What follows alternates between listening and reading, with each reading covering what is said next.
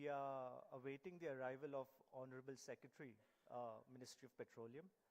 It will be a few more minutes before he arrives, so we request for your kind patience.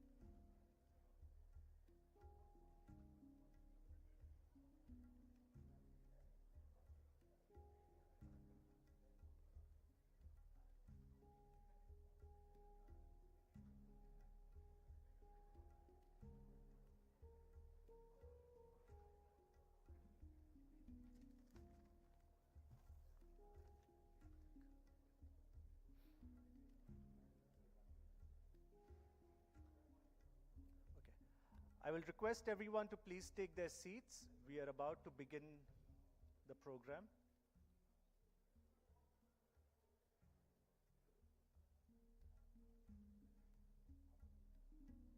Sorry for the delay, but we are now going to catch up because this is going to be a very productive day.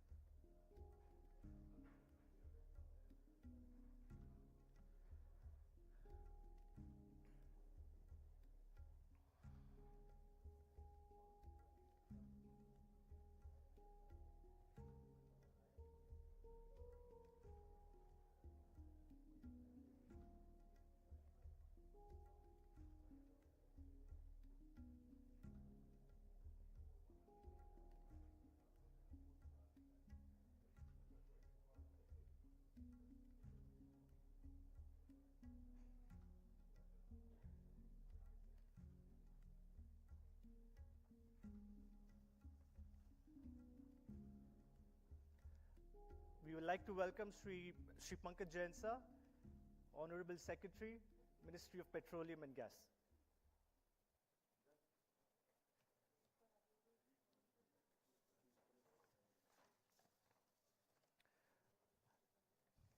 Please take your seats. Good morning, everyone. I welcome you all to the annual Biodiesel Conclave 2023. My name is Siddharth Pradhan. I represent Unicorn Fibrochemicals Private Limited, and I'm also the Secretary of the Biodiesel Association. The importance of this conclave couldn't be more pronounced. Coming right after the conclusion of two successful quarterly tenders floated by the oil companies, in which approximately 23 crore liters of biodiesel was supplied successfully. A round of applause, please. Thank you. This was purely because of the support of the oil marketing companies, spearheaded by the guidance from the Ministry of Petroleum and Gas. As we look ahead to the remainder of 2023 and 2024, the industry is poised to grow exponentially, albeit with few challenges that we are going to discuss today. All these challenges and opportunities will be discussed threadbare today with the participation of all stakeholders. It is a matter of great pride that India is the founding member of the recently announced Global Biofuel Alliance. We have to meet the rigorous and demanding carbon emission reduction goals. And biodiesel, I believe, is a low-hanging fruit in our mission for energy independence. And I have no doubt that the development of indigenous multi-feedstock for India will be a game changer, as it will involve farmer participation, just like we have seen in ethanol. So without further ado, let me call upon Shri Sandeep Chaturvedi ji, Chairman Biodiesel Association, to please come on the stage.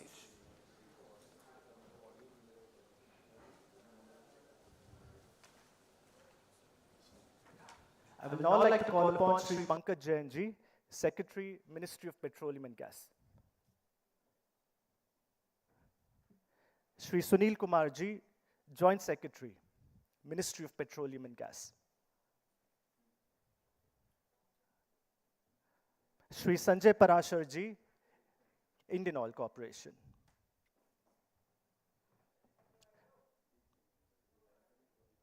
And Shri P.S. Ravi ji, Bharat Petroleum Corporation.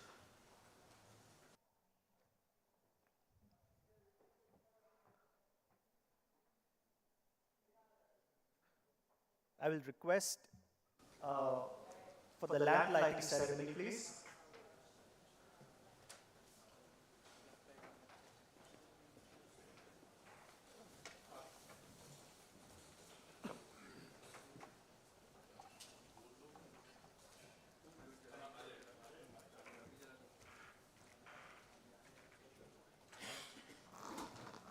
Sandeep ji ने कहा है तो मेरा कहना जरूरी है। तो जैसा कि कस्टमरी है, हम हमेशा भगवान का आह्वान करके ही कोई शुभ कार्य प्रारंभ करते हैं।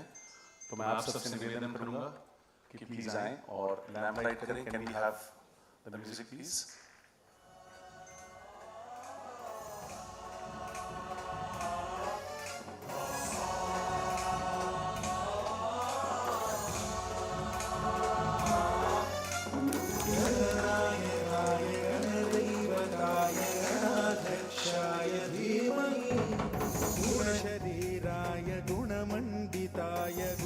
शानाय धीमहि गुणातीताय गुणाधीशाय गुणप्रविष्टाय धीमहि एकदन्ताय वक्रतुण्डाय गौरीतनयाय धीमहि गजेशानाय भालचन्द्राय श्रीगणेशाय धीमहि एकदन्ताय वक्रतुण्डाय गौरीतनयाय धीमहि गजेशानाय भालचन्द्राय श्रीगणेशाय धीमहि।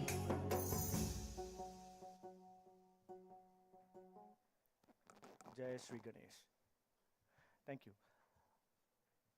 I will now ask Shri Sandeep Chaturvedi ji to welcome Shri Pankaj Jain ji.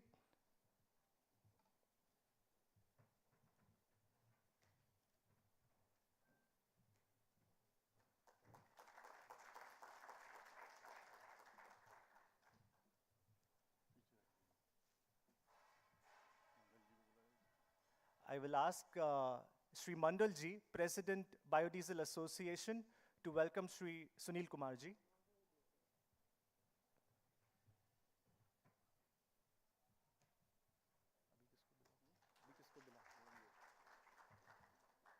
Sri Dharamveerji of E-Diesel to welcome Sri Sanjay Parasharji.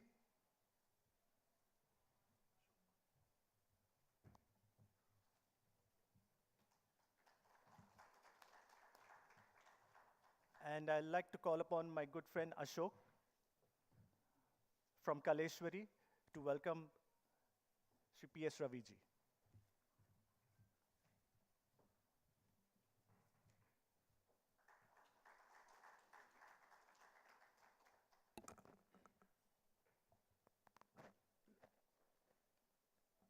I will now ask Sandeep Chaturvedi to say a few words.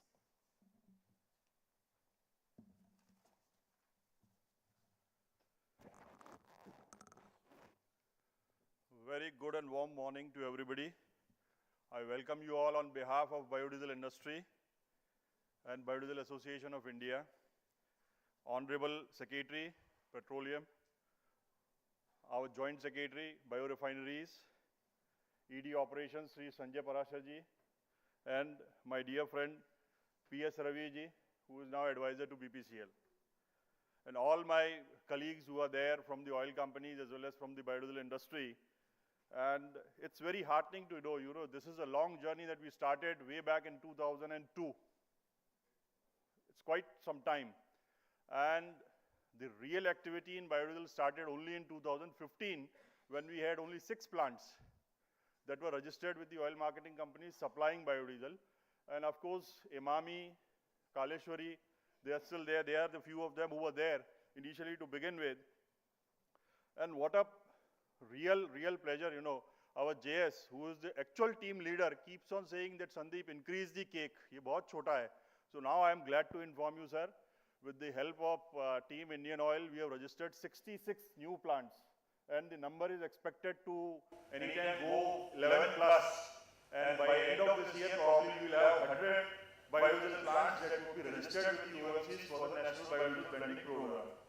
Our existing capacity as of today is 2.5 million tons, which is in various stages of operations, erection, running. There are 3 or 4 major plants that are coming up on the west coast, east coast, and south. So it is all evenly distributed across the country. And this is the last part of my note but I would like to say that India is going to see a major breakthrough, a game changer. In next 5 years, we are targeting 500 crore liters of supply. That will be nothing, that will be the starting point. A day will come when not only you will be using vegetable oil, but a massive palm plantation, if it takes place, which is the dream of the government as well as the industry, we would not be importing any edible oil at all in the country, and plus this palm could become, in long run, next 5 years, 10 years, this could become a feedstock for several oleochemicals, biodiesel as well as the edible oil requirement of the country. So during the course of the day, we are going to have deliberations on feedstock, production processes, QC, and logistics. There are a number of eminent speakers who are going to speak. And the most interesting, this was a desire of mine 10 years back to recognize the locations that are actually facing, when you go to any OMC location, unannounced, you will come to know what is the kind of pressure that our officers face when they are there in the field. The truckers, now you can understand, they want to unload the vehicle, there are inspection agencies and a whole lot of things. So that guy has got no room absolutely to make any mistake. So those are the people who are actual 2-foot soldiers who have done this blending program at 3 of the top blending locations in the country from each OMC are here. And as the government of India is also encouraging MSME young entrepreneurs, they are there, plus the awards to the highest blender, which of course everybody knows as it will be announced. So with that, I would say I thank you all and welcome all the dignitaries and everyone. Thank you and welcome. Thank you. Having known Sandeep ji for more than 12 years, I can say he's a man who always sees a glass half full. I will now like to call upon Sri Sanjay Parashar ji to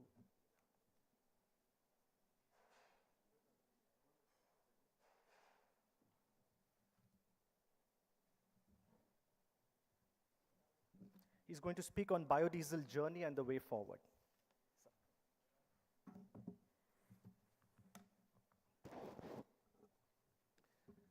Thank you, dear. Respected Sri Pankaj Jain, sir, Secretary, Minister of Petroleum,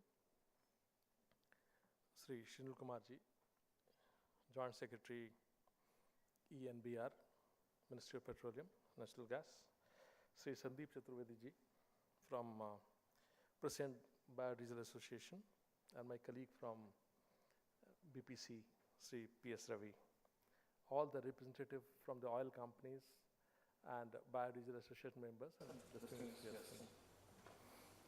It's my privilege to now probably show you the journey, which is, I think, one of the commendable journey which we have taken over a period of time. And biodiesel, it is certainly the ministry has played a very vital role in development of oil. Without that, probably it would not have been possible. But this is something which is very close to our heart, and when we are changing and we are seeing the environmental changes, probably this is becoming more and more important in the days to come. With that, I would like to now present the biodiesel journey, presentation area. Basically it would be a part of the introduction biodiesel journey of India, biodiesel blending performance, challenges faced. Probably we will be talking much more on the challenges which is right now there and where we need the support, and that would be talking about and certainly the way forward.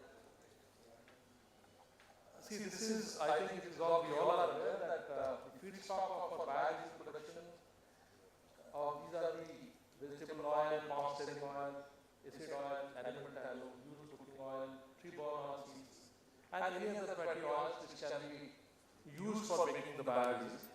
And but predominantly right now the palm stearin oil, which plays a major part of the feedstock, which is already there into the system.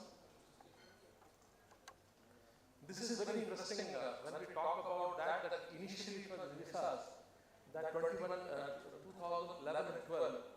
We were talking about, in 2003, that it would be the target would be 20%. And later on, the biodiesel purchases policy announced fixing price of OMCs by 25 per litre in 2006. How the policy intervention which has been taken by the government of India, based on that, this development has taken place, but it was not coming, and the fixing prices for OMCs for 25 per litre.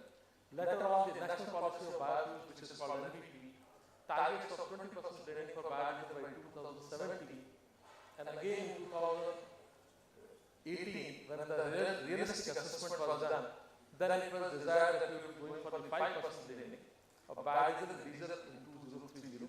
That is the target government of India which has already fixed for 5%.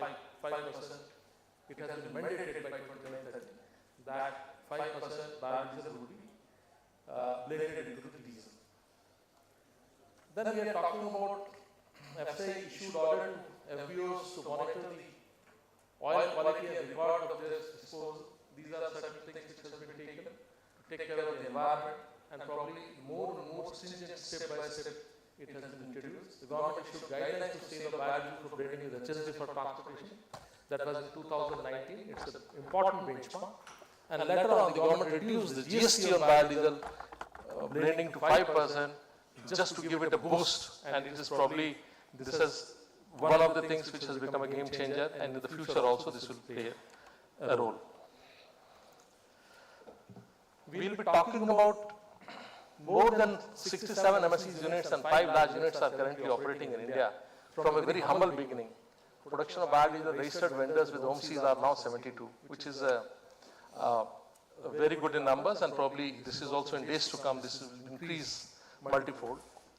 Current available biodiesel production capacity, if we talk about the BDI and BMI2 association, if you will take it, is roughly around 200 crore liters per annum. But to sustain 5%, we require in 23-24, it is 475 crore liter per annum. And 29-30, it is expected to go by 845 crore liter per annum. So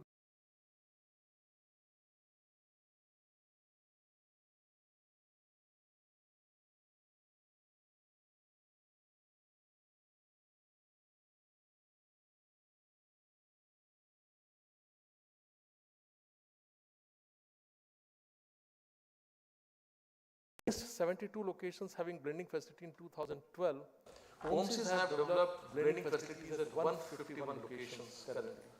So now you can see the way the OMC has really geared up and taken the challenge, the way and by spreading. This is also a number which probably it will give a lot of confidence to the people, especially to the entrepreneurs of biofuels operators. It's a very interesting slide. If we see this slide, in 2018-19, 1920 and 2021, probably this 1920 to 22-23, this was the period when we were talking about, it's a stack day basically because of the COVID period, because this was impacted by COVID. But if we look at the future is 23-24, up to September 23 itself, we have crossed, the graph itself is indicating that how much we have grown and how this has really made a difference. This is something which is very interesting per se. If you look at the financial year 2018-19, it was 0.096%. Now we are talking about close to 0.5%. So it's a big achievement in terms of that, and probably it was only possible with a lot of support from the government and a lot of interest which has been taken during this regard by the government of India. Probably this is the area, and so it looks a very promising future if we look at that. Now, I will be talking about the challenges of the feedstock availability. You know, we know generally what happens is earlier whenever it was there was 33% was sought for the palm stearing oil. Then also it was also researched that we will be going for a UCO, which is around 33%, and also the animal tallow, it was 33%. But sir, the entire dynamics has got changed. Now with the current availability of feedstock, it is now roughly around 94% is the palm stearing, and 2.5% is roughly around animal tallow, which is not available, and apart from that, rest all 3.5% is there. So UCO, unorganized market, lack of suitable supply chain mechanism, unhealthy consumption of UCO, diversion to food chain, these are the issues which is the availability, which is the challenges there. And also sir, the pricing issue is one of the issues which is being faced all the time by how we really face the price. If I am talking about the pricing history, so this pricing earlier was based on the pricing which was available for 33% blending of palm stearing UCO, which I have mentioned earlier. But later on, this was availability was around 90% for foods for palm stearing, and 2.5 and acid oil was roughly around 5%, which is also going to the soap industry, perfume industry, and other things. But the existing one, we have got a study done from the KPMG OMC, wherein the pricing was fixed that how this has to be done. The challenges which is coming right now, the composition which is there, 94% is the CPO, that is the palm stearing oil.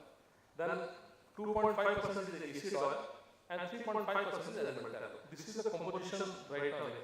What we are doing, sir, that for suppose for the month of October we have to fix the prices. Then June, July, August pricing, which is published through the trade division in the 15th of September, that is the price which is now fixed for October as per the current one. But the challenge which is coming here, that there is a lot of variation in the prices. So if suppose you are buying a feedstock on the back day and now selling it here, it could be plus or minus, which is creating the problems and anomaly in the system. Probably this is the way gradually we will be refining all that. Then the other issues which is coming that the biodiesel, which is already available, say in terms of pricing, which is already available. The international market, sir, this palm stearin oil is available roughly around 35% to 40, 35 rupees to 40 rupees. Whereas in the Indian context, it is already available because it's the refiners who is bringing the palm oil liquid is not allowed to import. So the prices which is being now getting anything between, right now it is 77 rupees, anything between 65 to 80 rupees. So this is the anomaly which is there, because any operators, biodiesel, say they need to take it only from those the refiners who is now selling. So there is a lot of anomaly in that, so an import is not permitted for those. And if you look the other way, the Andhra Pradesh and the West Bengal coast, they constitute roughly around 70% of the producers. Rest 20% in Gujarat, and in the balance it is around 10%. So it is heavily, so the transportation to the entire country, the logistic challenges, which is creating the, from movement, say from Andhra Pradesh or say West Bengal or Gujarat to the other parts, which is the northern India, which is the major consumption center, which is the issue probably this we would be, we have to really look into that transportation issue, which is the challenges which is there. And another issue which is coming, sir, in terms of that, even we are getting a 5% GST, but the VAT, because suppose we are mixing into the diesel, the VAT input is not being taken. The VAT is again onto that, so probably this can have a low cost. It will, for the industry also, it will have the impact. QC, sir, he has also mentioned about QC. QC, sir, we have got only 3 labs right now, one by IOC, UPC and SPC. We are also setting up another 3 in the very near future. But the challenges which is coming, probably this is finding very difficult to meet, because the testing itself takes a lot of time. And shipment from one area to another area, this is also required to be addressed, so more number of labs. It has to be, especially for the small operators, they are finding it extremely difficult to have the concern how to really go for checkup, and then again, suppose one sample is failing, the testing, because they have to pay the rates. That is also one of the areas of concern which really need to be addressed on that. Right now we are doing some small tests. We are also finding that UC is a concern, like even sulfur. Even some of the samples have been found sulfur also in that content. So either it can only come from animal level or some contamination has taken place. So that is the QC aspect of that, because it is, the oil is very sensitive quality. So we need to really look into these areas also where we have to work. Infrastructure funding biodiesel for locations created by OC, sir, we are already into that. We are now we are creating our infrastructure, storage, but the issues which is coming again is how to really availability at locations, and then you cannot store it for a longer time. Because once you store it for a longer time, the other QC issue related to oxidation and other parameters that again you fail or sediment settle down. So it's a time period, so the storage or rather banking of those areas, especially in biodiesel, probably this is a challenge which we have to see and really need to address as a group. Another, sir, probably if I look at the government, that what kind of assistance would be needing as a industry or as the biodiesel people who are producers. The TPC, the total, say the polar, earlier said what used to be happened, the TPC for UCO used to be that 25%, in 2019 it has come, that from 25% practically, was available as a UCO, because it was not allowed, because of the, say, the reasons, many reasons that was not permitted, because of the quality issue, it is also in, say, cancers and other issues were there. But now in 2021, what happens, sir, is that again the amendment has come that you can pour with 20%, another virgin oil you can pour for 80% another. So this, once this has come, it has reacted, the availability has become very low. If you look at the entire market, if suppose the big producers, especially the 30 TMT is the import which is already there for the palm stearin. Out of that, at least 3 TMT should be available, even 10%, probably that is also not available. So logistic plans in these areas, probably this 221 amendment which has come, probably it is again withdrawn. It will certainly make the availability, not only availability, it is also, it is very essential for the health also, for the people probably, because again it is coming to the system. Again, sir, I had also requested about that, the VAT, which is of course 5% is there, the VAT for the industries, whenever that if it can, the input can be given to that. The concerns are these transportation safety aspect of, because whatever the drugs which is available even for that, it is coming out of the system. Like oil companies, they have got a very stringent system. But this biodiesel, the drugs which is there, it is not matching the quality, so it is also a safety hazard which we probably have to address, and we are addressing, but somehow we are not able to find the solutions for that. Because even they are found with spurious diptrods, quantity assessments, then multiple issues were coming up. Probably this will settle out over a period of time, but right now it is the area where we have to work on. Then the other issue which is coming, sir, in terms of pricing, because now, sir, diesel is now, most of the oil companies are exporting because of the surplus at present. Maybe in future that may not be there. So this is also becoming one of the impediment because of the costing. In terms of cost, it is very high, where in the gap is very high between the biodiesel procurement price and diesel prices. So this is the area because of that. The excess biodiesel, if suppose we are bringing, we have to reduce the price at some cost. These all have to, all concerted efforts are required where we can do that. Then another issue on specs. We are talking about specs which we have discussed with our JS also, which we said, sir, that because it is, it is called FAME, that FAME, the nomenclature itself says fatty acid alkyl ester. So that terminology, also specification has to need to undergo change, so that the biodiesel can be accepted, the FAME, this thing. Future, if I say, sir, the future we have to really work on. We have been discussing with the JSR many issues when we have discussed during the meeting. That biomass, pyrolysis, this is the only answer and probably that is abundant here. And when this area is developed and sort of incentives can be given to those people, this is the area where we really need to develop so that the availability at the Indian feedstock is more available and our dependence on import prices can be reduced. So these are the certain things which I wanted to share, sir. Thank you, sir. Thank you for the time.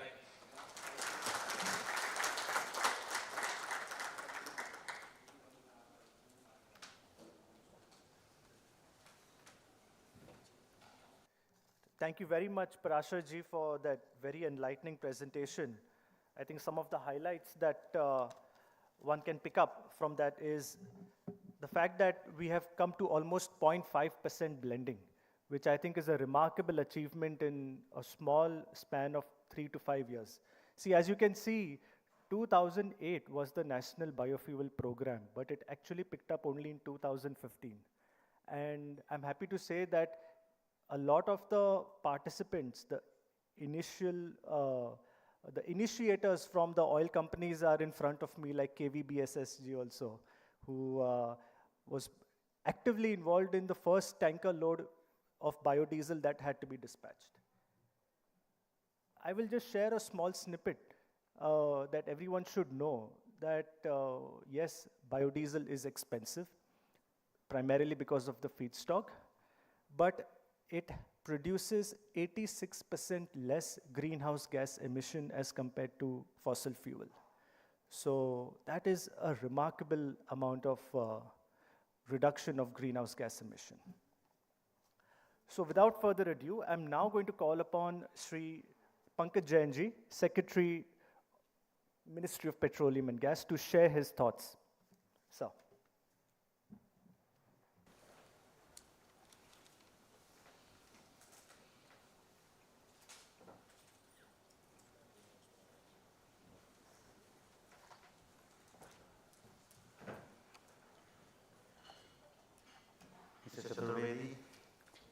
colleagues Sunil, Mr. Parashar, Mr. Ravi again, an old colleague from of long standing and somebody who we identify very closely with all the alternate fuels which you often see in the market, whether it's ethanol or now increasingly biodiesel.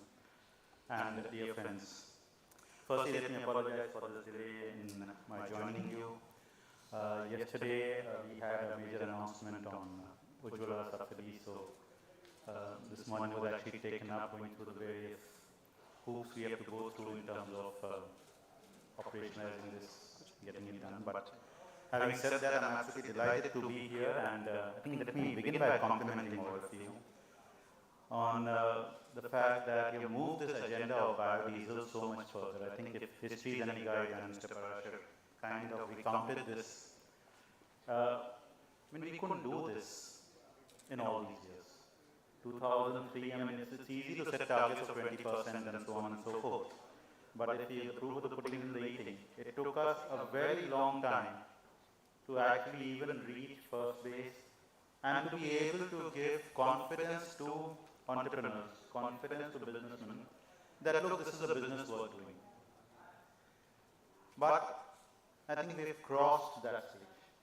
You don't have to worry about, there's no longer an existential question of, will this business continue, will this business survive, will this business for the long term, or is it only a one-season business? I don't think we are debating about that because the fact that you have more than 70 odd businesses in this now and many more wanting to set up, even existing players wanting to expand, clearly shows that things are coming together and something right is happening here.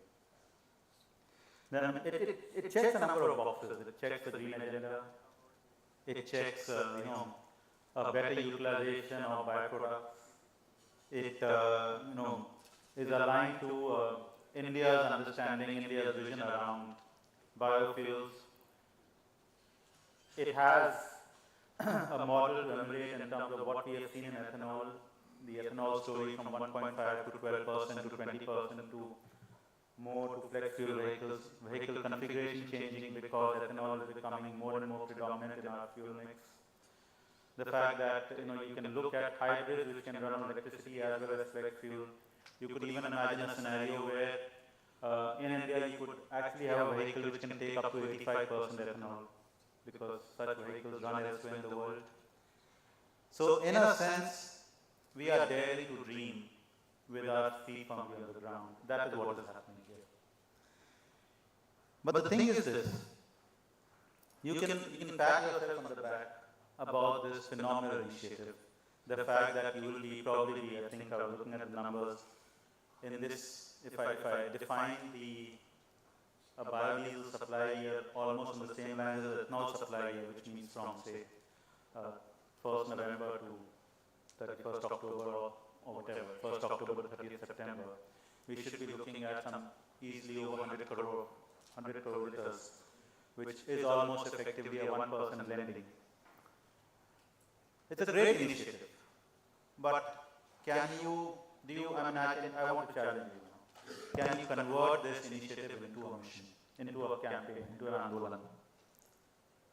What is it that we need to do, or that you need to do as an industry? See, firstly, you cannot continue to be a one-trick pony. What does that mean? It means you cannot continue to hold up and say that if I get more palm steer, then I will produce more biodiesel. You will reach limitations on that. The limitations may not just be physical. The limitations are more than physical. The limitations are about capturing the imagination of the nation at large. Let me explain this a bit. Why do all of us take pride in ethanol? We don't take pride in ethanol because it will benefit 5 producers or 10 producers or 100 producers. We take pride in ethanol because at the end of the day, we are able to explain that there is a direct linkage to farmers' income. Unless I am able to conclusively establish that what I am doing is good not just for me, but it is also good for a whole lot of other people, I will lose the political case if I don't make that case, if I am not able to establish that. Any decision which we take which helps the industry is eventually going to require a political selling. No political selling is going to happen if the quote-unquote beneficiaries would be 100 people. Political selling becomes much easier if I am saying that, look, this is going to benefit 1 million people in the country. So therefore, the feedstock diversification in terms of moving beyond just farm steering is going to be absolutely vital. Now, this is not going to happen on its own. Government may be doing something, but industry also has to do something. Again, take an example from the sugarcane industry. When the sugar industry started, I'm not talking about recent past, I'm talking about many, many years ago. They discovered that to be successful, they had to do a lot of extension work. They discovered they had to get their hands dirty and provide farmers with the right kind of feedstock, right kind of growing material. They discovered they had to teach them micro-irrigation. They discovered they had to train farmers in terms of yield management, harvesting, all kinds of things. So the sugar mills were actually doing a lot of back-end effort. Rather than wait for the system and for government and for the economy to catch up, they did this work proactively. Now, I would not have expected this, that this would be done by you, because for many years, you were struggling with your own problems. Today, that is not the case. Today, you have a situation where you're thinking of expansion, you're thinking of new plants, you're seeing new entrants, but this is also a time when you should be looking at what kind of work should you be doing, for example, on the alternate feed. So whether it is a supply, whether it's a value chain for used cooking oil. Look at it this way, there are enough examples around you. I think Mr. Ravi and Mr. Parashar can probably talk about it. What happens in the lube industry, the lubricants industry. You may not know this, but whenever you go for a servicing of your car, often you have a change of lubricant. What happens to the old lubricant? The fact that there is an ecosystem through which most of it is getting captured and getting recycled shows that it is possible to develop a chain through which you are able to incentivize used cooking oil or any other such raw material which can be recycled and getting it back into your ecosystem. Similarly, what can we do on vegetable oils? What can we do on TBOs? And most importantly, biomass. Increasingly, biomass is what will allow you to connect more and more to farmers. Any biodiesel coming out of biomass is a win-win. And that is what helps us make the case. There are definitely issues where government needs to do more. And as I was listening to both Mr. Parashar and talking to my colleague Sunil, clearly 3 or 4 issues do stand out where I think some advocacy is warranted. This issue about to what extent should blending of used cooking oil be permitted for cooking purposes. There are issues around VAT and GST taxation, which I think we have resolved. We've faced similar issues in other biofuels.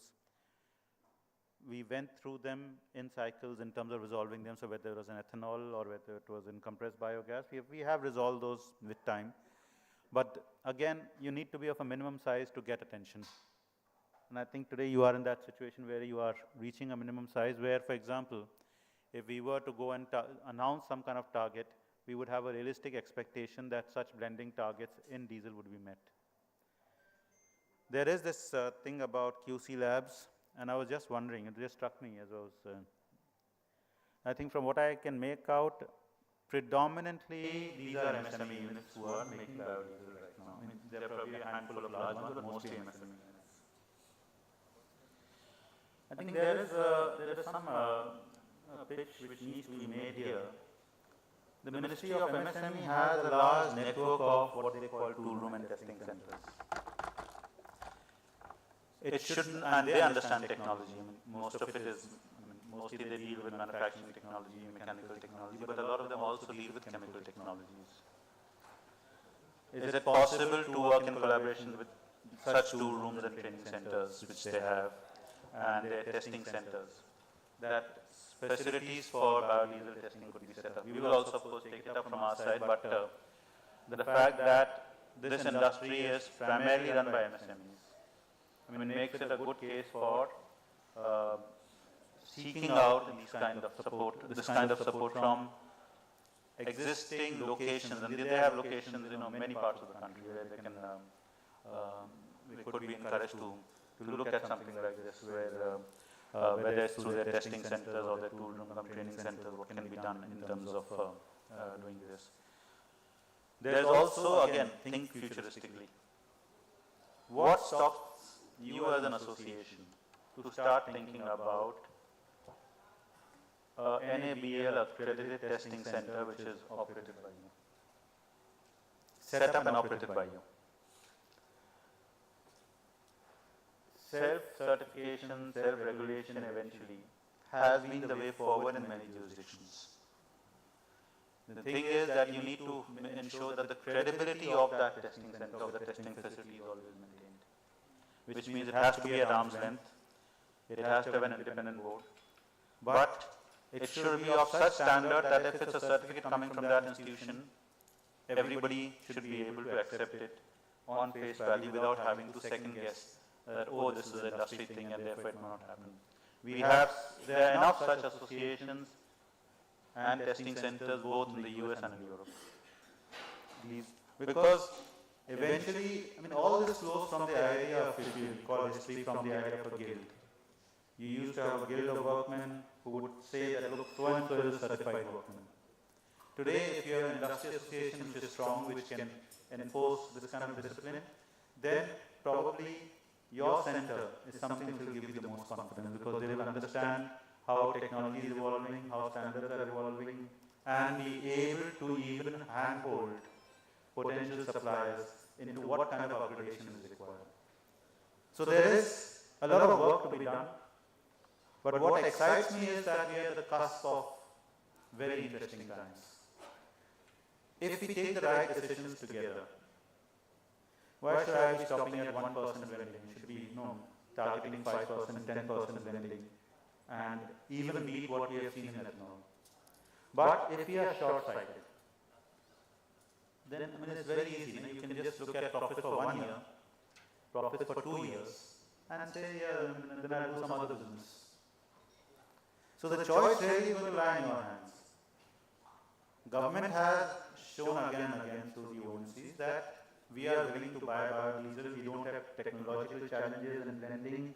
Our vehicles can run on a blend of diesel and biodiesel. This whole journey of energy transition, India's story on energy transition, at least in automotive fuels, is going to be much more on biofuels. Biofuels, whether it's a car running on petrol, a truck running on diesel, or a CNG bus. All three of them will be increasingly using more and more biofuels, blended, not necessarily an engine replacement. Even as EVs come in and EVs go out and make more of a mark, but biofuels will continue to matter for us for a very, very long time, because at the end of the day, the objective is not about promoting EVs or promoting biofuels. The objective at the end of the day is reducing carbon emission.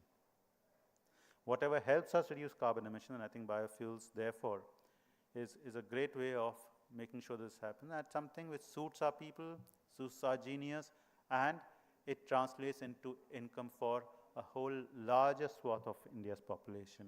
And that is something which would be my call to action for you as an association, and I look forward to you achieving it, because in your success lies our success. So thank you very much.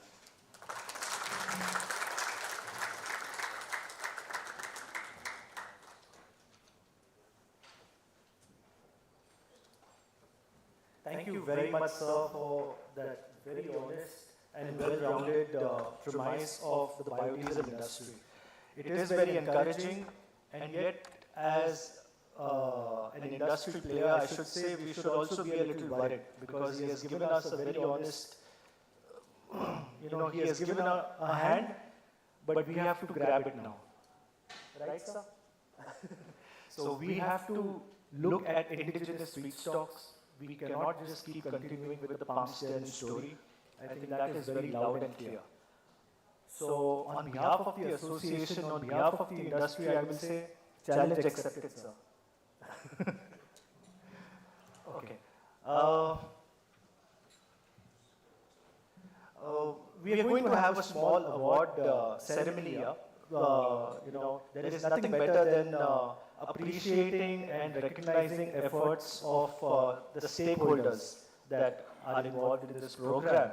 So with that, just a moment.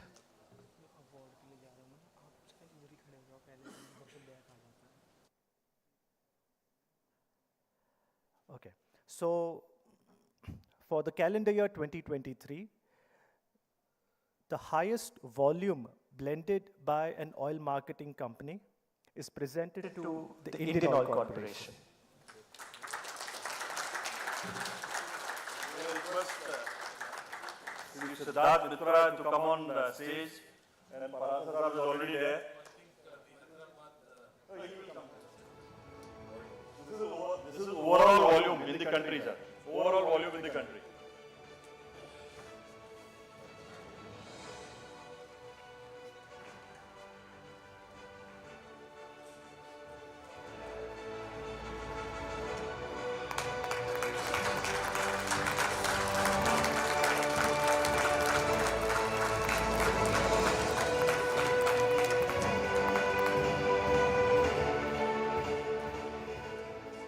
Many congratulations to Indian Oil, and I think कोई breakfast खा के नहीं आया है, हाँ? थोड़ा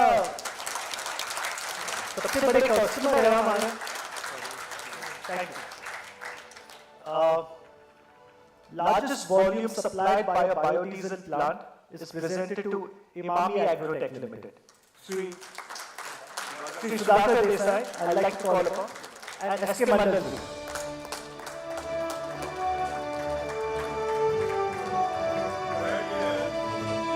Volume done by them is 55,000 KL for the 2 quarters.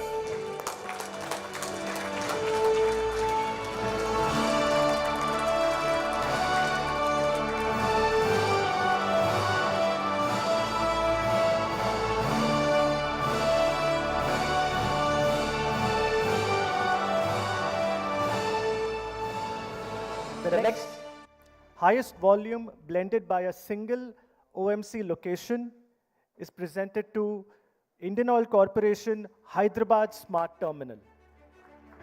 Sri KVBSS Sharma ji.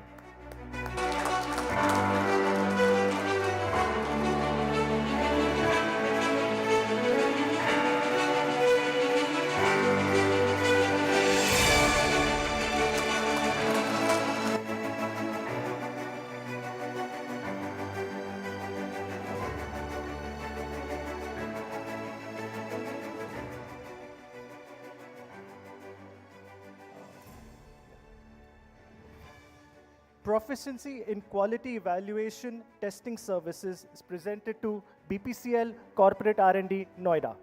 May I request Bharat sir as well as Dr. Shalini, please come on the dais.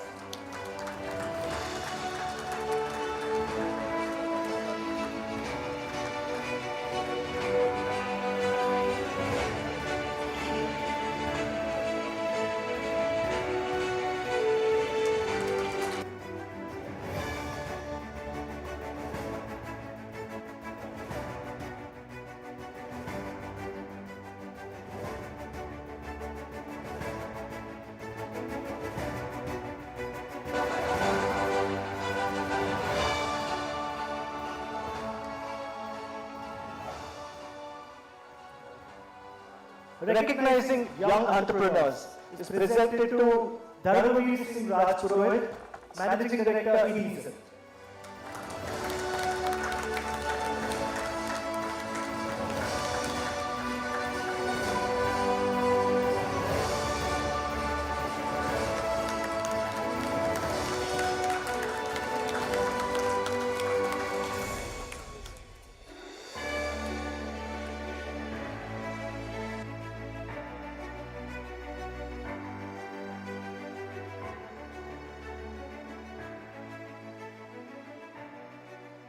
The next award, recognizing young entrepreneurs again, presented to Yatin Sakkar, Director Chem Energy Biofuels. Siddharth Yatin. A round of applause, please.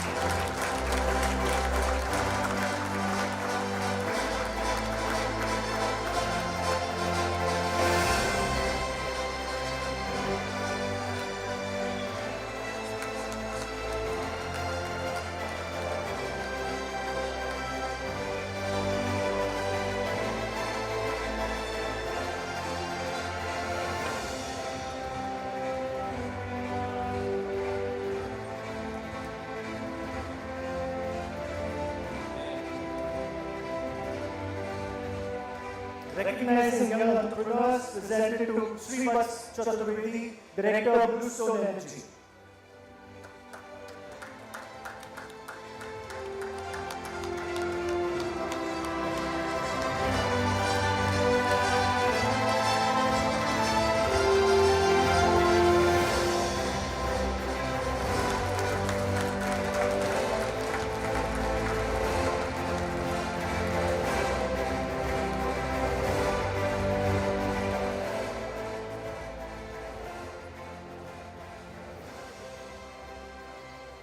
As they say, the fruit never falls far from the tree.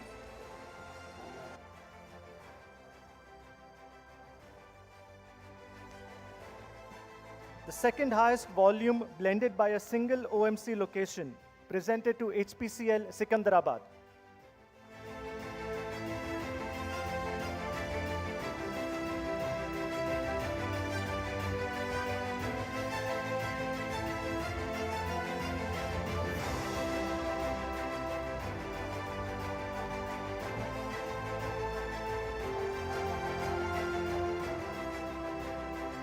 Highest volume blended by a single OMC location, presented to Devanagunti, Bangalore BPCL.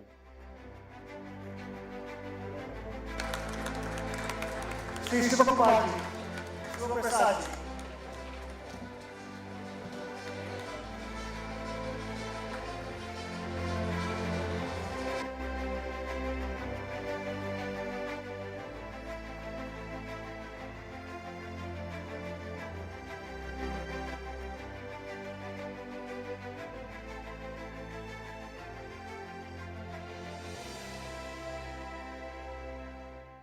Once again, congratulations to all the winners.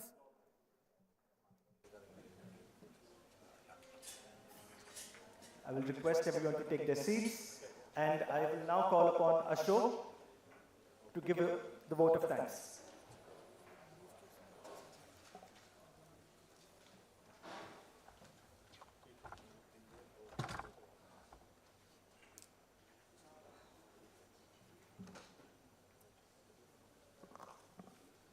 Good afternoon, ladies and gentlemen. It has been an amazing start of the session today.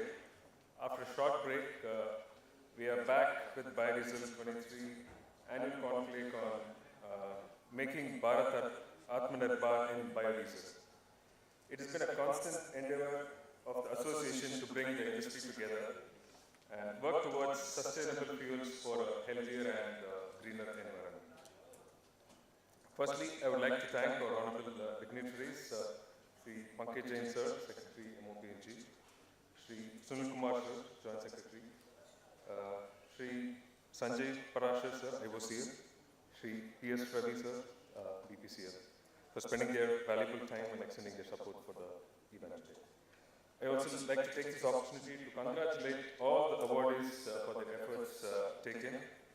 I would also like to welcome the other speakers for the session's post-lunch to speak about the future of biodiesel. Once again, thank you all. Thank you.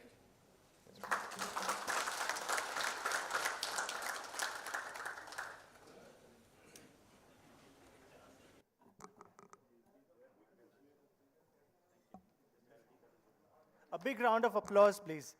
Thank you so much, sir. Thank you for your guidance. Thank you for your talk.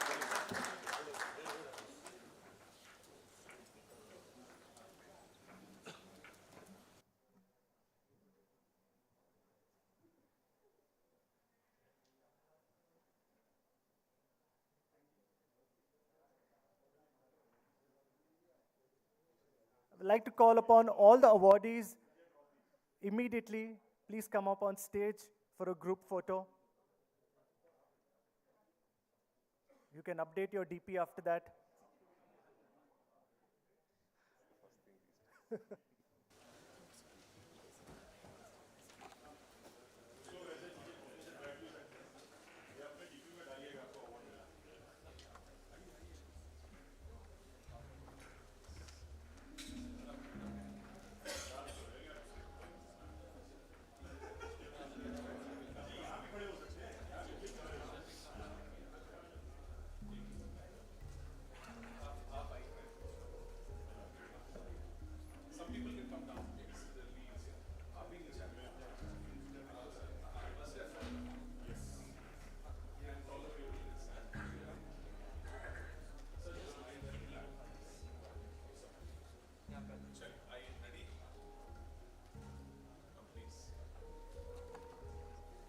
Everyone can say biodiesel.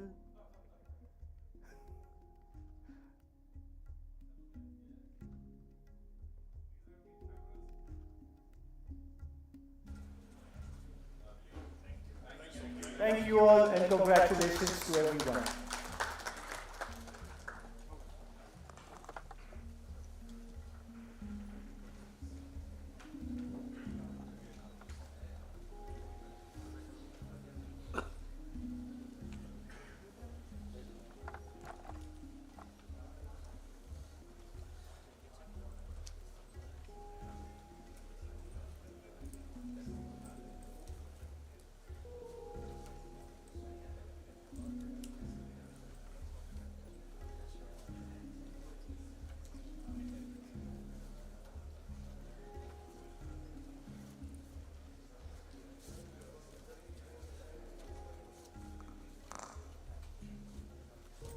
We can all take a small break. There is still time for lunch. So please interact with each other. Use this opportunity to know each other. Any questions, you can all ask. Thank you.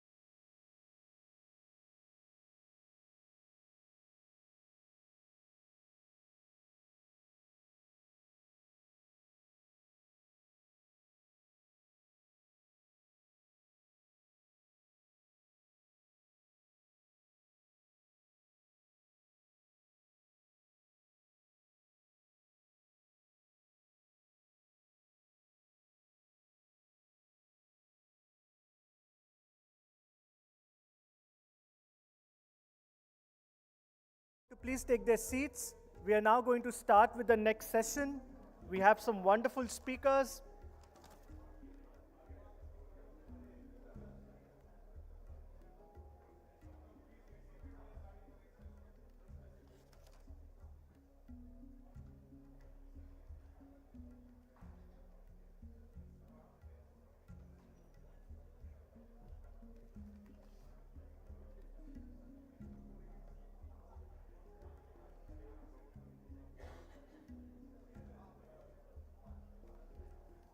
Once again, I request everyone to please take their seats.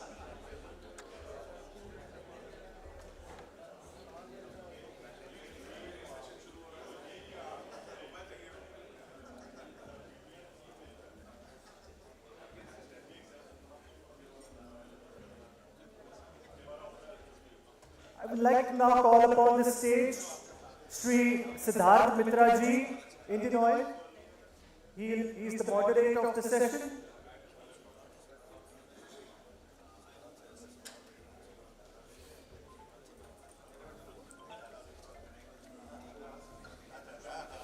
I think so.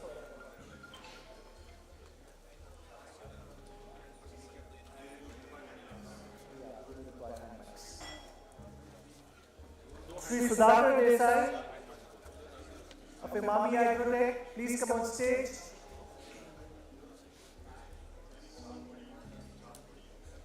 मंगल जी कहाँ है?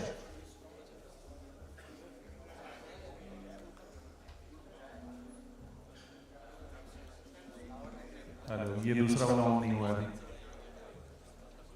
Check check, thank you.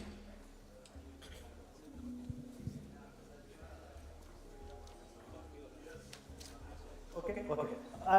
Sri Siddharth Mitra ji, CGM Biofuels, moderator of the next session. Please welcome him on stage, everyone.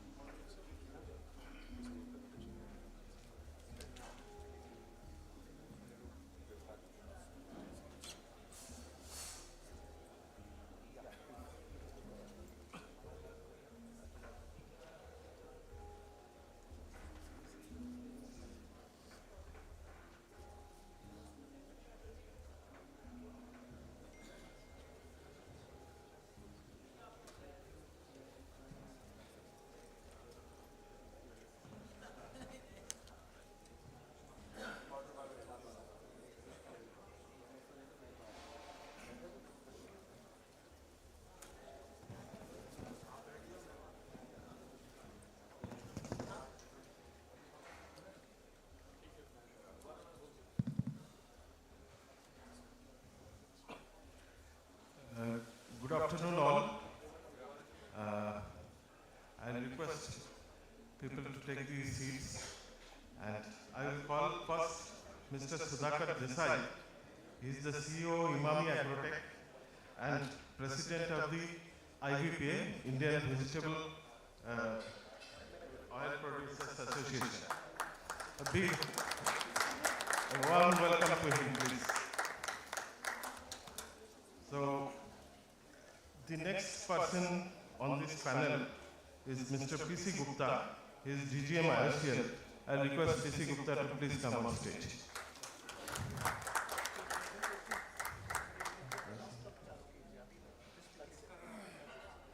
Next we have in the panel Srivats Chaturvedi. He is Director Bluestone Energy Private Limited. Srivats, please come on stage. He's coming. Then we have Sri B. Raut, he is General Manager, Indian Oil. Please come on stage. And last but not the least, Sri Nilesh Ojaji, he is the Assistant Director, FSSSI, Ministry of Health and Family Welfare, Government of India. Mr. Ojaji, please come on stage. So, can somebody request Sri Srivats to join fast? So, it's a great privilege for me today to be here and discuss on these issues. which has been flagged by this association as very pertinent to be discussed amongst the people. During the morning inaugural session, we saw how our secretary, sir, impressed upon the diversion of the feedstock, which is the need of the hour. He used a particular term, the one pony trick. I was also not knowing what it is. Today I have heard it, it is a good one. And it is impending, it is our duty to see that we diversify to other feedstocks because we have become too much palm stearin dependent. And we all know what are the challenges we are facing in getting palm stearin, the volatility prices of palm stearin, the way the prices are manipulated by people whenever our tenders come out. So these are issues which are to be handled, and we need to give a message to the palm stearin producers also that look, you are not the one, there are other sources also.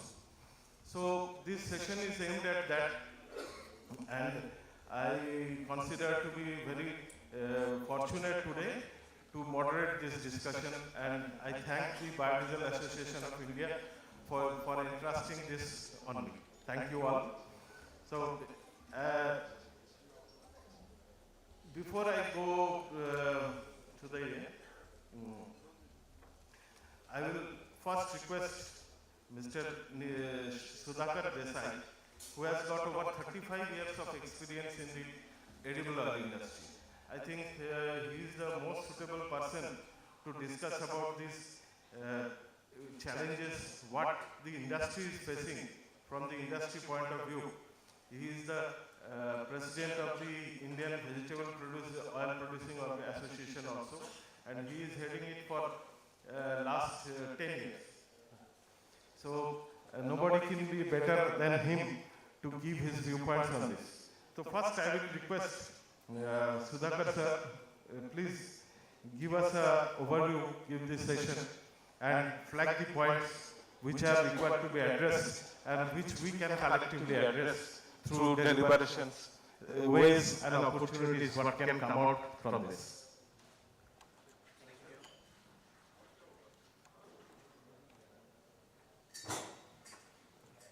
Thank you for your kind words, and thanks, friends. While my small 8-slide presentation comes on stage, I would like to say a couple of things. All I can say is I can see a lot of hunger for growth just before lunchtime, I guess. I also see that everything is green, so is my dress today, and accidentally I became a green man. I represent here Imami Agrotech Limited and also IVPA. A couple of words on both. Imami Agrotech is the second largest player in veg oil sector in India right now. But I have a small little story to tell how Imami Biotech became Imami Agrotech Limited in 2008, way back. Imami Agrotech promoters started a biodiesel plant. And it all started with a 300-ton refinery. And during the process, they realized that you need to be integrated. You need to get into veg oil, the larger integrated plant.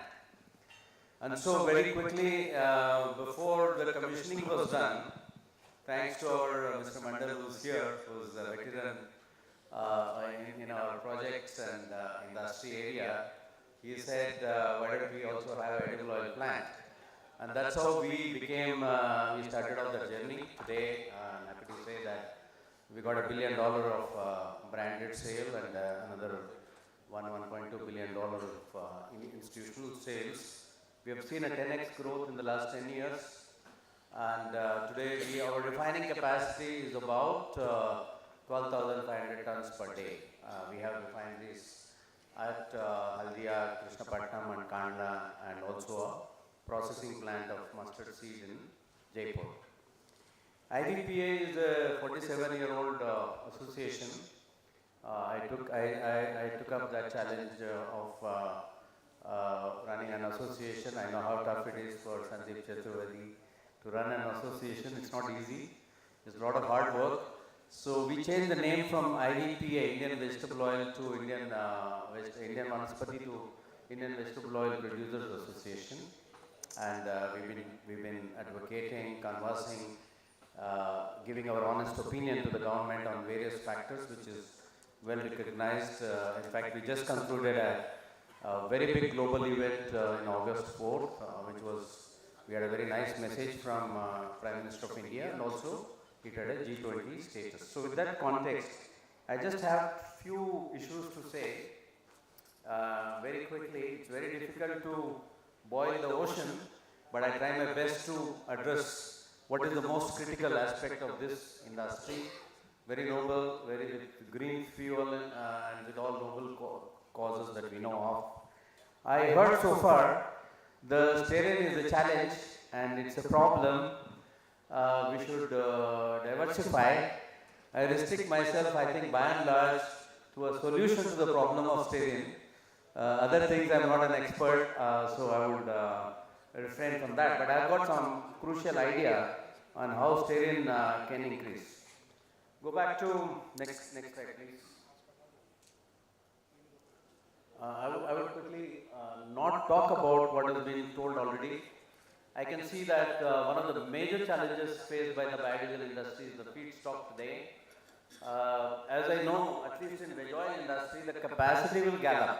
It will all increase, but what will fall short is the feedstock, and then you will start telling about very underutilized capacities, exactly like in veg oil sector that happened in crushing and refining industry. And we do know that there are a lot of, it's got a history. I think way back in 2008, our company was enamored by the Jethrofa and Mahua, and it did look like a lot of other feedstocks will be available. Remember that time Indian imports were also very, very less. And there are also technological barriers. I think efficient biodiesel production, we realize, is to constantly improve cost effectiveness and make it viable. We realize as and when we, exactly like in veg oil sector, as and when we put up a plant, we realize that there is a next level of technology that has come in. So I think that area will continue to grow. Third is, of course, policy and regulatory issues. In IVPA, whenever we speak to the government, we talk only of two things: stability and balance. Stability because industry requires a balanced approach, a long-term policy before putting in a lot of money. Balance because it's always a trapeze act for any governmental effort. You pull the carpet in one area, the other three corners will pull back, and again you will attend to the other one. Like for example, exactly I can take from the veg oil sector, not only in India but globally. Sometimes you have to talk about farmers, sometimes you have to talk about consumers, like happened recently when the veg oil prices seen a lifetime high levels at $2,000. Now it has become half, $1,000. So in this volatile complex, the policy environment also will keep changing. It's not necessary. So we do have to work seamlessly with the government in all these matters from time to time, understanding. So balancing act is also very, very important in this. Next slide, please. Okay. Yes, next again. That gives me a lot of control and power, because now I can change it myself. Sustainability and research collaboration efforts are very much required in this. Market expansion is very much required, not only for the transport industry, but also for the gen sets and for other purposes. Power generation also in rural areas, it can happen. And we also can look at international collaborations. I do realize at the end of the day, just for your information, you must be aware that out of 250 million tons of edible oil globally produced, about 53 million tons, and huge quantum is going into biodiesel out of the veg oil sector. Led, I think, majorly by Indonesia. Indonesia is using biodiesel of 8.5 million tons, now targeting 10 million tons, which is almost equivalent to what India imports for veg oil. So they put a huge, smart way of doing that. There is a huge biodiesel industry that is dominating. I think they don't have to give too much subsidy, but unlike the Western countries like US and Europe, they have to give heavy subsidy, almost like $300 to $400 in order to make the green fuel happen. So Indonesia is found a smart way. I'll come to in a minute. They tax their edible oil exports, especially the finished goods, so that the funding of the biofuel can come from such export revenue. So they create something called a fund, which a few billions of dollars, obviously, in order to make this 8.5 to 9 million tons of biodiesel happen. It's a very efficient way because indirectly they are also helping their farmers increase their revenue for the FFB, the palm FFB that they produce. So I think we need to learn some of these things. That's what I mean by collaborative effort with international. There's a lot of technological advancement that have happened already, and especially in Indonesia, Malaysia, definitely Europe. Policy consistency, I think we all know about it. A framework, at least for about 5-7 years, is required. If I have to say again from some of your perspective and some of my perspective, I think in case we have put up a refinery of our biodiesel in 2008, way back, it took almost 10, 11 years, 12 years for it to spring back and come into action. We were lucky that we didn't dismantle or do anything with it. I think someone in our company had a foresight to say, okay, keep it there, it'll find its day. So I think the day has come wherein the biodiesel started running, and we are at least happy about it. So we are putting up one more refinery in Andhra Pradesh. But that's not the issue. The issue is about where do we get the feedstock, which I'm going to get into in a while. So obviously we need to work on the sustainability part of this whole program. I want to take a little bit peek with the numbers that I am well versed with, because I can see the connection. Indian domestic production of very uniquely positioned Indian edible oil consumption has various oils, geography-wise. The total production is now reached 9.2 million tons. It was stagnant at about 7 to 8 million tons for long enough. And as you can see, the major growth has come from the rapeseed and soybean oil. These are the crops which have had a significant growth. But what has grown is also imports. This is a little bit about the palm story, because I'm sure all of you are interested in the stearin story. So whenever you see the blue line, which is the palm oil, you can consider that about 18-20% of that is what is stearin. Indian imports are very, very sensitive to price. There was a time when bean oil and sunflower oil and palm oil also achieved the same price, which is now. It is once in a while that it happens today that the sun oil from Ukraine is coming in size and it is able to compete with palm oil. You don't see such things happening in our industry. In veg oil industry, a lot of things have happened. You found mustard oil to be cheaper than palm oil at some stage, not long back, in 12 months itself. You have seen sunflower oil becoming $500 expensive than other oils like soya and palm, but now it is at the same price because Ukraine and Russia have got abundant production, and obvious destination is India. Today, India is at a platform where with 17 million tons of imports. In fact, last month import was 1.8 million tons. It's the highest ever in the history. So there is oil pouring out. Russia needs Indian market. The Thailand needs Indian market for veg oil. Indonesia, Malaysia now have been traditional anyway. And Iraq, there is a bean oil coming up from Iraq to India.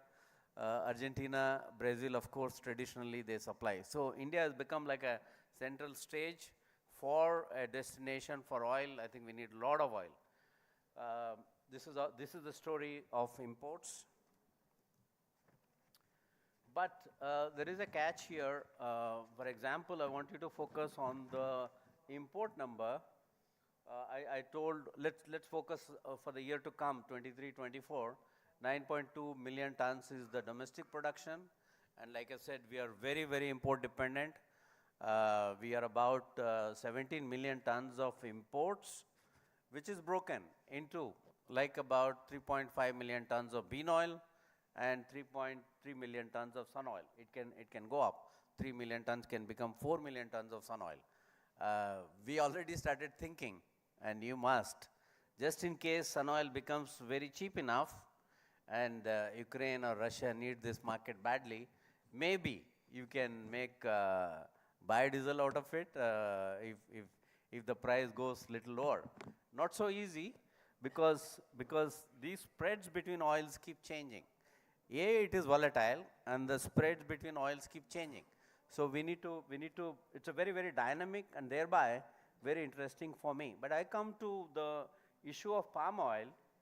Out of 7.5 million tons CPO, no, out of let's say 10.5 million tons of total imports, 7.5 million tons is crude palm oil, and about 3 million tons is refined palm oil that India is expected to import in the year to come.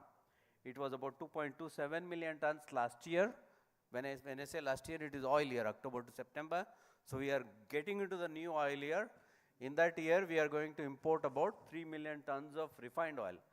This is where our solution to the veg oil industry, to the oleochemical industry, and to the biodiesel industry lies. Solution lies in one number, which is, I think we have been propagating as IVPA that, and all the associations are saying that we don't need this refined oil when Indian crushing capacity, refining capacity is so huge. So we have a need to convert this refined oil into import. So we've been asking for increasing of the differential between crude and palm oil.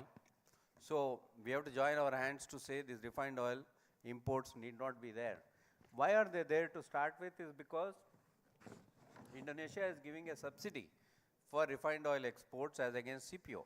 So today when we look at buying CPO, crude palm oil, about $40 cheaper you can get refined palm oil. That's why slowly the refined oil is increasing in the Indian basket, which we need to contain. So this would be the solution that we should pitch to the government and bring to all your notice, that in case we free up this, instead of refined palm oil, if you get crude palm oil, 3 million tons into 20%, you will at least get another 600,000 tons of stearin that can make your biodiesel economics happen. Today we are short compared to the mandate. So that can be made up by this. So I think that would be our strong solution that I would recommend to be taken up. And when I take the palm oil number, CPO number, and try to put what is the total stearin produced for the year to come, you will have about 1.4 million tons of stearin that is produced. And as you know, stearin goes into a lot of vanaspati and bakery and so many other uses. So that will take away about 750,000 tons of stearin. You can get at best about 6 to 700,000 tons of 7 lakh tons of stearin for biofuel. But however, if you can add that 600,000 tons of stearin which you can make in India instead of making in Indonesia, I think our problem will be somewhat resolved towards better volumes that we can achieve in the biodiesel industry. So, in a nutshell, of course we have a lot of capacity increasing. I think like Sandeep ji mentioned, we are going to be 2.5 million tons, and there is going to be other feed stuff, like our secretary sir also told. You will have to focus definitely on tree-borne origin oils and other oils, keeping in mind the economics of it.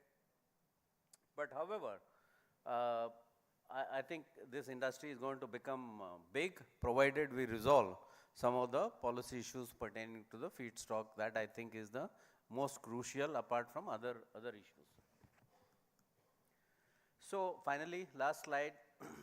just to summarize, we spoke about it, the feedstock, QC testing facilities, low temperature CFPP process testing, supply chain management issues, variable pricing structure for winters. I think in winters your cost will go up. So at the same time, your price is same. So our request would be that the price should be adjusted, keeping in view the feedstock change in cost, and of course stable and long-term policy is already there. I can see that definitely we are talking about 2030, and it's up to industry and all of us to catch up with these targets for this very crucial industry. Recommendations to summary. I don't have to repeat. Stop cheap refined oils and make in India. 5-year framework for sustainable growth, which has to be a white paper from all of us. Task force for review of tender terms. There are some executional issues which I don't want to talk about, but these things also have to be resolved when we talk about the crucial issues regarding extension, but I don't want to get into the mechanics, but I think industry and government together can resolve some of the issues along with this association. The GST issue was mentioned. While we have to incur GST of 5%, the same is not allowed. So that's an indirect burden on the cost comparative of the biodiesel that we produce. Like I said, costings are different for different seasons. Mandatory blending has been postponed twice. If it is not 5%, maybe it is 3%, but at some stage, we'll have to say that it has to be mandatory, like done in the case of ethanol. That's all I have to share with you. It's my pleasure to be with you all, and this is my first Biodiesel Association presentation. So I hope to do more because I see a lot of scope and progress in this fantastic industry. Thank you.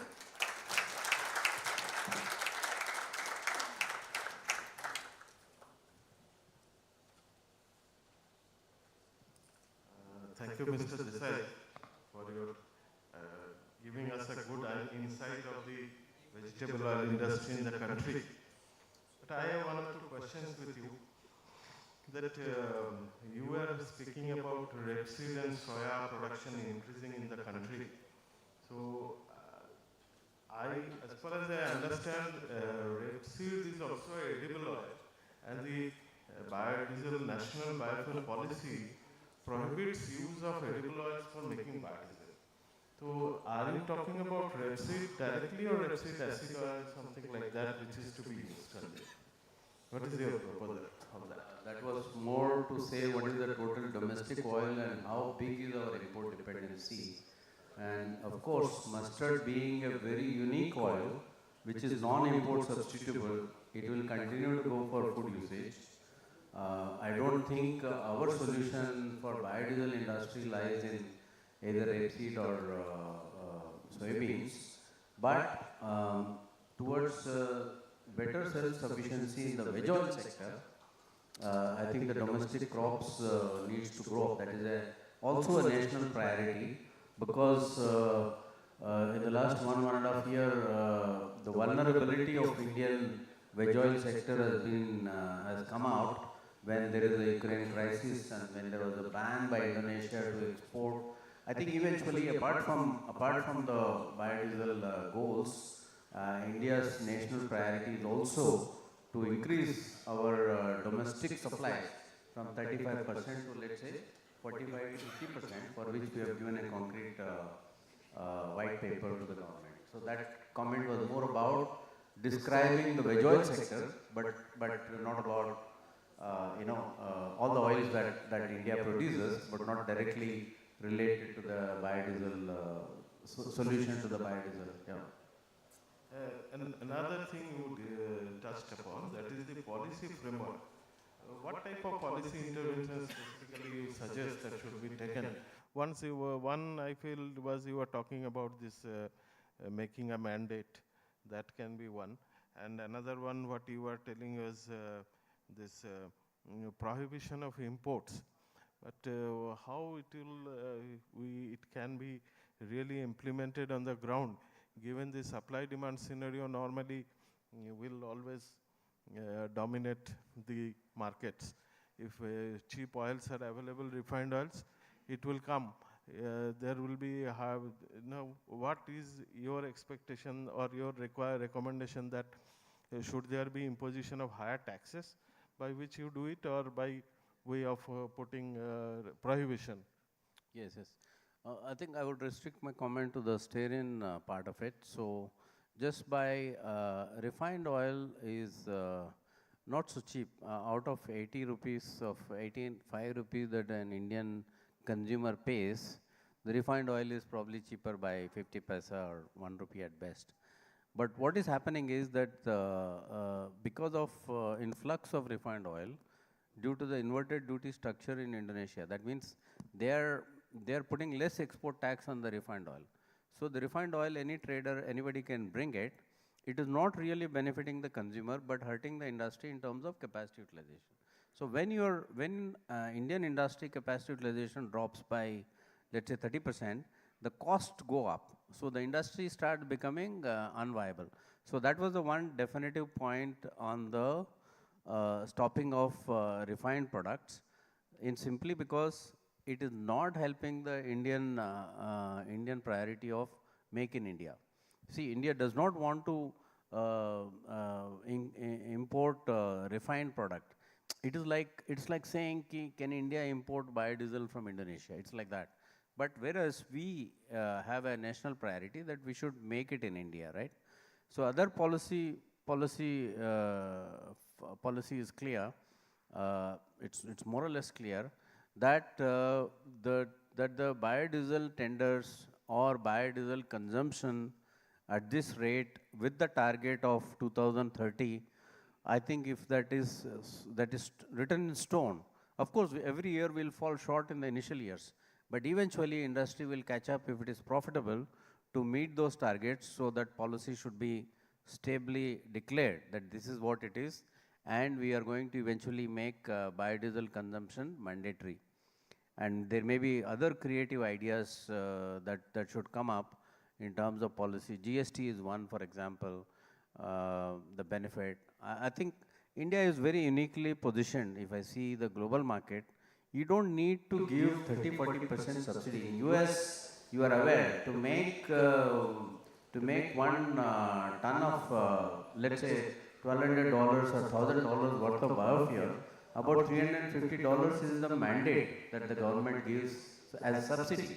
Whereas we are uniquely positioned to develop this without such kind of subsidies.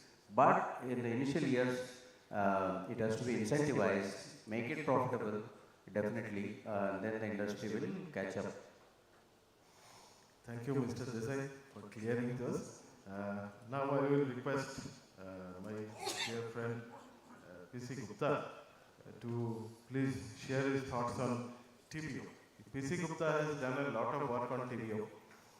He is in one of my colleagues only in my company, and I know him. He has done a lot of work on in TBO, UCO also, but today I will request him to stick to TBO only, and please make your presentation very crisp. Thank you.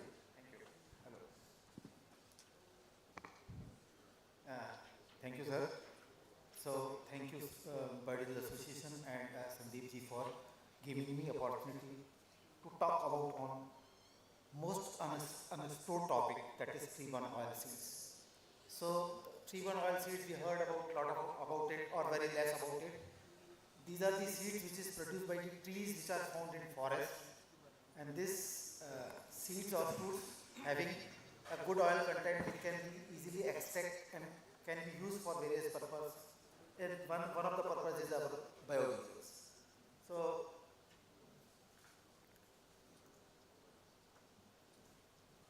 So, as per the various reports, Indian forests are rich in these tree-borne oil seeds.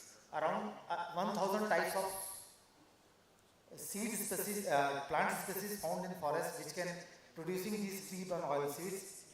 But the National Oil Seed and National Oil Palm Board identified 11 major crops, 11 major TBO producing varieties by which we can easily collect these fruits and can be converted their oils into various purposes. So these 11 crops are Jatropha, Karanj, violet apricot, Chirua, Simaruba, Mahua and other you can see in the next slide.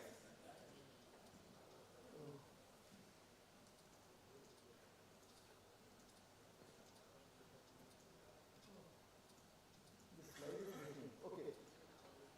So this slide is missing here, but I can see here slide. So these 11 major TBO species which are start producing from January to November. So the average yield of per tree is around 25 to 40 kg, depending upon the age of tree or its canopy, and the oil content varies from 30% to 70%. Olive, one of the species of tree-borne oil seed, which can give up to 70% of the oil percent. And Jatropha, you all know, that gives around 30 to 40% oil from seeds. So, as we all know, as we have collected from various sources, around 15 to 20 lakh tons of non-edible oil seeds are available in our forest, in our Indian forest, which can easily collectible. So this is the collectible potential around 15 to 20 lakh tons. 11 major TBO, I have already described that these are the 11 varieties which are identified by the National Oilseed and Oil Palm Board, which can easily be collected and converted in various forms of usable products. So these 11 major TBO crops presently available in around 15 lakhs hectare. So this is the collection area, around 15 lakhs hectare in the forest area, which is less dense or highly dense or fairly dense forest. So there are three categories of forest. So around 15 lakhs hectare, lakh hectare area can be explored to collect around these 14 lakh tons of TBOs, which is produced out of these 11 species. So currently around 5 lakh tons of TBO collected and converted into 1 lakh tons of tree-borne oil seeds. So only 5% is being harnessed currently out of a level of 50 lakh tons of edible oil seeds.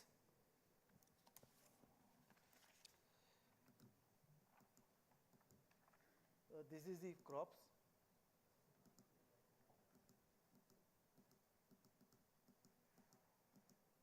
So, National Policy on Biofuels 2018 gives us 5 broad directions, that is mandate for blending, promotion of biodiesel, research and development and policy interventions. As you all aware that 5% blending by 2030 is mandate given in NBP 2018. Promotion of biodiesels, various steps and aims are giving to promote the biodiesel blending in diesels. One of the very important steps in the policy giving various proportion of biodiesel from B6 to B20 is given in different biodiesel specification. 5% biodiesel specification is a different specifications. So varying proportions of biodiesel can be blended into diesels, which is promoted and supported by the biodiesel policy. Research and development. So the policy says that there is a need for giving emphasis and research and development on TBO collections and short gestation crops like Camelina sativa, Brassica napa or other crops. So there is a emphasis on TBO collections by involving rural community, or there is more emphasis on the research and development of short gestation crops. So these are the very important R&D emphasis provided in the directive provided in the National Biofuel Policies, and the various policy interventions and engagement of the rural community like village panchayat, self-help groups, Vandhan Vikas Kendras, and their roles are identified and emphasized so that the biodiesel supply chain can be developed at a rural levels so that these TBOs can be collected and converted into the biodiesels. These short gestation crops like Camellia sativa, Brassica nigra can be grown on the farmers' fields which are not fully utilized and can be remain vacant during the Rabi seasons. So these are the 5 broad directions given in the National Biofuel Policy 2018 so that you can enhance the biodiesel blending in the diesels, and there is a clear-cut way forward and way forward given in the policy, so you can apply these 5 broad directions to enhance the biodiesel production, to enhance the TBO collection and other short gestation crops. So we all know about that. This is the biodiesel blending scenario. Currently, we are around 20 crore liters we are procuring and blending in our diesels. So as per the PPAC report, around 1,000 crore liters is required by 2030 to achieve 5% blending. Currently, around 55 MSME are working in the country to produce biodiesel. 29 out of them are the large capacity plants. So not only we have to go for enhance the biodiesel feedstock availability and feedstock suitability, but we also look for a more biodiesel plant in the country to cater the need to achieve the target of production of 100 crore liter biodiesel from our indigenous sources. So this slides you can see that around 364 crore liters biodiesel can be produced from our indigenous sources. Out of them is around 52 crore liter is produced from the currently collectible biodiesel TBO resources. So if we want to collect this 52 crore liters or 53 crore liters of TBO from our current resources, so we need to go for a various policy interventions. So these slides explain what are the challenges in TBO collection. Of course, lack of awareness is there in the forest community. There are difficult terrain. I already suggest that there are 3 types of forests: dense forest, very dense forest, and fairly dense forest. So these are the very undulating, difficult terrains are there. So collection of TBO is again a challenge from these kind of terrains. Absence of robust supply chains in the rural area is one of the major challenges for TBO collections. Fair pricing mechanism is also one of the major challenges to collect these TBO. Absence of decentralized value addition facilities. As we all know, the seed is very volumetric materials. So it cannot be transported from village to the conversion facility. So there should be an intermediate value addition facilities which can convert this seed into the TBO oil, and this oil transport to the biodiesel unit which can convert this oil into biodiesel. So decentralized value addition facilities is the need of the hour, so that the bulky seed should not be transported from village to the biodiesel plant itself. So absence of some conducive policy intervention to support TBO collection and decentralized value addition. So these are the very important challenges which I have understand from the various reports. I'm just mentioning here in this slide. So what is my recommendations as far as my understanding?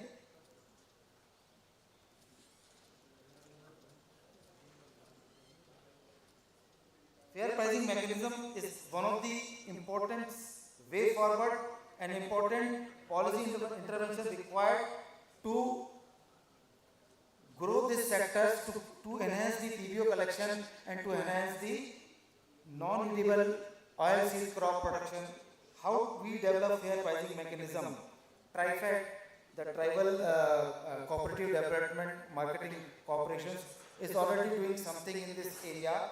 They have developed some committees which is representing by some state authorities, some tribal communities like Bandhan Vikas Kendra or Bandhan HSDs, and they can sit together. They are devising some mechanism to how to devise a price of different TBOs or other minor fowl produce. But as far as my recommendation and my understanding is there, state authorities are there, farmer producer organizations or village level communities is already there. There is a need to include the village level entrepreneur who are involved in, who are act as a decentralized collection center and convert these TBO into the oil, and the biodiesel plant owner who collect this TBO oil and convert it into biodiesel. So this committee should be have state authorities, village level entrepreneur, village level TBO collectors, biodiesel plant owners and other policy promoters. So if this pricing mechanism can be devised with the integrations of all these stakeholders, then this price would be offered to the TBO collectors or the foreign dwellers will be more economically viable to the all, because there are 3 to 4 different important stakeholders in the pricing.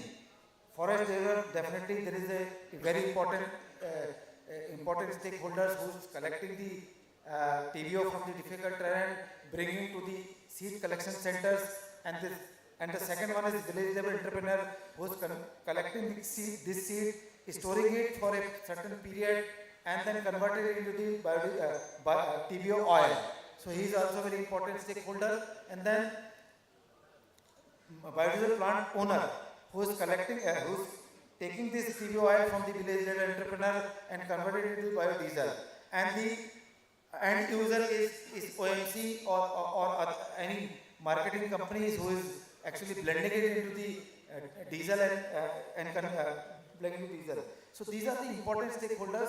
The pricing committee should have all these members to say their thoughts, to say their problems, and to have a important role in defining the pricing of TBO. And second is definitely policy interventions. As far as my understanding, the policy intervention can be divided into the 3 parts. One is the CAPEX. CAPEX is required at decentralized collection units where expiring unit and is stored. Second is the biodiesel plant owner who is actually establishing the plant in the vicinity, nearest vicinity of TBO catchment area, collection area or TBO catchment area. And third is R&D. More R&D is required in this TBO collection or short gestation oil seed crops. So policy intervention is required in all these 3 areas, where CAPEX of biodiesel plant owner, CAPEX of village level entrepreneur who is expelling the oil from the TBOs, and the policy interventions for R&D. R&D, there are species available at different universities. I have connections.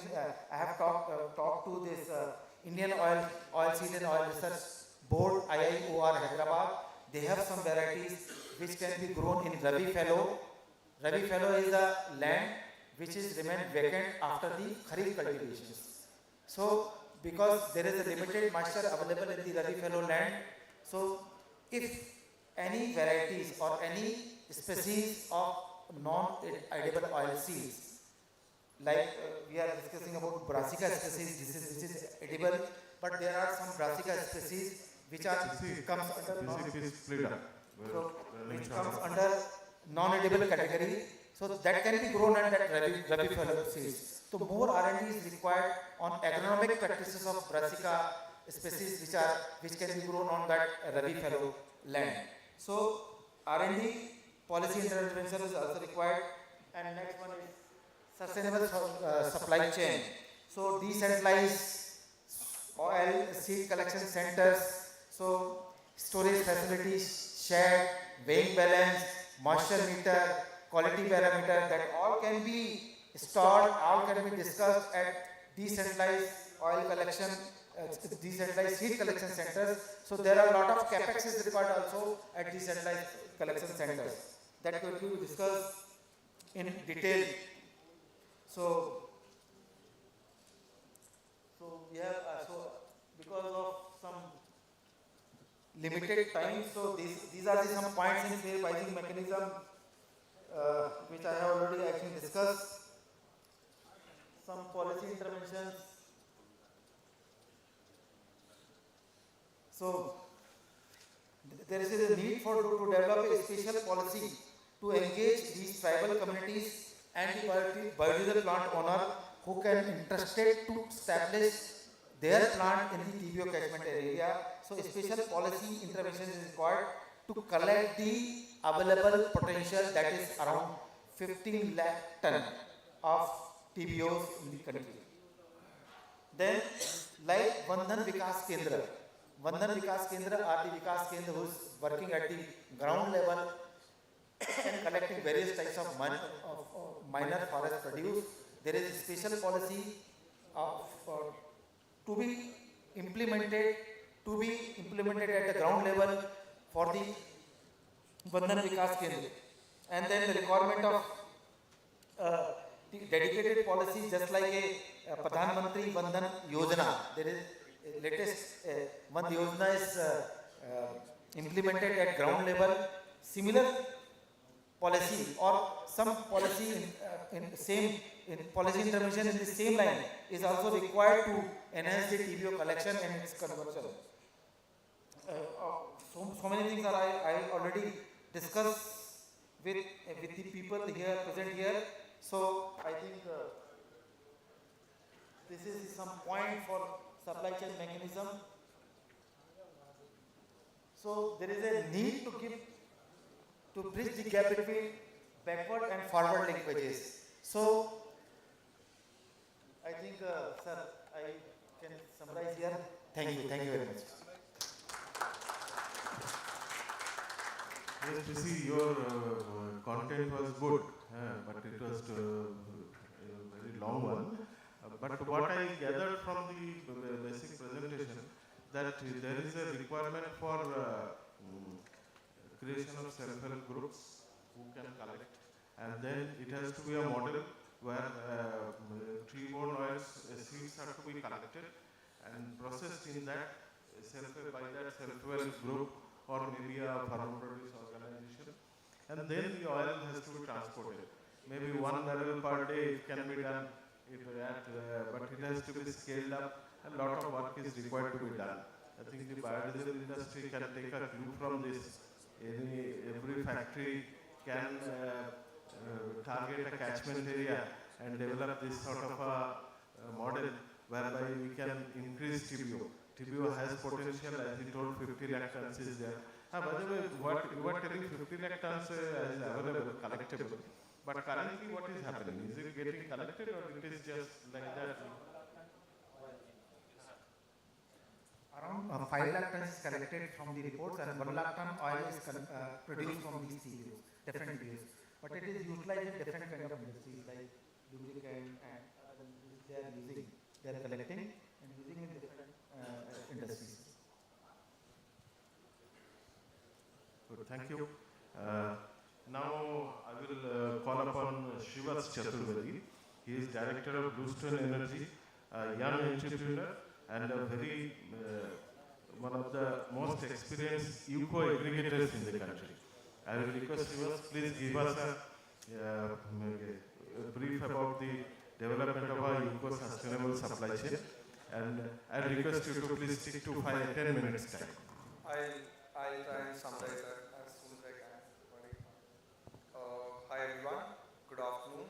I would like to thank the panel and Biodiesel Association for actually giving me this chance to come up here and talk about the challenges we faced in collection and aggregation of used cooking oil.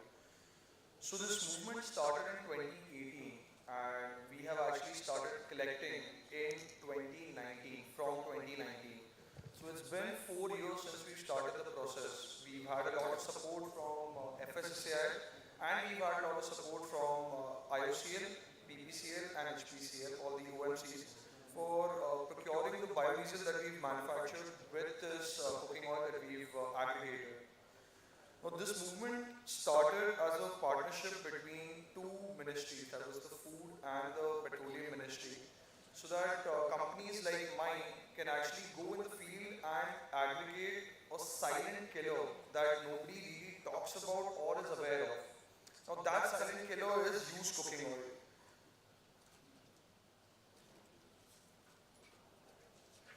Yeah. So the used cooking oil that I'm talking about is actually very harmful, and it is causing a lot of health problems that people are not really aware about. You know, problems like Alzheimer's, obesity, heart diseases, and the worst part is that these problems are, they don't reflect immediately. You have to wait for 5-10 years, and then one day when you're just sitting, enjoying a good afternoon, you either have a stroke or you have like cholesterol problem and you rush to the hospital. And the worst thing is you cannot trace it back to one single FPO or that one single samosa you ate probably like a decade ago and say, okay, fine, yeah, this was made from used cooking oil and this is why I've fallen sick. So now, over the years, we've overcome this challenge. We've educated the FPOs on how they should follow good practices on using cooking oil while they're frying food items. And how you should stick to frying a certain commodity not more than once, and using the oil only for a specific amount of time and not using it overly to use it till it's completed or it's gone completely black. Right now we're present, as you can see, we're collecting across the country. We're present in major states, and we've got over 10 warehouses in these states where we're collecting. We've set up our warehouses, we've set up infrastructure for this collection, and over the years we have grown and we've improved on our collection mechanism on how we should be collecting and how we can maximize a market's potential with terms of availability of used cooking oil. Although the material is available abundantly, it's funny how easily and abundantly the material is actually available. Right now here with the lunch, breakfast and dinner that we're planning, I'm pretty sure we'll be able to generate, say, 50 to 100 liters of used cooking oil in this function alone. And I saw while coming here, there are like 4 or 5 other functions happening. But what happens is, I'll just talk about how we're collecting, and then I can brush upon what actually happens and why the availability becomes scarce by the time it comes to biodiesel plants. So this is a traditional method through which any biodiesel manufacturer or aggregator is collecting the oil themselves. So first and foremost, we've got our FBOs, that is the food business operators, who we reach out to with the help of FSSAI, and we try and educate them and convince them, not to throw this oil, not to give it away to any other third-party aggregator who's paying you cash, but actually give it to someone who will be held accountable for what he's doing with the oil. We then collect this oil, take it to our warehouse, where we store it and aggregate it to reach a certain volume where it is sufficient and viable for us to send it to the plant. Once it reaches the plant, we convert the material to biodiesel, that is then sent to IOCL, HPCL or BPCL, whichever refinery is the nearest to that plant, or whichever refinery they're applying for and they actually win the tender.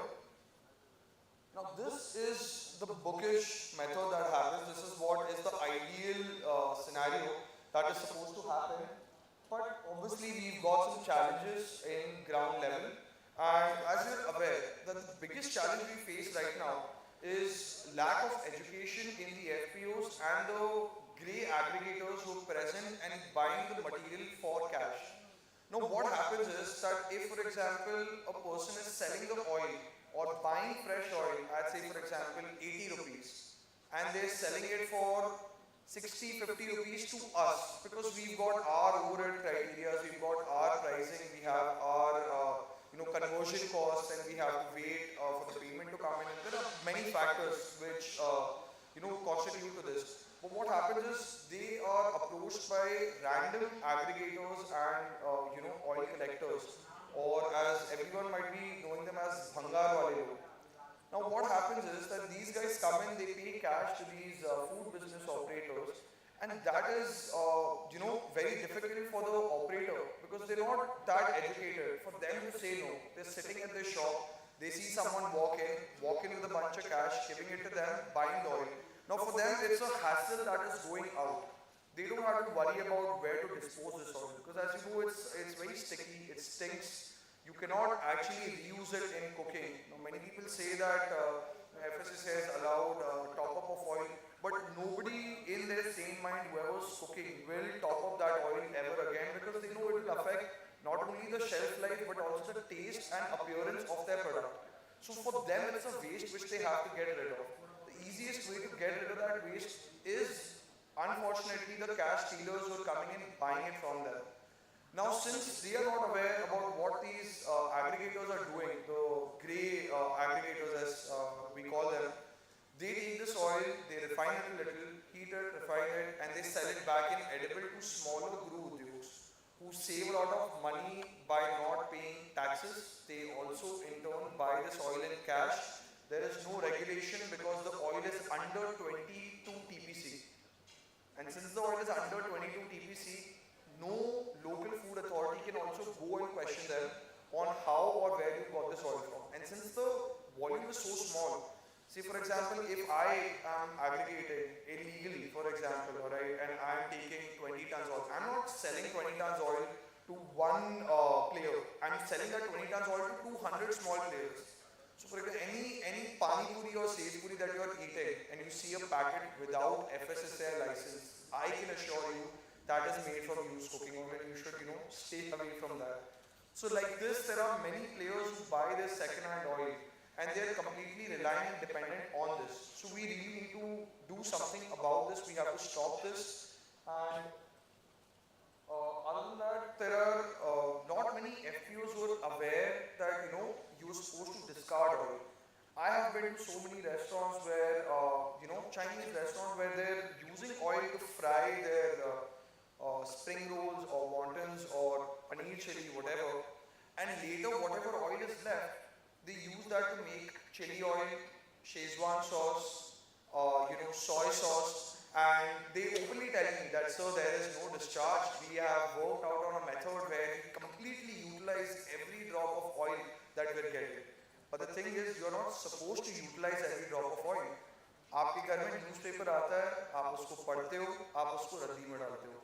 आप उससे कुछ और utility अगर निकालोगे कि आग वाग जला रहे हो, आप उसको डस्टिंग वगैरह में यूज कर रहे हो, it does not solve the purpose. I think that we should move to a point where we're not focusing on getting the most out of one commodity that we're not supposed to get the most out of. Because here the Biodiesel Association now has reached a point where we are also willing to pay and we can pay competitive pricing for the material that is going out in vain or going out back in edible cycle. As a way forward, what we can do is we can tie up with the food department.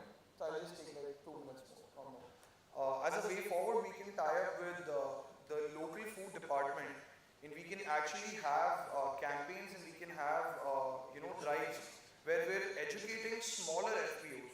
The problem isn't the bigger FPOs. Bigger FPOs are aware. They're just a bit smart about how much money they can make from the big volumes they're discarding. It's the smaller FPOs, if we can convince them, if we can educate them that it is okay to discard some oil, you will make a decent amount of money from it. And if we can educate them regarding that, and we can do continuous exercises for this, we can have a much higher collection and much higher availability of raw material for biodiesel than we are having now and than we had 4 years ago. Thank you. Thank you, viewers. Yes, is accurately finished in 10 minutes. So, thanks for that. Now, I have some questions, but these next two speakers are also in UCO, so we'll come back to that after. Same time we'll come to the questioning session. Now I'll request my colleague Raut also. You can just tell us about the UCO potential and for biodiesel and SAF, and what are the global practices being adopted. Good afternoon. It's a great privilege to be here as a speaker, and I'll thank Biodiesel Association of India in general and in particularly Mr. Sandeep Chaturvedi forcing me to be here as a speaker. So thank you, the BDII and Mr. Sandeep Chaturvedi once again. So my topic is used cooking oil. What is the way forward and what is the potential, global potential, and how India can do much more in used cooking oil.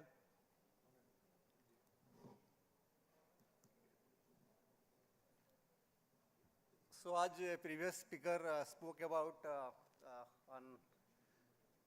in a detail on sustainable supply chain of eco and aggregation part. So let me start with what eco stands for.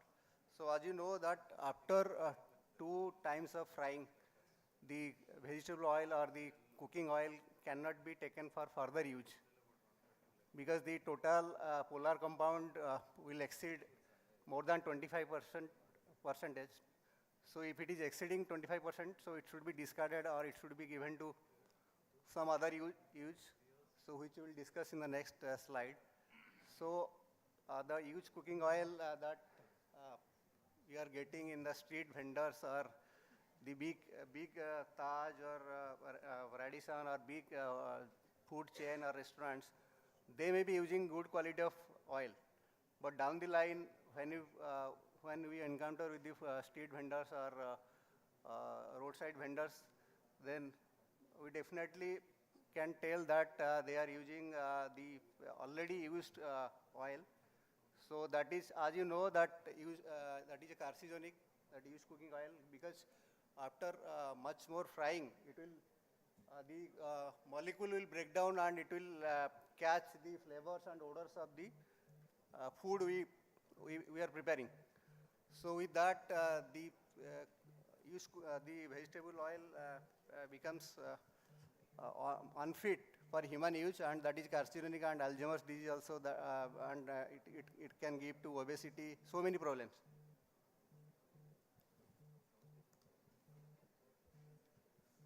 So worldwide, it is recognized that used cooking oil is a low-hanging fruit, and it can be taken for many uses. Like it can go to soap, oil and chemicals, it can go to biodiesel, it can go to sustainable aviation fuel, making sustainable aviation fuel. So there are many uses, and the global potential that is estimated currently is 22.7 million metric ton. But out of that, only 5.2 is they are able to collect, which amounts to 23%. And if you taken the whole used cooking oil, then the biodiesel can be made 21 million metric ton per year. But this is a conservative figure. By taking only around 10% of the vegetable oil, the eco potential is this much. And if it is taken for sustainable aviation fuel, then you can produce almost 19 or 20 million metric ton per year. So that is a huge quantity. And once the awareness and enforcement in force, then the potential of used cooking oil will go on. So these are the Indian scenario after global figure. Then Indian figure, we have estimated that 220 crore liters is available with a rough 9% if you take the eco of total vegetable oil consumption, then it comes to 222 crore liter. Commercial, we have taken 15% and household 5%. But in household, almost there is nil awareness. Though in a commercial, the awareness is now picking up, but in household, absolutely no concept of generation of used cooking oil. This is almost used till it gets black in color. So that is very dangerous thing.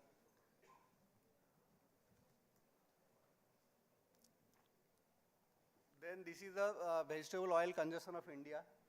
So as you know that the edible oil consumption is almost 257.64 lakh metric ton, and eco potential at 10% is around 25.76 million metric ton. And the per capita oil consumption in India is now almost reached 21 kg per annum, whereas the world, the per capita consumption is around 30 kg per annum. So there is a lot of scope for vegetable oil. The use of vegetable will increase, and thereby the eco also, the generation of eco also increase. This is the estimated figure at 10%. When the awareness and enforcement is there, then there will be more eco generation.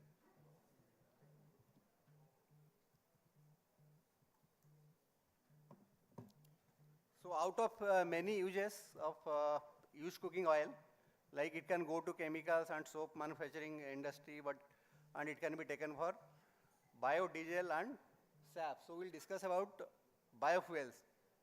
So what are the possibility? Eco can be taken for biodiesel production through esterification process, and similarly for eco to bio-ATF or sustainable aviation fuel can be prepared through hydrotreatment and hydrocracking of this fatty acid or vegetable oil.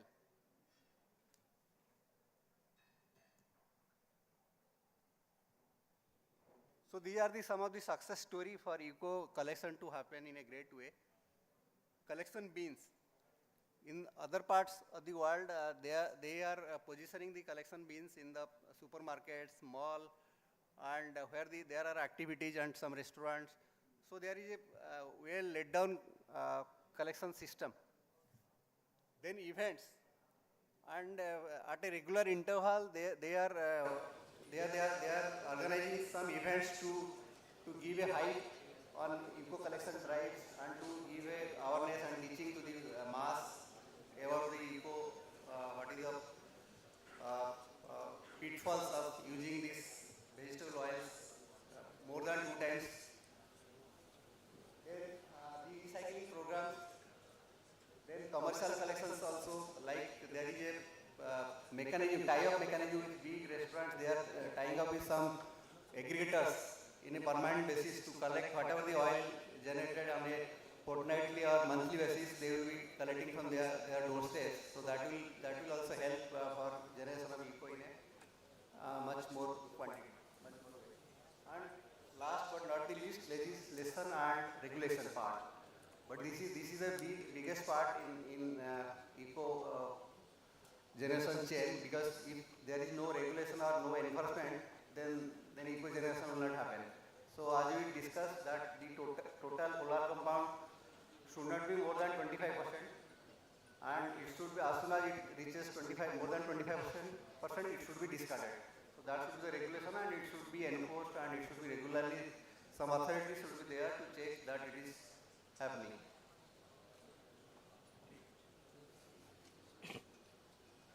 These are some pictorial things where collection in a nice way is happening in other parts of the world.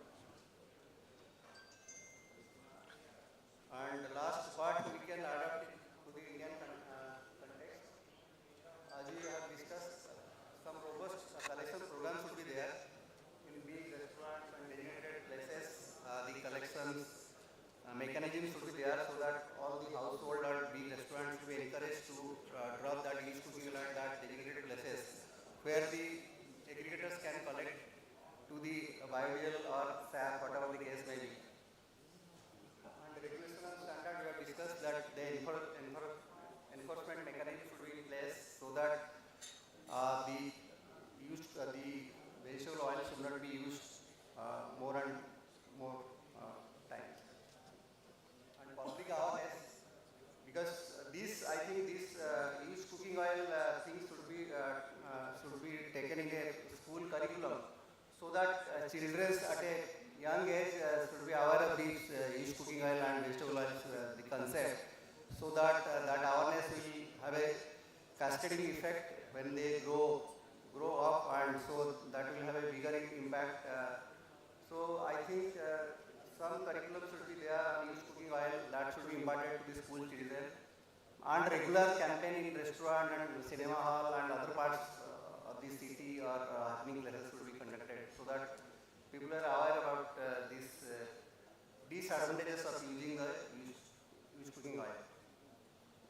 Then collaboration. In India, if FSSAI and big food operators, food and beverage operators, and district level, there at each district we are having food and drug inspectors are there. Under the collectors, they are working. So if all these are in hand to hand, then I think this eco generation will be a successful, and the eco program will be very much successful, because this is a low hanging fruit, and as national pollution biofuels have given a indicative target of 5% biodiesel blending by 2030. So with these low hanging fruits, we can achieve partly that target of 5%. So with this, I will conclude my speech. Thank you. Thank you, Rao. It was a very focused and crisp, very good presentation. You have brought out the points very well. In fact, these suggestions of public awareness and government regulations, this seems to be the most important in the UCO aggregation part. Srivas was also talking about this this aggregation part. Now, let us go to Mr. Ojha, who is the correct person who deals with these policies. And I will request Ojha sir, please give us your insights on the policy framework and the UCO monitoring, basically, what we call UCO service web application, which I think you are the pioneer of that. Thank you. Over to you, sir. Good afternoon, everyone. I would like to thank the Biodiesel Association for inviting us. I will touch upon some few points on the traceability mechanism. Being a food regulator, our main concern is that the used cooking oil doesn't go back to the food chain. And our focus mainly is on how we can trace it. So we are working on it, and we have developed a website, and there were workshops also. We arrange workshops for all the NAP units who are impaneled with us, their aggregators. And in 2-3 slides, I will tell you what we have done and how we intend to go forward.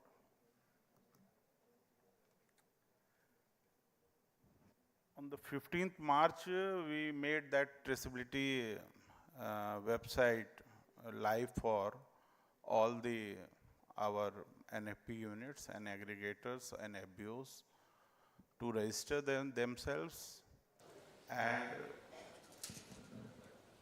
enter all the data to whom they are selling and whom they are the persons who are purchasing. So all the data are going to be reflected here. This is just a pictorial of the site where it is the main front.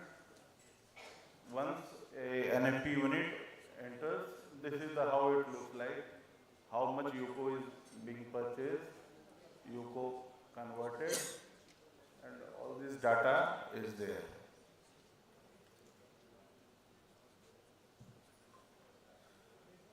There are actually 3 dashboards we have made for the FBOs, aggregators, and NFP units. This is the login part. We have made 2-3 tutorials and video applications, how this traceability mechanism is going to work and how we should register them there and how it will work for all the FBOs, NFP units and aggregators also. but after long emphasis and workshops, this is the scenario right now. After 8 months, we are standing here. Only 50% of the NAP units have enrolled themselves, and only 22% of the aggregators. So I would request the Biodiesel Association also, so that they can work with us to improve the situation. We will be monitoring. BAE now have decided to monitor it regularly, and notices will be issued after due course of time if the situation doesn't improve.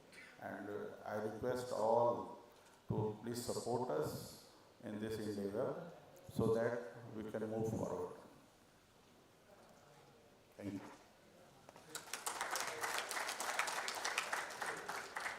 Thank you, Ajay sir. So,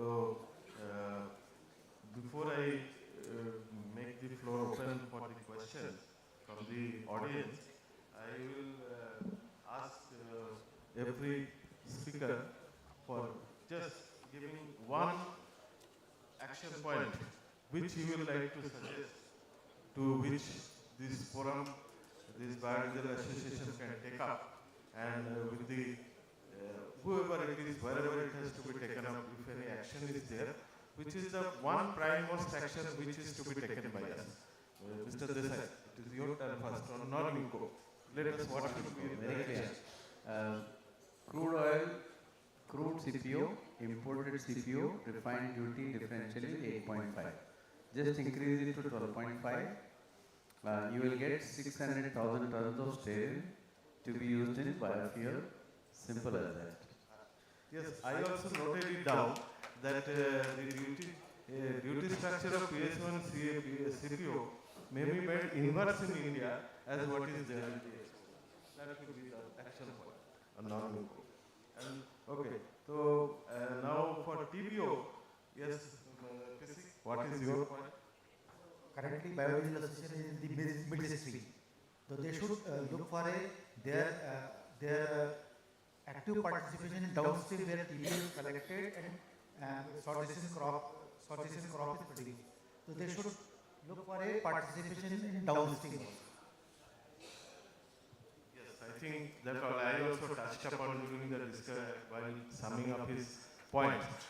TBO may we the biodiesel stakeholders in biodiesel, especially every biodiesel plant requires to work on it. Like the sugar mills have their catchment areas of sugarcane producers attached, biodiesel manufacturers also requires to go into TBO and develop an infrastructure logistics down the line which can bring TBO to us. Now it is the turn of Shivas. So basically, every year, food business operator has to get his FSSAI license renewed, right? So for that, we can just have one simple question added: are you RUCO compliant, and do you have certificates for all 12 months? That will solve a lot of problem for the industry, because that will ensure that we can come to know who's RUCO compliant, who's not. Actions can be taken necessarily, and that gives us some volume to begin with too. Yes, very pertinent point. I think the policymakers requires to take a note of it. Now, I think UCO generation, if it is to be increased and if it can be collected in a great quantity, then the awareness level, what I discussed, that school curriculum, one short course should be introduced, and currently in cinema hall, we can in every movie, when you play the movie, before that, a short video can be played on the ill effects of eco, then that will greatly impact the awareness level, and it will certainly help the eco industry as a whole. Thank you, Rao. I think this also requires intervention from the government of India. I think we are required to take it up at proper levels to do that. Now I will come to Mr. Ojha. I don't have much to add, but I think you have made one point that all the aggregators should be involved. And that is really they have to do. transparency will emerge once everything is recorded. Now the problem is that we don't have records. What are being purchased, what it is used for. Once everything gets recorded, it will help us in analyzing how the system is going, where the oil is going, and what it is being used for. So my action point is that we should have been more transparent in our actions, so that it can lead to a better utilization of this used oil. Thank you. In this context, I have a point that this oil is being produced by all the whoever these hotels and other people, and there are GST invoices. Can't it be tracked through the GST invoices that who are purchasing and how they are discharging it? Can't we make them responsible that while you are discharging you have to declare? We have arranged a lot of workshops and all that for all the FBOs and all that. We do a lot of things on awareness on the used cooking oil. See, awareness is key. Once people are aware, or the users who throw it or who discards, they are aware, then things will be more better. See, the first Correct, sir. Correct. One is the carrot, it is there, but stick also has to be there. We are trying to do that also. Penal mechanism also. Both go hand in hand. Awareness and carrot, both will go hand in hand. We can't only stick to the stick only. So in a country like India, awareness is necessary, and that is the way forward. Thank you. And now, please. Sorry, I couldn't stop. See, one thing is to say that everybody has to be compliant and they have to do this and all that. I would have slightly want to say that why don't you incentivize those people who are compliant? For example, some kind of a eco certification or a logo which they can put it on their brands. Even in the restaurant, somebody can say that we are eco compliant. Some kind of a marketing benefit. That is there. Differentiate the ethical players and those who are a lot of restaurants, you will find that logo is there, that they are eco compliant. That's given by FSSAI? Yes. But yes, this is a good point he made, and you have also clarified. But I think इसका भी awareness बहुत ज़्यादा है नहीं people में, so we can have a think of how to make people aware that these are the prime people. So now I make the floor open. Any questions from the house audience?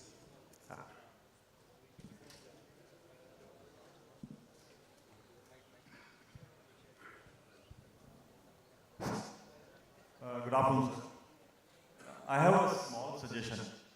See, when this RUCO movement began, OMCs were not prepared to take UCO biodiesel. Now the volumes have increased. I would feel that this is the most appropriate time to tie up with FSAI and share information first between the OMCs and the FSAI, that what is the OMC program that you are doing of geographic area development. Say, for example, you have given LOI to somebody, he goes into the field. My understanding of UCO is 99% of the places there is no infrastructure. Supposing somebody wants to discard the oil, he has nobody. As simple as that. Now, in order to create that kind of infrastructure, say Zomato created infrastructure, or Ola or Uber, it took 10 years, 12 years. Initial losses. So if you are asking somebody to go and develop infrastructure, there has to be first understanding between you two that, okay, I am allowing A or B, he will spend 100 crore, 200 crore in Delhi NCR area, but he is the only one who will collect it. So that his business interest, see, at the end of the day, it has to be sustainable. And if it has to be sustainable environmentally, it has to be sustainable economically.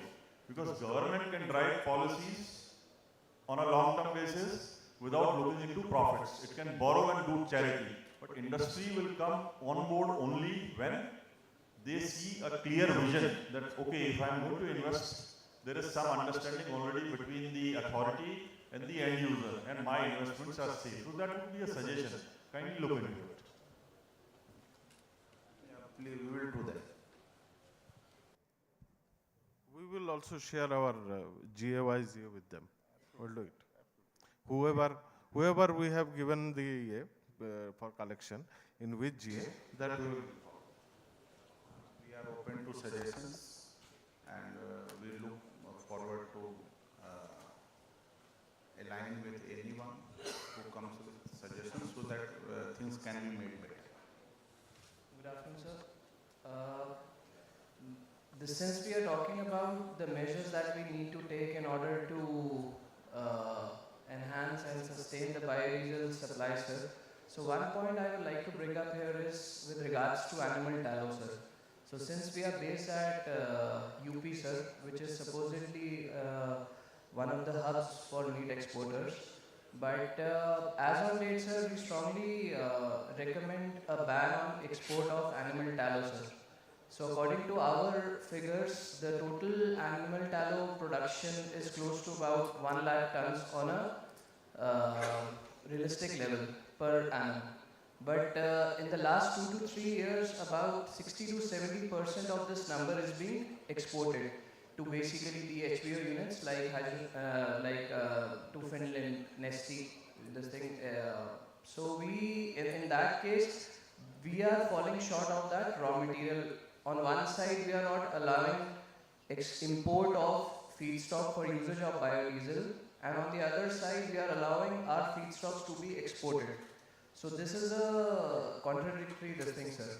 So in case that ban happens, so we will be, animal tallow would be made available to the tune of at least 60 to 70,000 tons per year, which is a very good figure for us. So in that case, I believe the pricing, which as on date, because at a single point of time, the export price of animal tallow is minimum 6 to 7 rupees higher. As a result of which the exporters are keen on, meat exporters to export this product, vis-a-vis selling it into the domestic market. So if we can look into this factor also, so I believe it will be of great help for us to give more supplies at a cheaper price. Your point well taken, Siddharth. But the issue is that I think it is very difficult for any government to ban an export of one product. You see the rice export, what commotion it has created in the world. And there are free trade agreements and other things, so that cannot be the answer. So, but there can be penal duties, high duties which disincentivize such exports. That I think we can thought of as a stakeholders in biodiesel. We along with your association also, we can represent to the government to make to take these steps to make it available. Any other questions? So if there are one question. This is the one last question. Let us close with this. Good afternoon, everyone. My question is to Mr. Srivas or anybody from the guys. Just wanted to know a rough idea about the annual collection of UCO today and how much is being used for domestic biodiesel and how much is being exported, if any rough idea. Because the potential shown is 20 lakh tons, but how much is being, it's been 4 years, so how much is being collected, if any rough estimate we have. Sure, you would like to take it? And how much being used for indigenous biodiesel and how much being exported. So I don't have the exact figures, like rough figures. You can see that if there is 20 lakh tons generated in a year, around 10% of it is used domestically and is collected as a whole. Most of the oil that is generated goes back in edible again, most of it. Around 60 to 70% of the generated UCO is going back in edible. So for a 5-star hotel that generates oil, that oil is purchased by 1-star or no-star hotels. It's something like that. So for every discarder, every bulk discarder, there are 100 small players who are ready to buy that oil from him in bits and pieces. So that is the biggest problem that is going on. And for whatever aggregators like me can, collect, we either use it for production domestically, for which we fail to receive a fair pricing, because for any other commodity that you look at, any sustainable commodity that you're buying. Sorry to interrupt you, but I think if you can. All right, yeah. So it's most of it is getting back in the edible cycle. That's why we're having this. We'll take it offline and discuss further. Thank you. So thank you all. I thank all the panelists also here to be present and making this discussion very successful and fruitful one. A round of applause, please. We'd really like to thank all the panelists and especially our moderator, Mitra Ji, for conducting it so well. Lunch is served. Thank you.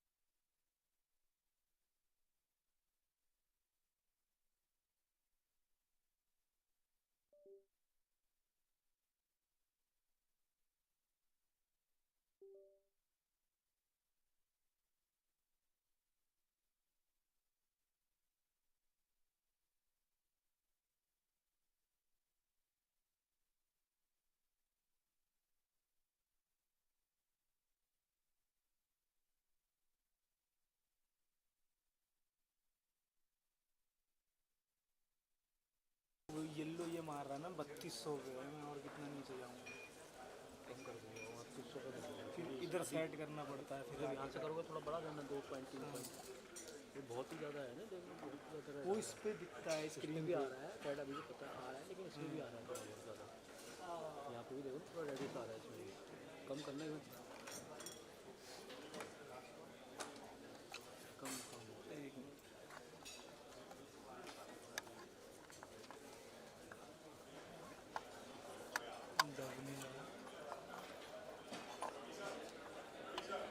Lock हो गया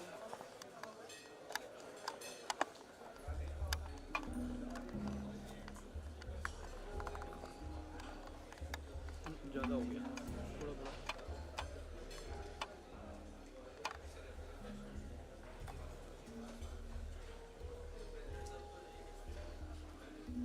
उसको वो करना गेंद खोल रहा था हाँ गेंद खोला था तो 21 पे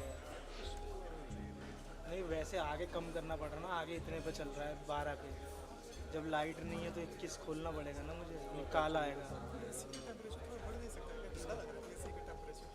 ये होटल वाले होटल स्टाफ से बोल दीजिए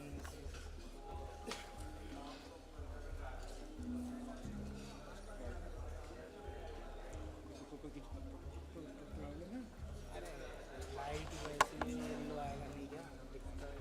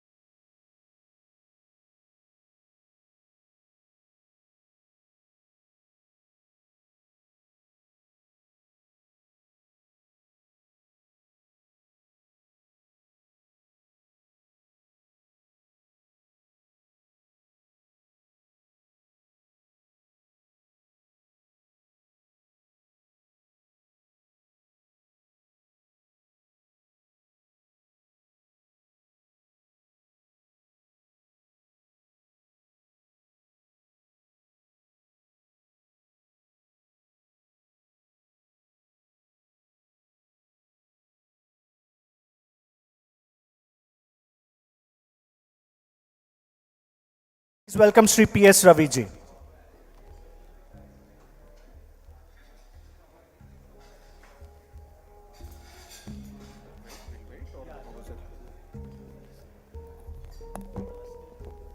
Okay, then.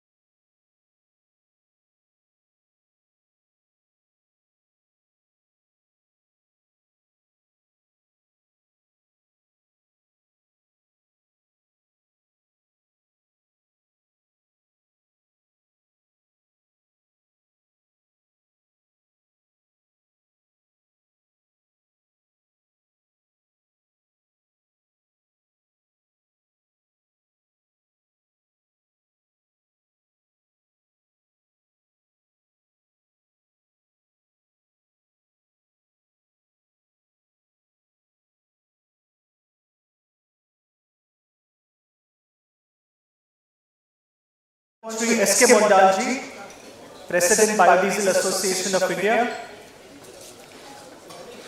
He is the moderator of the session. I would like to call Shri Bharat Navalkar ji. Acha. Okay. We have Dr. Shalini Gupta ji, Bharat Petroleum Corporate R&D. Ma'am, please, we would like to have you on stage. Shri T. Srinivasa Rao, Desmet Balestra.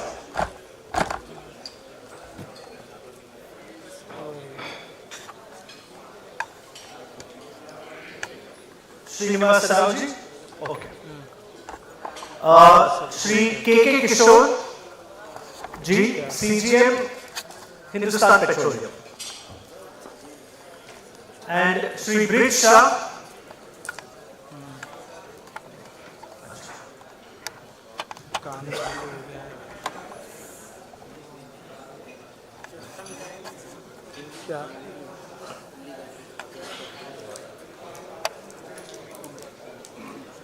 and before we start with the next session, I'd like to invite Shri P.S. Ravi ji, who was actually supposed to speak in the first session, but he's now going to share his valuable inputs, experiences with us.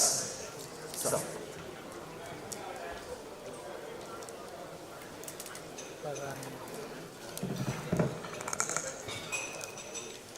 Good afternoon, everybody. Thank you, Mr.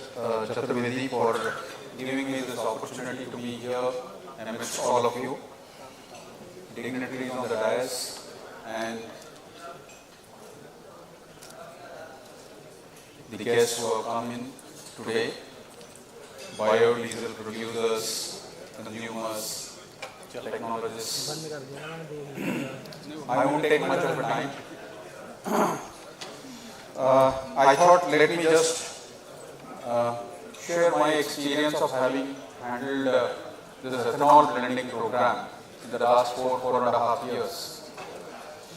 We were in a similar situation as we are in as far as biodiesel is concerned way back in the year 2014 or 2013. In fact, I got associated from 2013, and thereafter once again I got very actively involved from 2019.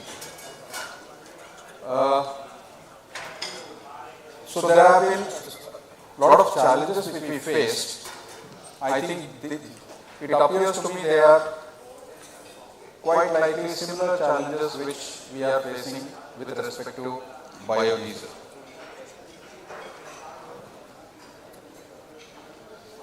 So I feel that if ethanol story can get replicated even here, probably this can become a great success.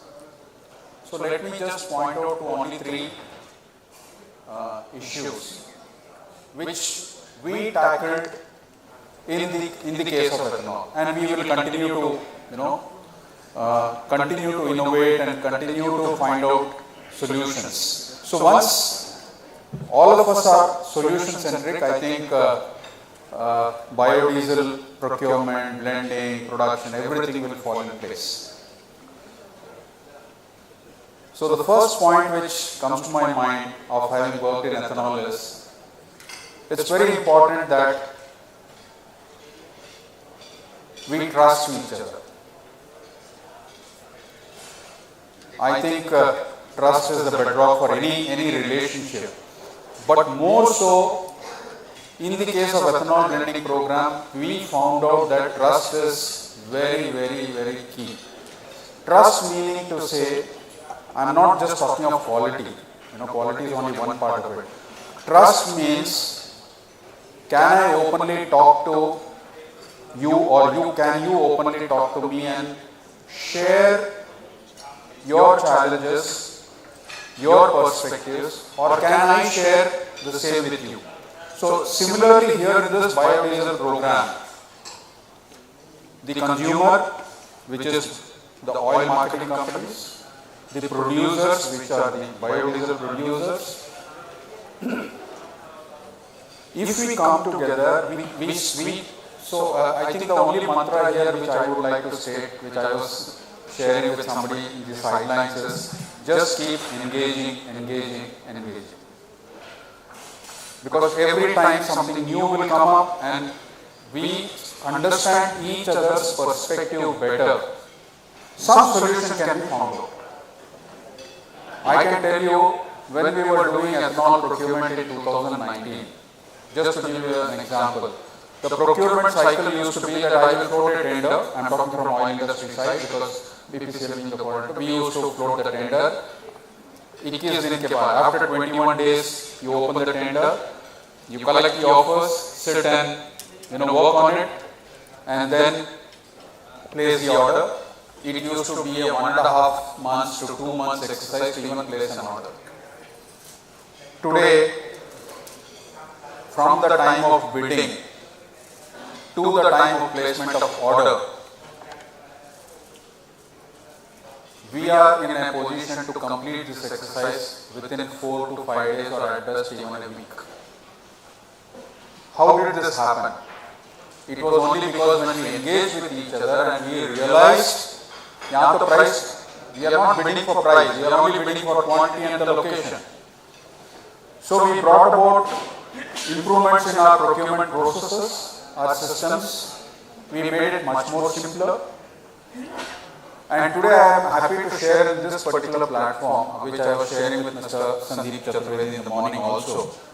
We are now going in for a package called as, software called as IEMS, which is nothing but Integrated Ethanol Management System. We have taken the help of Accenture, which Mr. Siddharth Mitra, Kishore, all of us are aware. Now this particular system, what it is going to do is, it is going to connect the 500 odd locations of oil marketing companies and 500 plus distilleries across the country. Each one of us will know how much is the in tankage available at each location, what is the stock he is holding, what is the allege available, and how many vehicles are in transit to a particular location from the various ethanol manufacturers. Because on the sidelines, many of us were sharing with me that, lorries chala jata hai, khada rehta hai, 10 din, 12 din, 15 din. Kyun hota hai? Like for example, I can give you about ethanol is, in the anxiety to convert the product into money, many a times, the product is pushed to the location. That is from their side. Even from the oil company side, we have had our challenges. We have also not placed the purchase order properly. So all these things we are now going to address by this particular package. We have improved a lot, but then we want to make it even more transparent. So what I am trying to say here is, so trust is important. Can we work together? I think a very good job is being done. Mr. Chaturvedi keeps talking to us very frequently. Let's continue to engage with each other more and more. Second, we have been, since morning I have been hearing, and even we have been talking about in our oil companies, myself, Siddharth, Mr. Prasher and Kishore and Gaud and all, that we are currently dependent on only one feedstock, that is a palm stearin. Way back in the year 2018-19, ethanol was also dependent, we were dependent on only one feedstock, and that was C-heavy molasses. Only one feedstock. Today, we have more than 6 to 7 feedstocks. We have got sugarcane juice or syrup, we have B-heavy molasses, we have C-heavy molasses, we have rice-based ethanol, we are now going in for maize-based ethanol. We will also be going in for tapioca. We are now exploring some other feedstocks also. So what I am trying to say here is that development of feedstock, I mean, like I was trying to talk to many of you today. See, we may not have an answer right now. We will have to live with current feedstock, whatever is available. In the presentations also they were talking of tree-borne oils, etc., etc. But then there needs to be a movement towards it. Some steps will have to be taken. But then collectively can we sit, like in the case of development of feedstock, Chaturvedi ji, I would like to share with you one thing. rice which was being used for making ethanol was being supplied by Food Corporation of India, but for whatever challenges it's no more available. One had to go to the open market, and it was also realized that rice consumes more water than maize for production, to grow.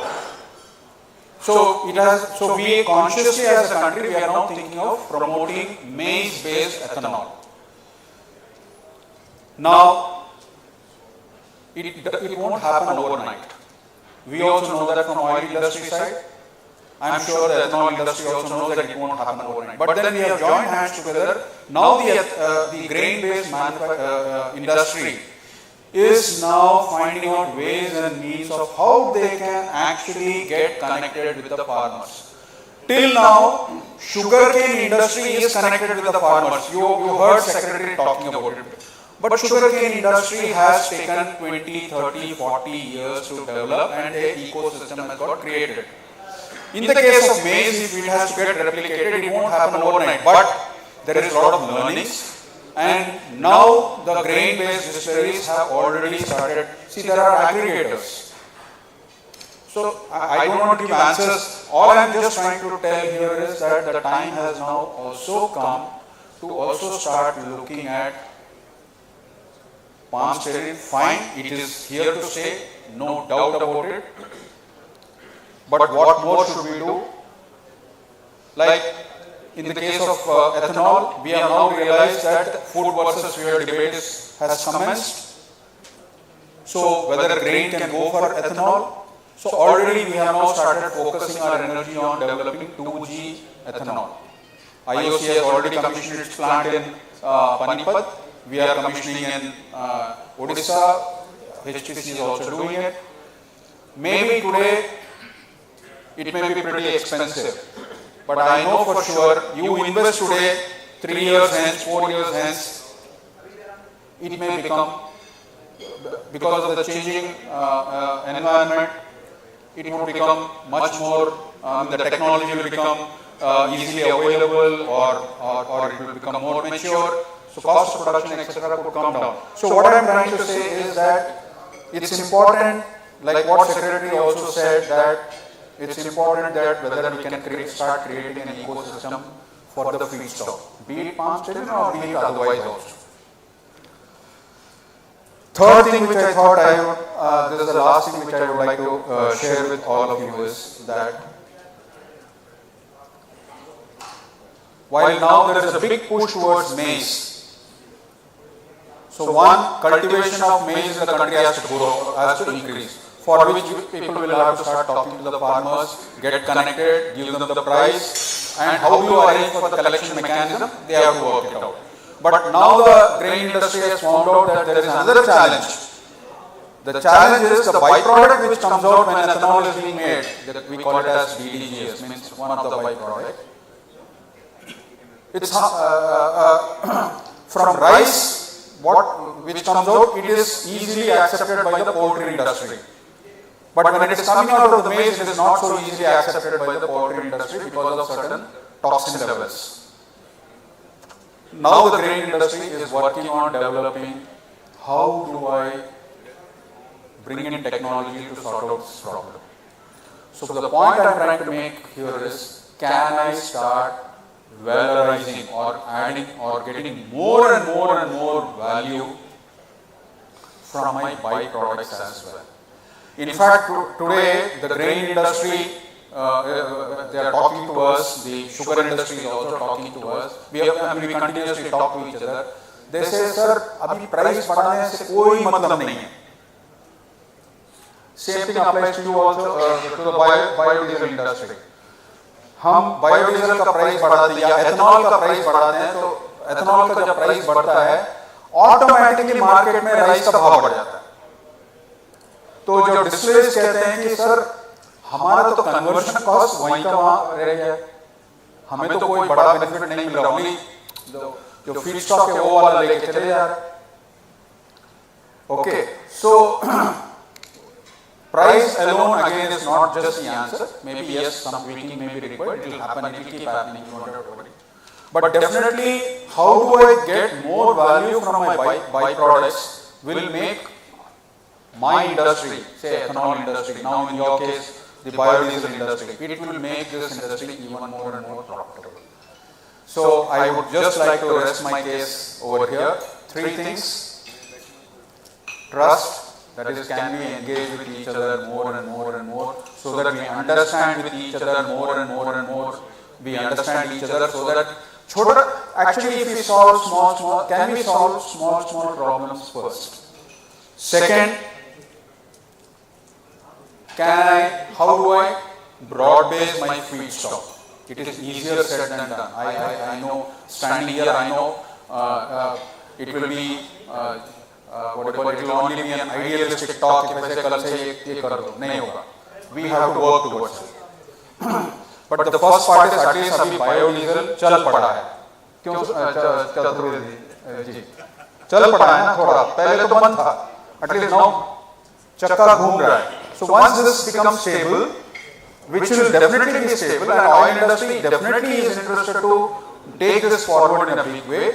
I am sure now you will also start getting the confidence in us, and you will also start looking at how do I broad base my feedstock.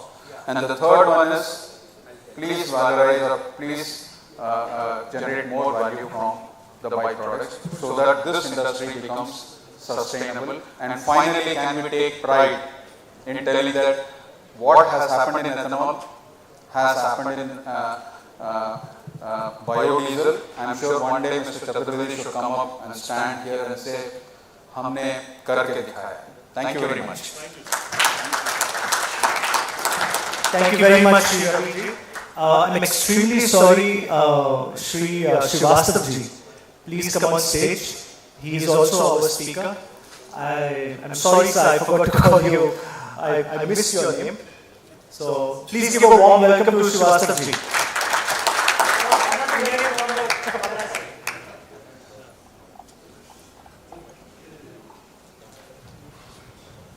Hello. Good afternoon to everybody. This session, quality and production, after lunch, is very difficult. I don't think many people will find so much interested, because this is a bit dry subject. Anyway, I hope the speakers will make it lively, and there are certain new things that Dr. Srivastav will say. That is a new thing we'll hear. So now let us start with the quality.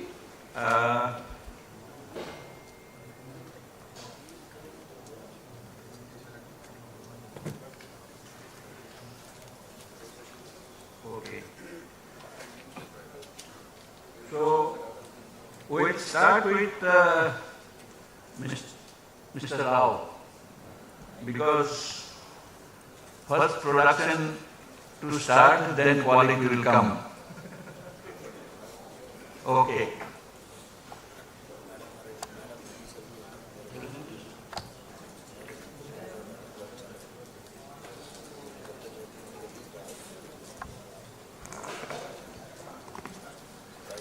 Good afternoon, everybody. I'm here to represent this meeting.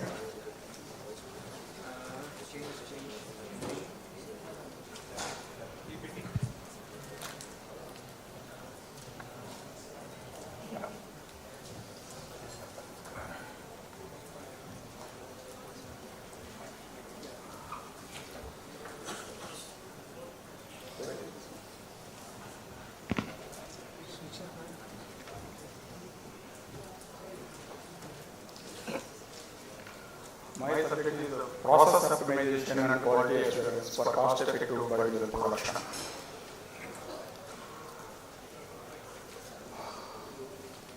Before that, I will take a few minutes about DISMATE. DISMATE is a world and India leader in biodiesel technology. We have started supplying the biodiesel plants since 2003, and we have supplied over 120 plants overall all over the world. And we are producing 18 million tons per year capacity. We have 36% market share worldwide and 70% market share in India and in Indonesia.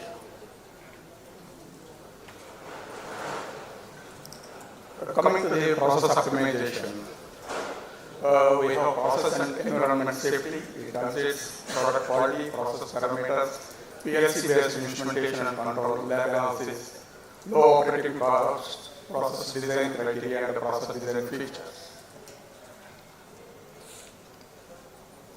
Coming to the process and environment safety, the process should be hermetic and nitrogen blanketing process. The design should be atmospheric design and no corrosive process.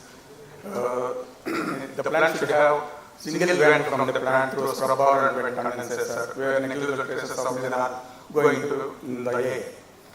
And it should have a single effluent stream from methanol rectification column bottom only. In our plants, we are generating 10 kg per ton of effluent, which contains 8,500 ppm of CO2.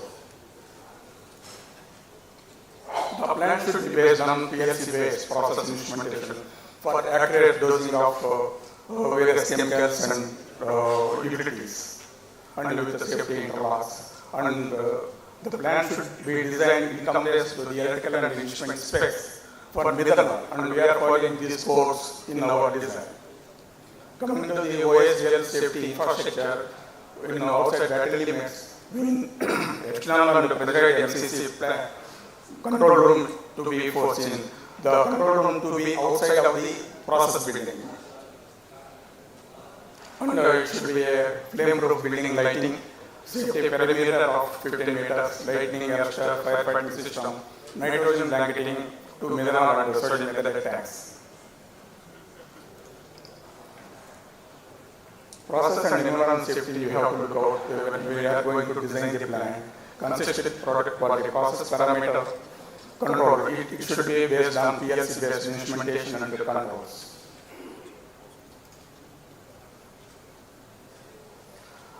Consistent product quality, process control. This is the first we need to try the raw material to eliminate the moisture as soon as possible. For that, we require temperature and proper vacuum. After that, it goes to the process specification section, where we need to feed stage-wise methanol and catalyst dosage. And we need to monitor interface level transmitters for diligence operations. After that, the methyl ester is goes into the settling and washing. After that, after washing, we are drying the methyl ester to get 300 to 350 ppm of moisture. Again, we need to control all these things through interface control of diligence separation, flashing and drying, vacuum and temperature controls. Citric acid dosing and water dosing to be made perfect. And after that, it is going to this infuser separation. Crude is a byproduct which is coming from the biodiesel plant. We need to give good pre-treatment to get good quality of the crude glycerin. For that, we need to dose HCl and NaOH. Interface level control for parameter separation, low temperature, and control the glycerin concentration column. In the rectification column, we need to control the flow and temperature. Also monitoring the utility monitoring level of the all critical equipments.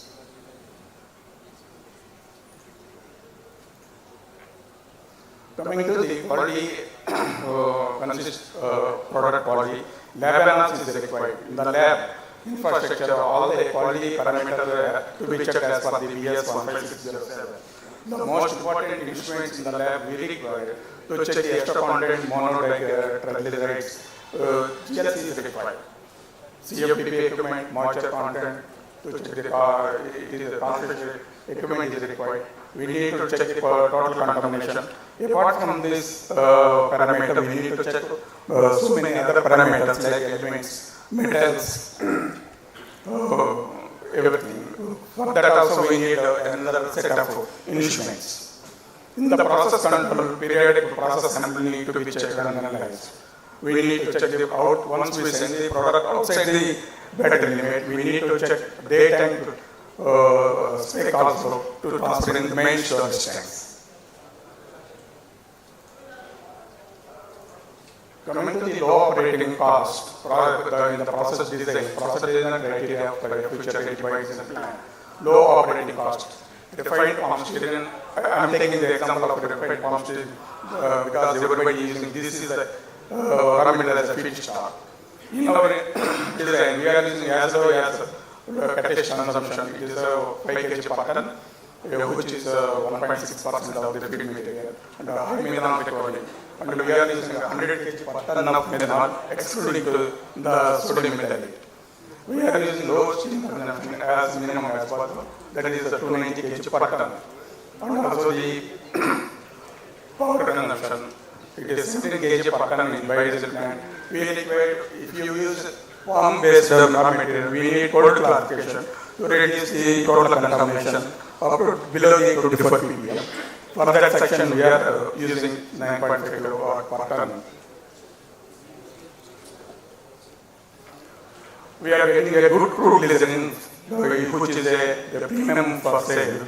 Purity is 82 to 85%, salt less than 7%, and bong 1.5%. But some other plants, they are getting more than 1.5, which is resulting low grade final product. They are getting CP grade, IW grade. But in our plant, we will use it to get IP, USP, and JP products. Total contamination in section, we are using no filter. We are using a centrifugal decantation to remove the total sterile glucosides. This total contamination plant is required only for problem-based products. The other raw material doesn't require this section.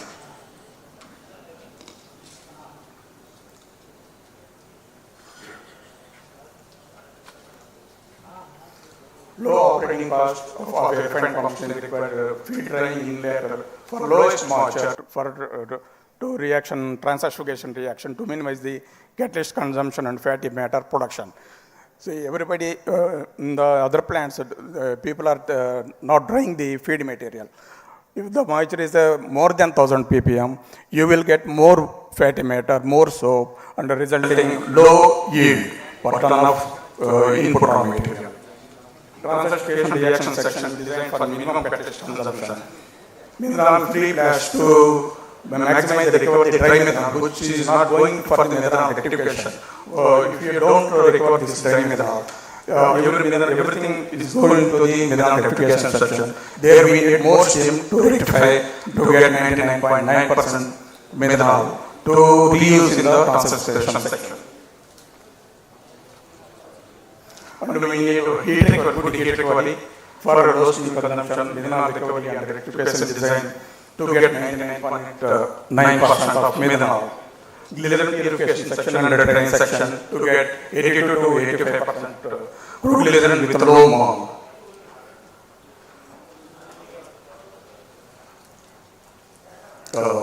That's it for my side.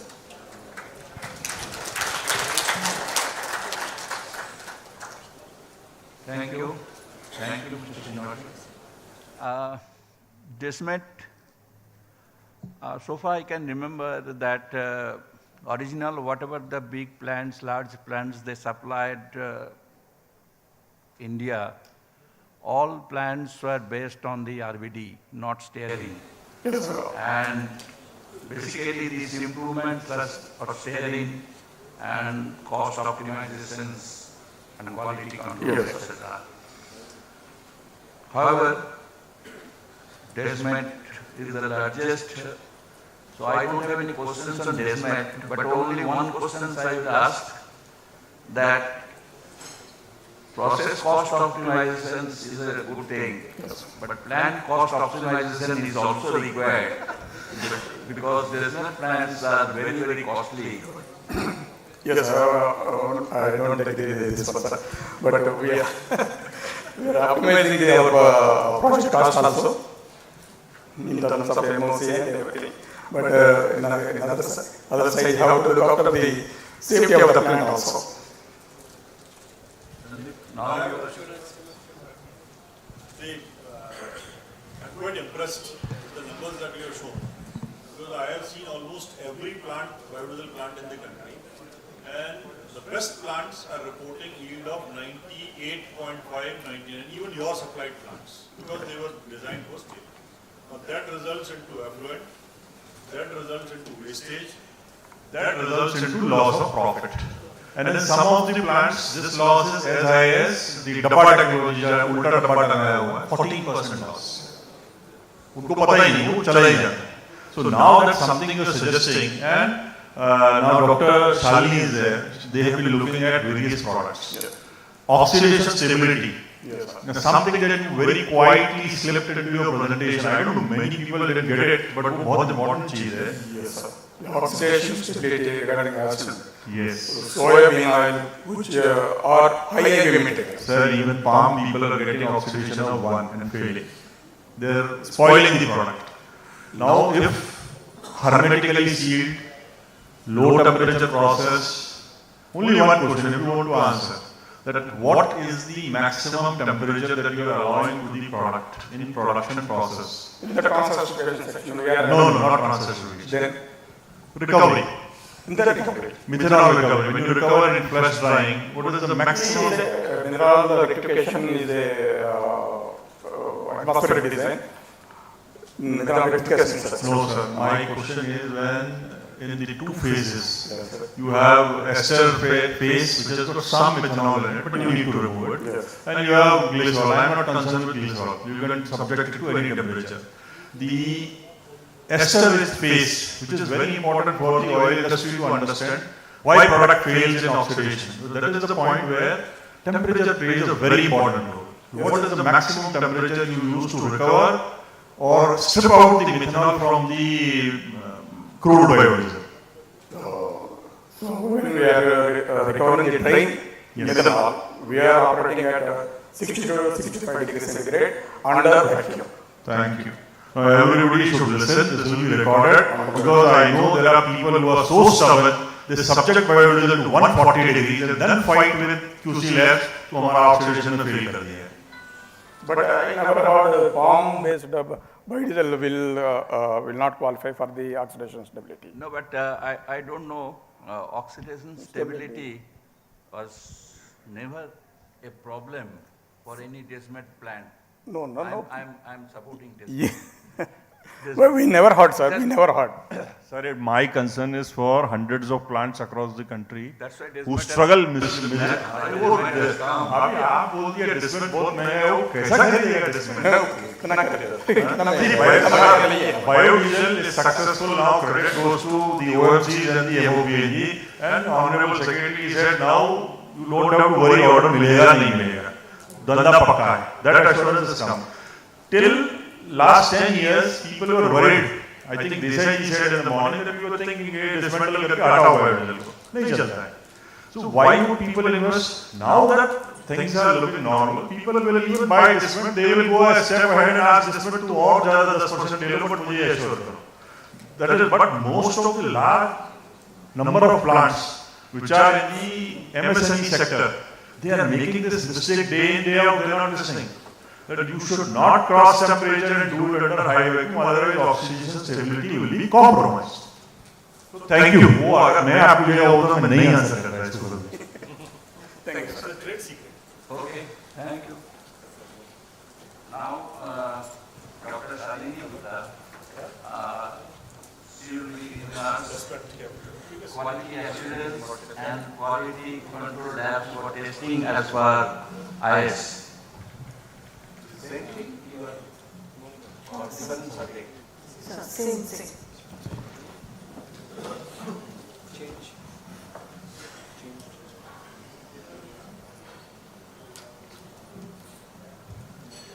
Good afternoon all. So my topic of presentation is quality aspects and scenario biodiesel B100. So as all of you are aware, to foster the biofuel program, MOPNG has mandated the blending of biodiesel in diesel. IOCL has floated a tender on behalf of all OMCs. Now all OMCs are testing these samples received from the different vendors.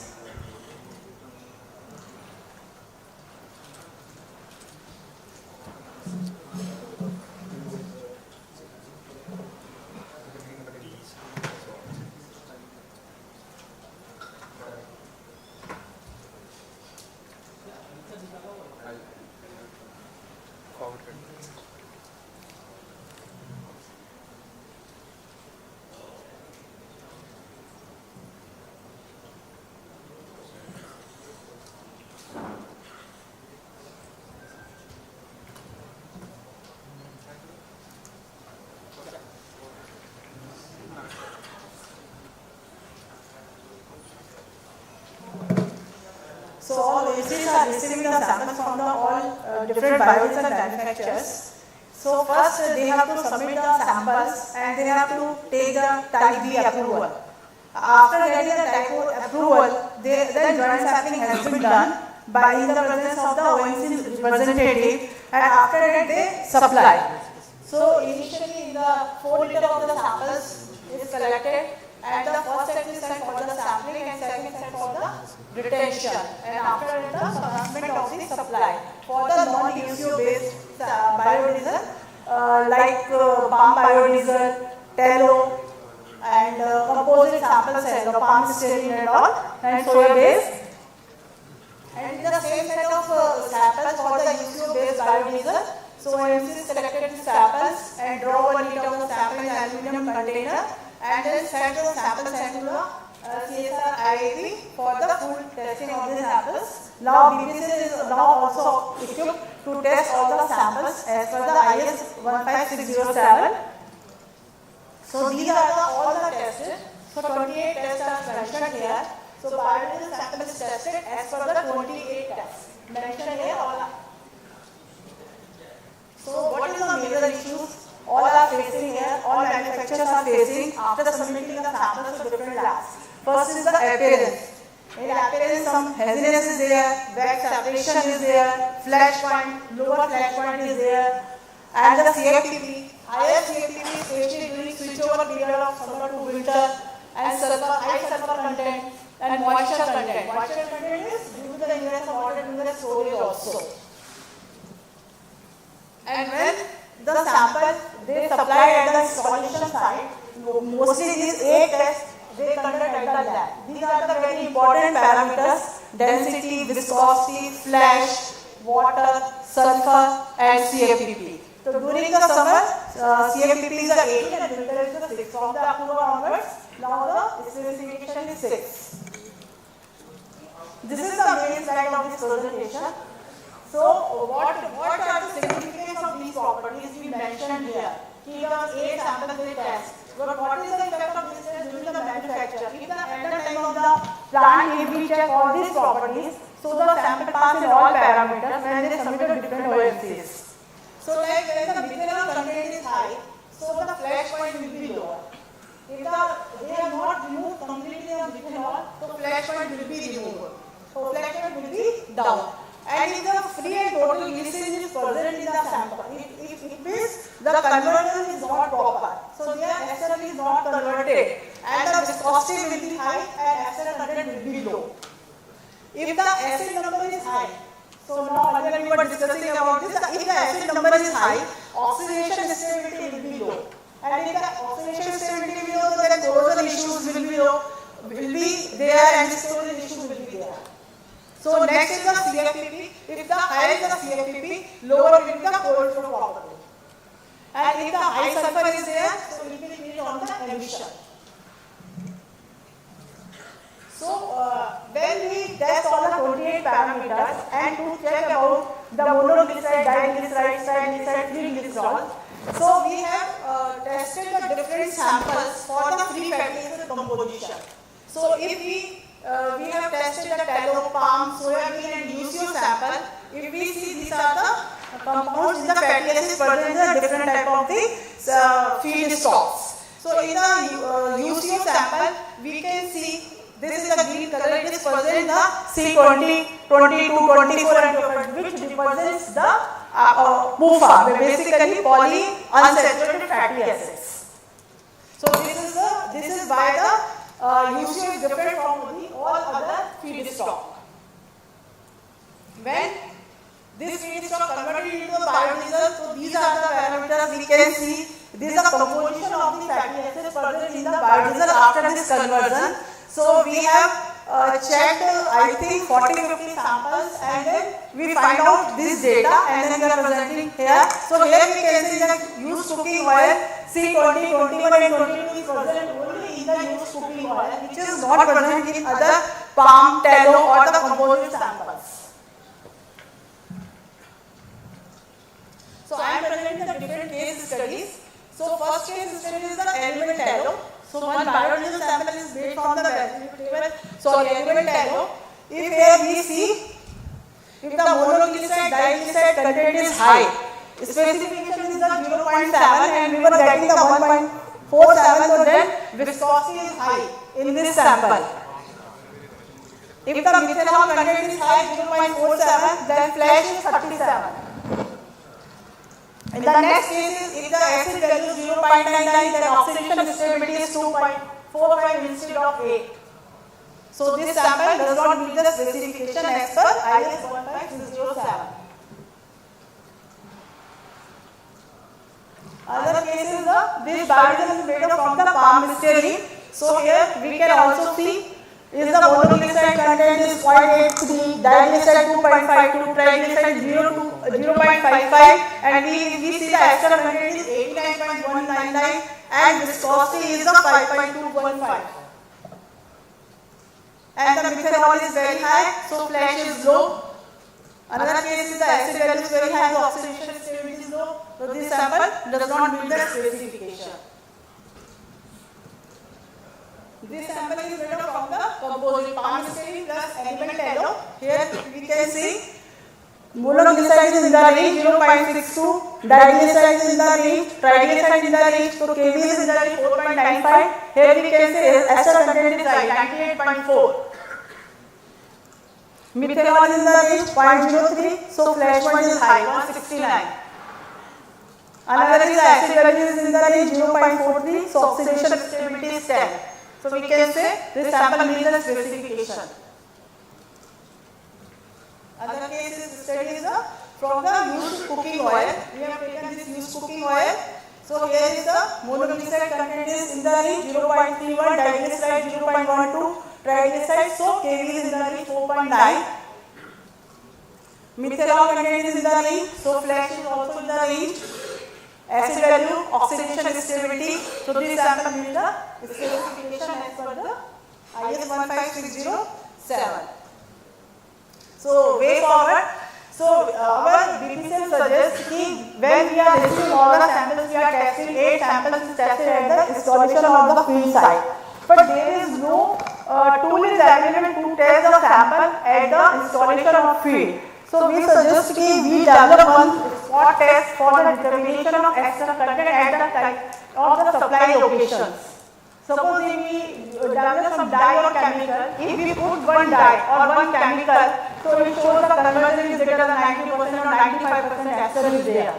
And we are also working on the development of an monitoring tool for direct determination of ester. If we put in the biodiesel, then we see how much ester is further at type of the supply locations. So we will suggest we can implement this soon. Thank you.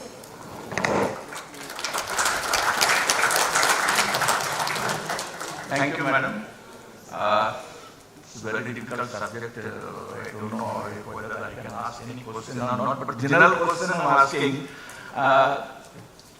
Most of the biodiesel manufacturers, when they send a sample, they are time delay in getting the results. Of course, I know because so many samples are coming at a time. And what happened? This creates time gap between the supply to the ONCs, and they face problem because whatever they order or they are unable to do that. So how it can be expedited? In the morning there was a proposal for increasing the lab. Now every zones and every areas, the refineries are there and they have got well-established lab. At least majority of the samples can be analyzed there. Is it possible? So actually there are 28 tests are there. So to authenticate all the tests for like the monoglyceride, diglyceride, for this doing all the profiling, it will take time, sir. Because 28 tests you cannot analyze in the same lab. There are different. In one lab you have different labs or different instruments are there. So to check the authenticity, one sample you repeat 3 times, 1 or 2 times, sir. So to keep the proper justification with the suppliers. So it takes time. And another question is that there are a number of small manufacturers there. Everybody is not equipped with GLC and cartridges, etc. So, how OMC or your lab can help in that respect, because they have to do the regular to control the parameters. Otherwise, their sample, I mean, whatever they are supplying to the OMCs, that will fail. So because if they submit their samples to OMC, so they have to go on their testing charges. Testing charges is high. So if they develop their own facility, they are not in the make in India or all. So they have the small equipments. So at the time of this production, they can check the physical properties. At least they can check, because sulfur is very crucial. So now the density is costly. So they can check easily, sir. Because for the extra content, they are doing the sample by only 9 tests. If the sample file pass, so then they supply. Okay. Thank you.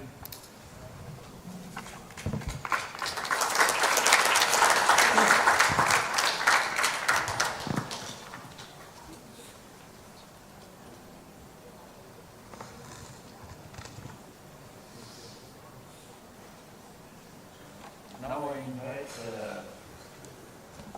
Mr. Kishore, CGM official, for his maintaining quality in transportation.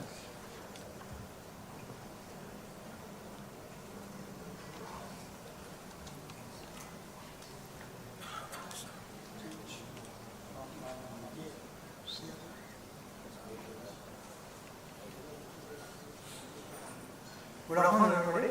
Good afternoon. Topic given to me is maintaining quality in transportation. Madam has already covered various parameters what they test in the laboratories to see that the received product meets the specification. Now, how to maintain the quality of the biodiesel while being transported from the biodiesel manufacturer to the OMC locations?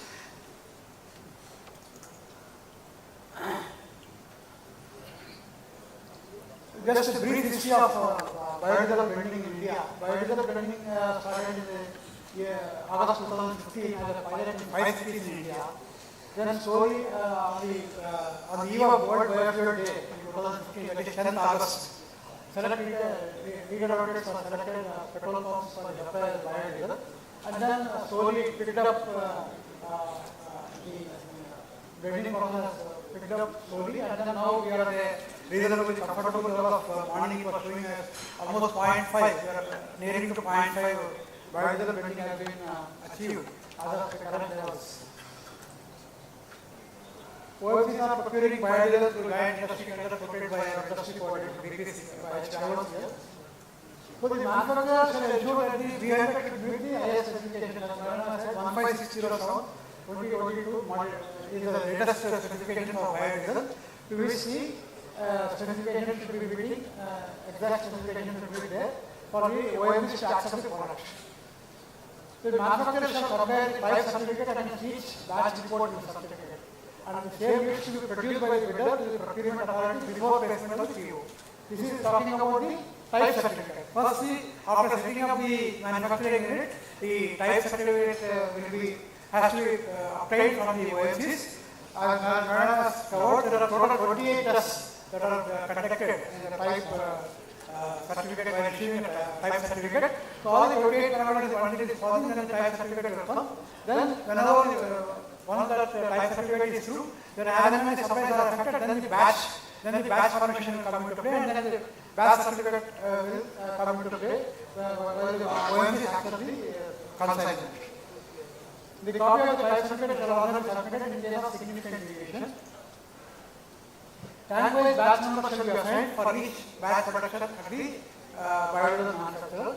After creation of the batch, every time each tank should be subjected to manufacturer's batch certification. The batch number shall consist of for clear identification whether the product is sourced from UCO or non-UCO based, what is the name of the manufacturer, what is the tank number in the manufacturing facility, identification of the tank number, and the serial number of the bag established in the line since last year or since grade change. These details have to be captured very clearly so that there is no confusion and there is no juggling up of samples or mixing up of samples, different samples. Suppliers have the responsibility of supplying the biodiesel at OMC location as per specification 15607 2022 as we have discussed. Here, some of the important things that have to be kept in mind for ensuring the quality, the hose and seals shall be compatible with B100. Then B100 shall be supplied in such a condition that it shall have sufficient fluidity at ambient temperature for immediate delivery and decantation and also blending. The tankers carrying B100 shall have valid fitness certificate. This is very important because how do they ensure the quality of the biodiesel in transit while it is in transit from the biodiesel manufacturer to the OMC location? That is the problem here. So the most important thing is the tanker that is being engaged by the biodiesel manufacturers for ferrying the biodiesel consignment from their unit to the OMC location. So the tank truck, the B100 is received at the location from the approved manufacturers in the tankers as we have already discussed. All care should be taken for ingress of water into the compartment during transportation. This is very important because even slight trace of water in any of the compartments will lead to the product failure because of high moisture content.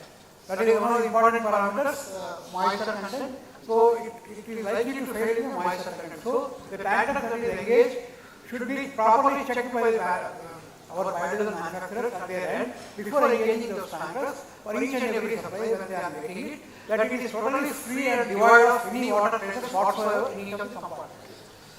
The tanker should be made of aluminum, mild steel or stainless steel. Then vehicles with epoxy coating should not be used for transportation of the biodiesel. Because what happens when there is epoxy coating, over a period of time, there is a tendency for the epoxy to peel off. When it peels off, then it gets mixed with the biodiesel, and then when the sample is gone, it will lead to sediments. There will be visible sediments in the biodiesel sample that is drawn, so that may lead to failure on appearance, that it is on appearance and presence of the sediments and impurities. So it's very important not to engage those trucks which are having epoxy coating inside. The tankers shall have the tankers, even if they are in inner coating, that must be compatible with B100. Tankers which have carried B100 or HSG biodiesel blend in the previous trip only shall be used for carrying B100. So that there is no compatibility issue. Otherwise, suppose if we had carried some other product other than what is mentioned here, like biodiesel or biodiesel blend or diesel, if it is carried in the previous trip, then if you carry the biodiesel for consignment shipping from the biodiesel manufacturer to the OMC location, because of the mixing of the different products, it is not likely to fail.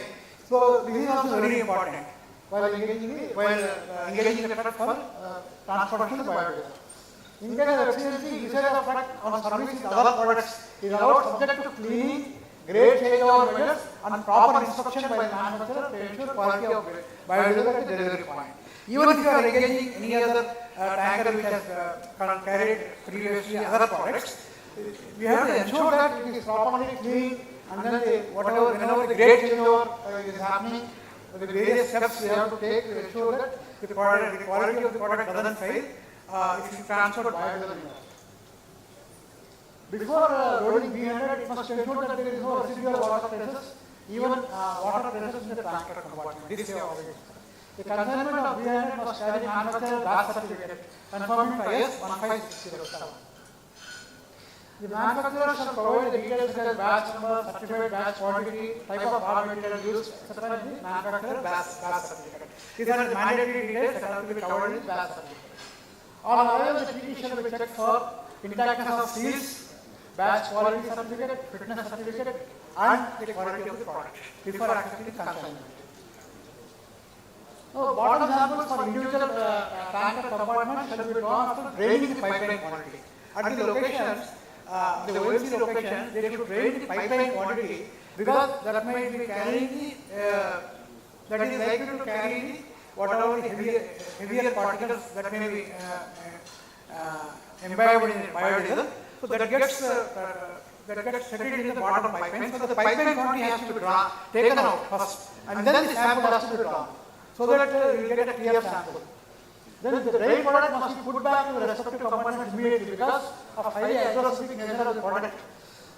If you expose biodiesel for a longer period of time in the open atmosphere, since it is very hygroscopic in nature, it is likely to catch moisture.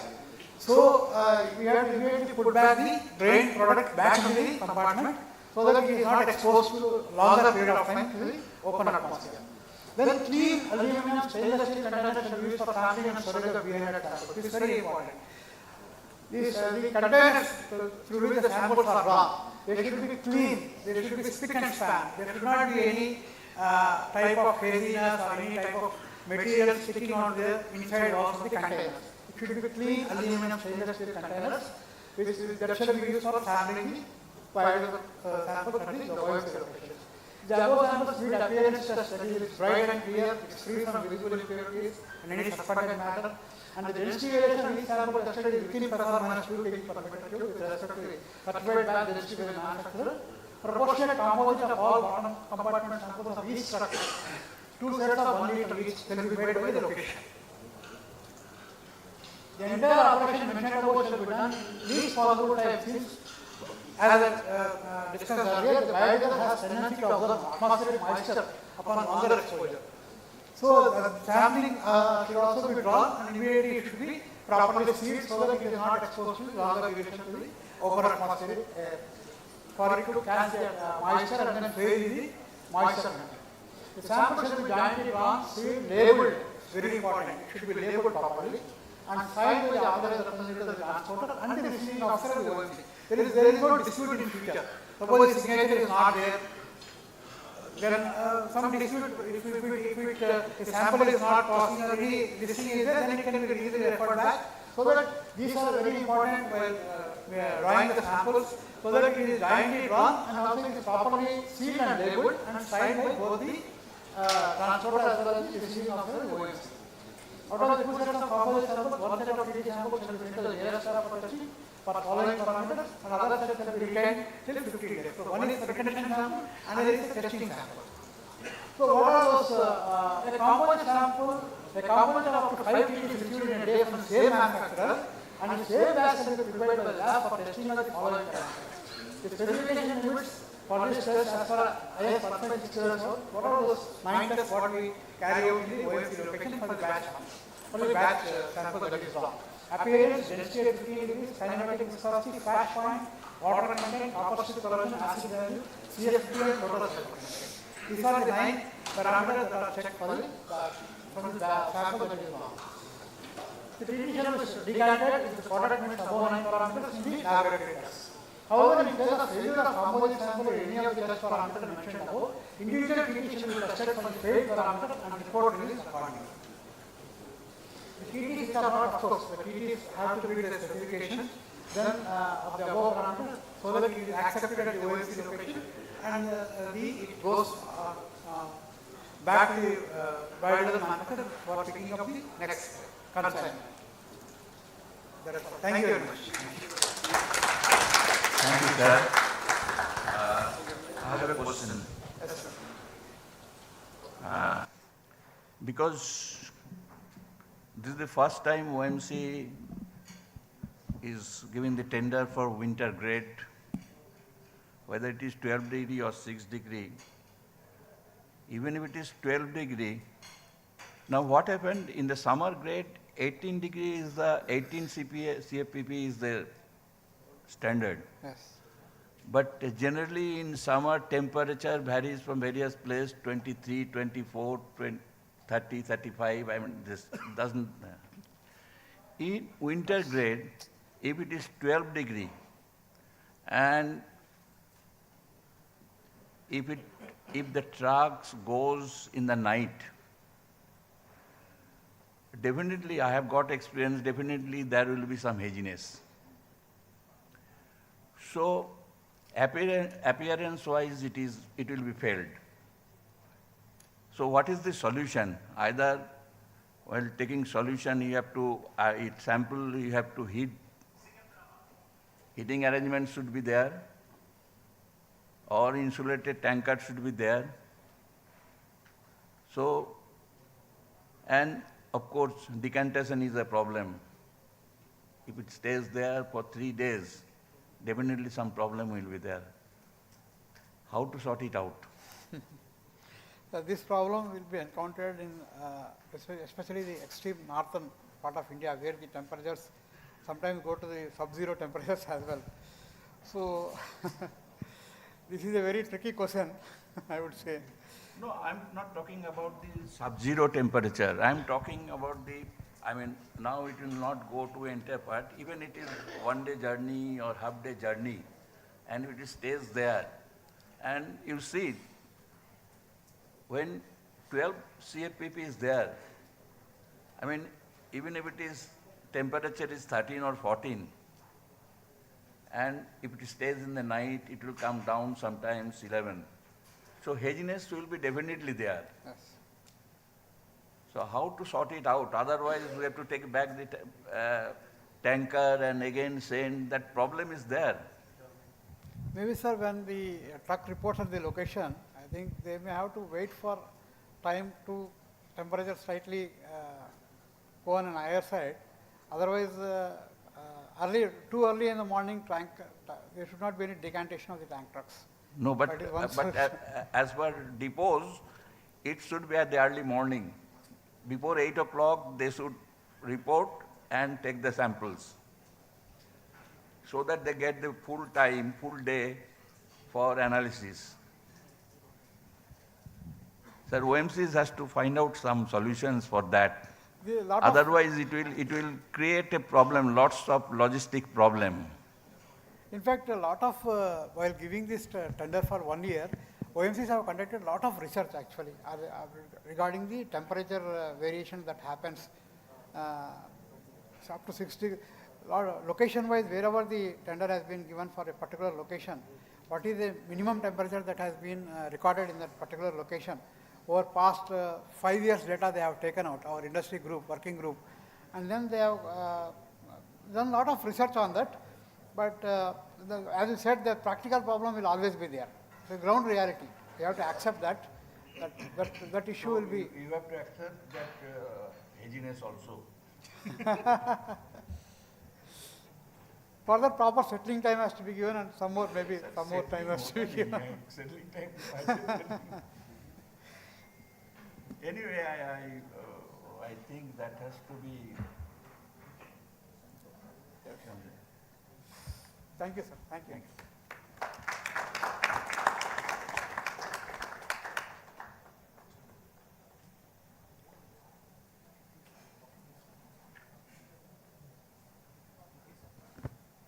Now,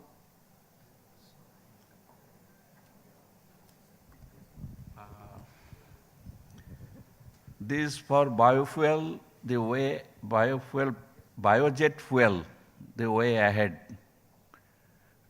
Captain Dr. Srivastav, this is a new subject, everybody will be interested. I think we have sent some biodiesel for that purpose. I don't know what purpose. It was not. Okay. Tejpur Depot. Let's not open the secret, sir. First thing, I'd like to thank Sandeep sir and the entire Biodiesel Association for giving me an opportunity to speak before you. Can we have the slide? It's really a pleasure to be here after a long break of almost 2 years.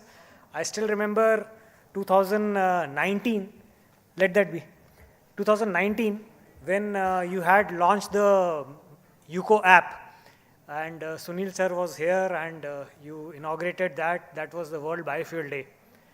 That journey from there till here, and that is the reason why I have left the slide blank. I want all of you to come back outside the biodiesel parameters and listen to a different story. That different story is a subset of the biodiesel story. That story, we will talk about it in the next 10 minutes or so. And like the chair mentioned, let us unfold slowly.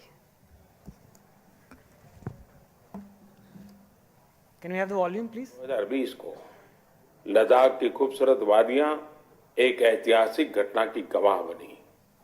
Leh के कुशोक बकुला Rinpoche airport से भारतीय वायुसेना के AN-32 विमान ने जब उड़ान भरी तो एक नया इतिहास बन गया। इस उड़ान में 10% इंडियन बायोजेट फ्यूल का मिश्रण किया गया था। ऐसा पहली बार हुआ जब दोनों इंजनों में इस मिश्रण का इस्तेमाल किया गया। यही नहीं, लेह के जिस हवाई अड्डे पर इस विमान ने उड़ान भरी, वह न केवल भारत में बल्कि दुनिया में सबसे ऊंचाई पर स्थित एयरपोर्ट में से एक है। खास बात यह है कि बायोजेट फ्यूल को non edible T born oil से तैयार किया गया है। इसे भारत के विभिन्न आदिवासी इलाकों से खरीदा जाता है।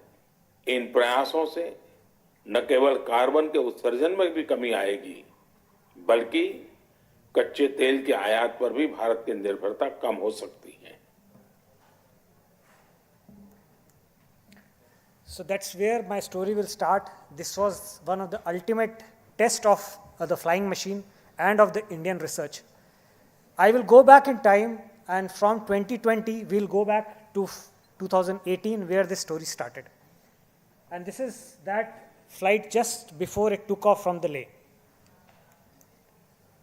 I shall talk about the Indian policies on advanced biofuel, that is the National Policy on Biofuels 2018, how we got advanced biofuels into it, the IF's initiatives in this, testing and certification, which two more speakers before me have spoken. I will talk about the perspective relating to aviation fuels, the interpretation of the results, what happened, current status, and the way forward with SAF, which is biojet fuel. Background, 2016, IF mandated to reduce fuel consumption. That is where 2015, the present Prime Minister had given a call for every ministry to reduce their dependence on imported crude, and that is where the story started with. 2016, IF was mandated for the same. It prepares a roadmap for biofuels on military assets, including aircraft. Military assets means that road transport, from where Mr. Ravi a few minutes back was talking about that we have ingressed biofuel in surface transport. But I would just want to add that it is not only surface transport, but also air. So biofuels is also in air, made by the Indian industry. 2017, we approached the working group on biofuel for inclusion of jet fuel in the national policy. And 2018, this is the policy which came out, which had advanced jet fuels. January 2019, we participate in the subcommittee for the study and certification of biojet fuel. That is where the new ATF standards for Indian airspace came into being. These are the committees in which all of us, most of the oil industries here participated, and few of the oil industry giants who are sitting there, they are more chemical engineer than I am, an aviation engineer, and they are all aware of what I am talking about, that there is a subtle change between what biodiesel talks about and what biojet fuel talks about. There is a subtle chemical change in that, but yes, that journey is workable and movable. The IF incentives and initiatives in this directions were the way we funded an indigenous project for testing and certifying the indigenous jet fuel, allots military resources for these trials, assists in the formulation of the national standards on synthetic aviation fuel. This is a very important document. In fact, we are the second country in the world to have its own standard for biojet fuel. The only other country is US, and every country follows that. And my friend there, sitting there, Dharmender, is aware of these, what I am talking about, that these are the standards which we talk about, and that is where we need to move now.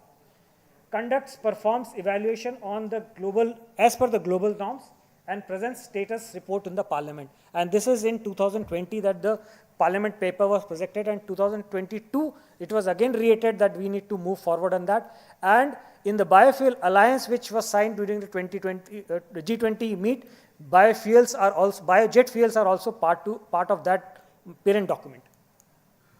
So we need to move forward. This is that document which I am talking about, which is called the Indian Standard on this, and I was happy to be part of this committee, and a lot of members sitting here were part of this committee on this standards created in India. The ASTM D4054 is another document which talks about how to do the testing of the biojet fuel and other fuels when it comes to making them usable across the country.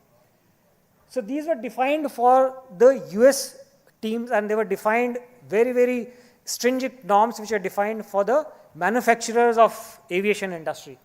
What we did is that these facilities were not, obviously were not available in India, and they were very expensive facilities for performing these tests.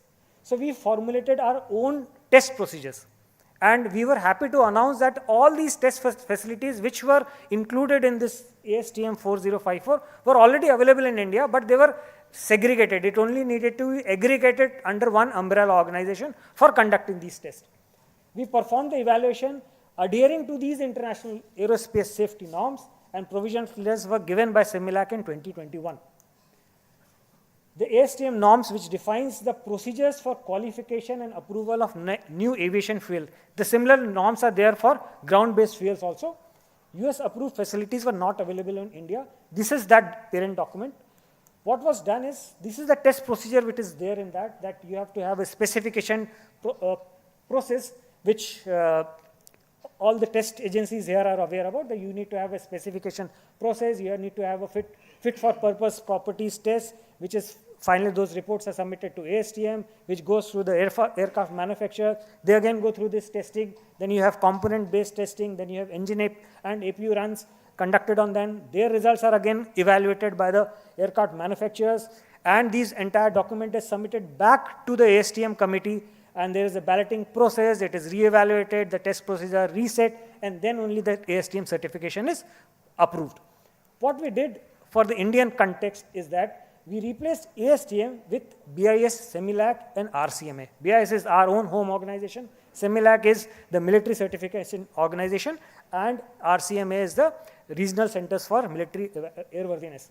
FAA was replaced by DGCA and DGAQA, and OEM was, that is, Air Force participated in this part, where we have the AST, the BRD, and obviously the HAL participating in this evaluation process. And this entire cycle was replicated in India for this particular testing process. These are some of the results which were then evaluated and shared with the OEMs, that is the US-based and the Russian-based OEMs. These are the test results which came out, and to our sort of more than expected results came out, in that the performance of this fuel was much better than what is there for a crude-based fuel. Just because it is a synthetic blend, the cuts are so sharp that the performance can be predetermined, and it is within the, in fact, better than the result which is there for cruise-based fuel. And this resulted in almost a 5 to 6% reduction in the fuel consumption, and which was a very happy sign as far as airlines operators are concerned. In fact, the same results is there for ground-based systems as well, that synthetic fuel gives a better performance. Based on these results, the CIMILAC approval was granted in 2021. And this is where the entire happy story culminated, and this was when it was presented to the parliament. The PM appreciated it, and that is what happened in the Mann Ki Baat. Anyway, the current status of this fuel and the usage of this fuel is that we have already flown more than 65 hours on biojet fuel. It is tested across the full operational flight envelope of the aircraft. In fact, 2020 till 2023, numerous civil aviation flights have also happened on this fuel, or the determinant of the similar type of fuel used by other airlines. Meets the quality requirement as per IS 17081, reports accepted by aviation experts for use on indigenous Dornier aircraft, and that is where our target is next, to fly an Indian manufactured aircraft, that is the Hindustan 228, which is manufactured by HAL at Kanpur, with Indian biofuel and carrying Indian passengers. That is what is the target which we plan to achieve by the end of this year or early next year. These are some of the developments which happened. SAF can also be produced from ethanol-based fuel. which Praj is presently testing. The engine performance evaluation has already happened on Air Force facilities. Fit for purpose test and engine test has already been completed. Indigenous SAF tested on the military version has already happened. It happened last week. Demo flights for civil flights is in progress. Certification process is under deliberation at various stages, which we plan to complete very early. Now, what is similarity of this platform of biojet with biodiesel? There's some, like I said, it is a subset of this major set of biodiesel. Sustainable aviation fuel biojet is a close partner of biodiesels, only some parameters. In fact, when you were talking about winter diesel, I would like to express here that 80% of winter diesel is actually ATF, kerosene, which is used in Leh. In fact, what Air Force vehicle use there is actually 80% diesel. So there is a similar partnership between biodiesel, which I can say chemically they may be different. A chemist will say, no, you are making a wrong statement. But performance-wise, there is quite a similar close partner, like I said. SAF will soon be mandatory for military for international flights across the Indian sub-region. And that is where we need to now come into.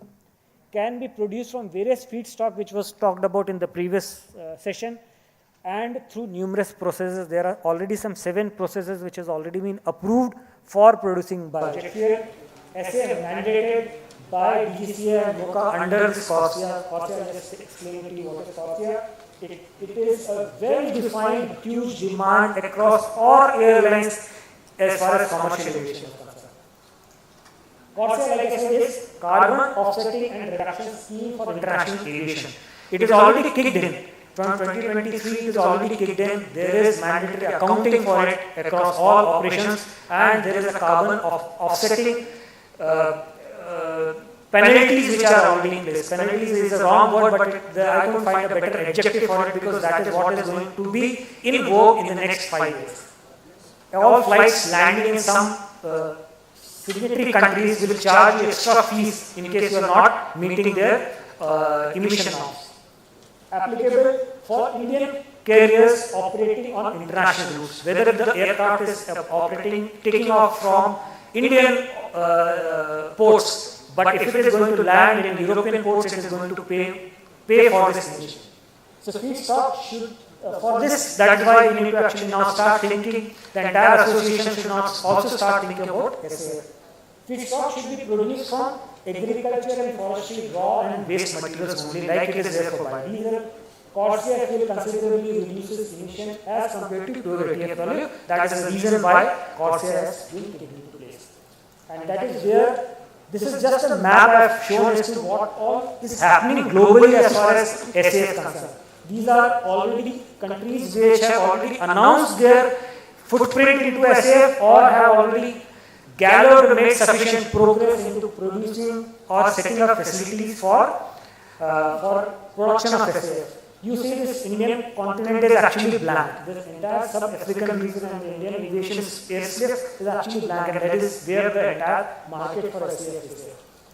This is where the progress has been made as far as technology is concerned. Plants getting into place or are in the process of getting into place. But still, the Indian subcontinent region is still quite vacant as far as this thing. There is a lot of space for it. Whereas Dubai, which has actually got no bio reserves per se, but still they are setting up and putting things in place because that is what is going to be the future as far as the aviation industry and the biofuel industry per se is going to be. And that is where, in my opinion, the gap is, and there is a requirement for us to create a footprint in this region. Way forward, SAF can promote growth across many sectors. What is the biodiesel doing here today? That is where the SAF is actually going to get into. And that is where what I would say is the PM's dream of connecting the farmers to the aviation industry is what is there. Udan may be just putting the farmer, which they used to say, Udega har Bharatiya. Udhar se we want to get it beyond that to saying that the participation of the farmers can also be in the aviation industry. And that is where this entire gamut of technology will come into place. India has a vast variety of feedstock and multiple farm waste which can get into this area. need to develop and co-produce SAF. Co-produce means to co-produce along with biodiesel to meet costlier eligibility requirement. Pricing, like I said, is dynamic with developments in US, UEA and Singapore, where the markets are now developing. Need to reduce technology gestation period. The technology is already in place. We need to now get into the act of putting things together. HAL, as the aircraft manufacturer, is ready to participate for this change. And that is what I want to end my talk by saying that yes, let's get together. Like it says that coming together is just the beginning. Working together is where the success is. This forum is where the success story should start with. What I showed in the first slide, maybe next year, that first slide should be something different. With this, I thank you. Thank you.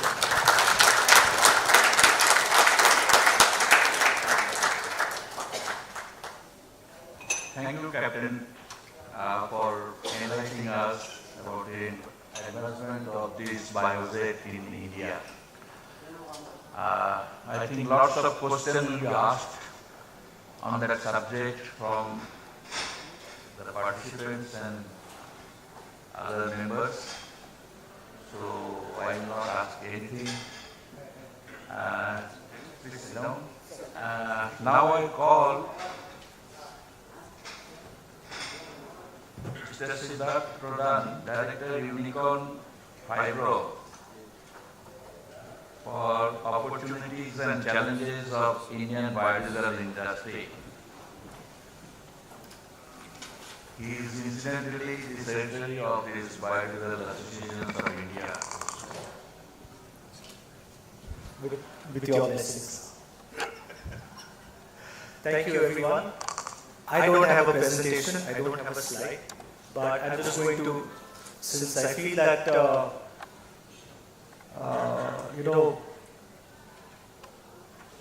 as an SME producer who got into this program in 2015, in 2014, 2015, I'll just share a story about how small companies got onto this bandwagon, this train of biodiesel, and it's quite interesting. I was traveling by Shatabdi from my plant to Mumbai, and I was going through the Economic Times. And then on one corner I read about this tender that has been floated. And the first COI meeting was, pre-bid meeting was in Hyderabad. And I said, chalo Hyderabad ghum ke to aate hain. I don't know about biodiesel, but let's just go see Charminar, dekha nahi hai. When I went there and I saw the response, I saw the oil company executives quite serious about this program. I went home and I told my father, I said, we have to do something. And being a technocrat, he said, okay, let's do it. So, from a 0 ton per day plant to erecting a 100 ton per day plant. Now, back then we couldn't afford Desmet, and even today we cannot afford Desmet. But that is the story of SMEs in India. That somewhere we are all technocrats and we all have to figure it out along the way. And again, even NABL in-house laboratories are a challenge. And in fact, it is my personal experience, and I think I speak on behalf of the industry. Unfortunately, the external laboratories do not do a genuine job. I think they feel they have to keep the customer happy. So if I give them a sample and I say, jara moisture bataiye, sir, aapko kya lagta hai, kitna hona chahiye? And I said, main aapko de raha hu. And then he'll give me a pass result, whereas I know it has failed. Then he will say, nahi, mujhe retesting karne do. And then he will say, हाँ, वो 800 ppm आया था. But you lose confidence. And as an SMA, you keep struggling that how do I now know whether my product has met the standards or it has not. Today, unfortunately, there is a very expensive way to know that. That is by paying 1.5 lakhs to the overseas for every test. It's quite an expensive way, and I think if the amount of money that SMEs have spent on trying to learn whether their product has passed or not, I think we could have simply just set up an NABL laboratory ourselves by now. But, so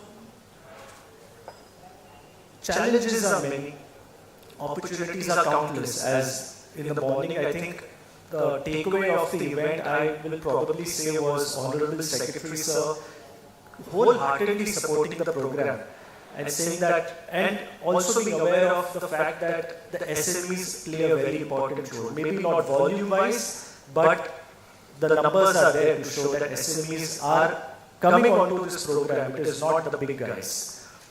So there are a few points which I feel that if the OMCs are able to consider, that number one, reduce the cost of testing, at least for SMEs.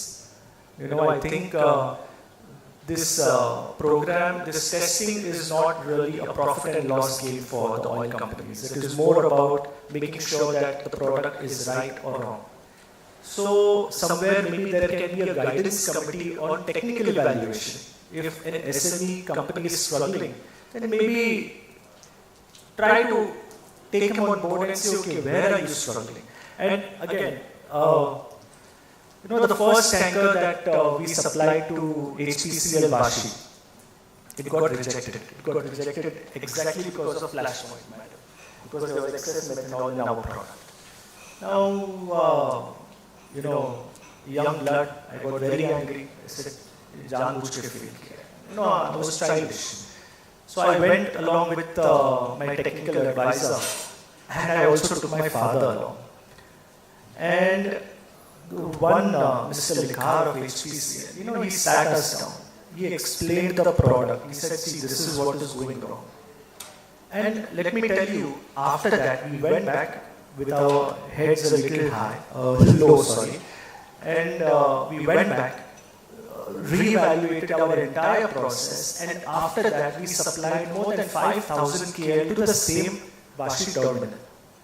And the amount of happiness that the QC person had in knowing that I have guided this small company well, I think there was satisfaction on both sides, that I have helped an SME company, and even for us to know that, okay, we are technocrats and we have built the technology ground up without,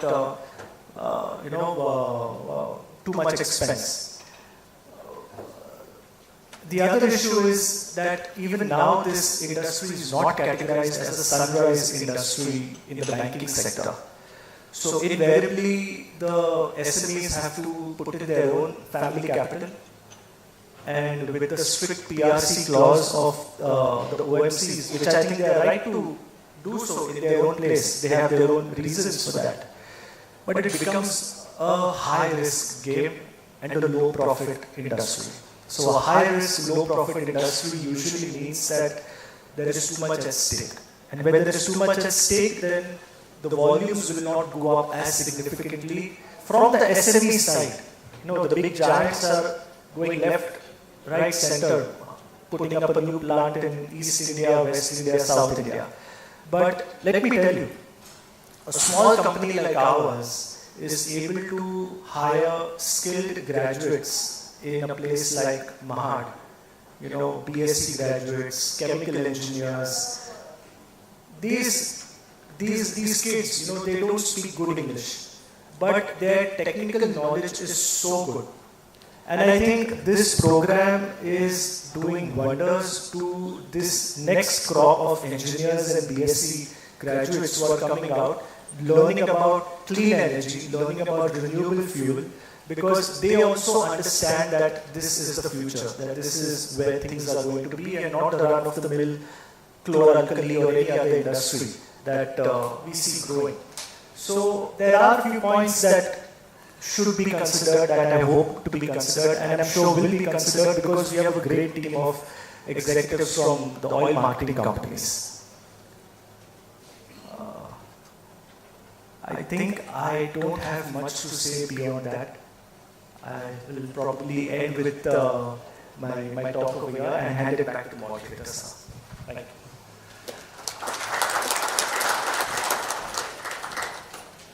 thank you, Mr. Pradhan. He has expressed his concern and the problems for SME, for biodiesel. Some of the problems are not in the purview of OMCs, banking and other things, but there are certain problems are there, testing and other facilities, whatever the things, I think OMC should consider. Now, the forum is open. Please, I would request to ask questions. Yeah, please.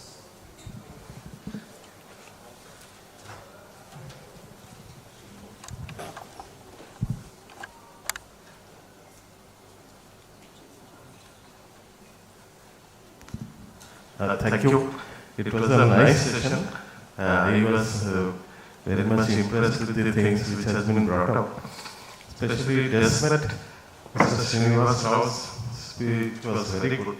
I have a question for Mr. Rao, that during Mr. Ravi's speech, he was also talking about valorization of the different byproducts, which gives you more value in your business. Like the DDGS case topic, Mr. Ravi was speaking. In fact, ethanol manufacturers now what they are doing, this DDGS they are separating. They are separating starch and fiber. Because many protein and fiber they are separating. Because there are many cows which do not require protein. He requires only fiber. So that is how they are generating more value out of it.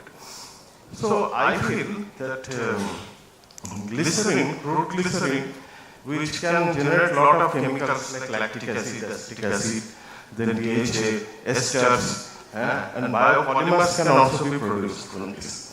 So are these initiatives very cost intensive, or these can be adopted by the biodiesel manufacturers, which gives them more value from the product? And second is palm stearin also. Palm stearin contains many proteins like vitamin A, tocopherol. If tocopherol is separated, are these units, separate units, if added in the biodiesel industry in a plant, are these very cost intensive projects, or these can be visible, viable options for making these units more profitable? Actually, these vitamin A tocopherols are extracted before in the pre-treatment itself. Before the stearin coming to the biodiesel, these are all extracted before that. So once the stearin is there, we cannot extract the vitamin A and the tocopherols. We cannot extract. It is already extracted in the before pre-treatment, in the refinement stage itself. Glycerin. We can manufacture a lot of byproducts from the glycerin. We can supply the propylene glycol. We have technology for the propylene glycol and some other technologies we have. But in India, nobody is coming forward to take these technologies.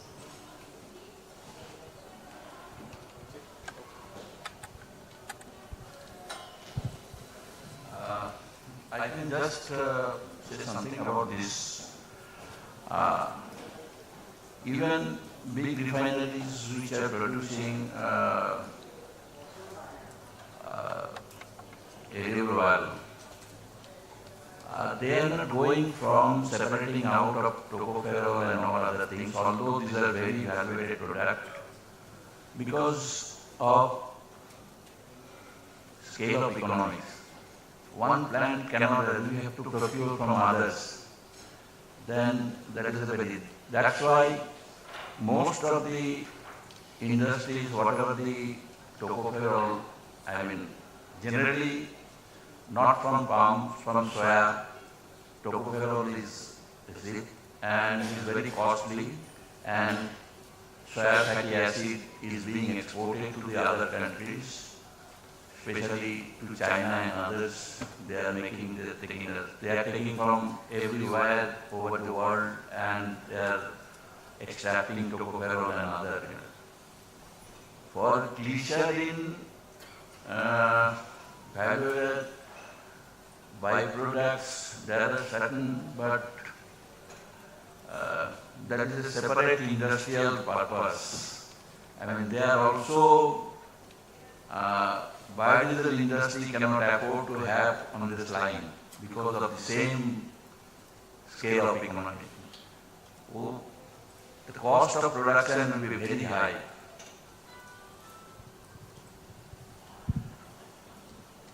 I need to add something to what Siddharth suggested in his challenges.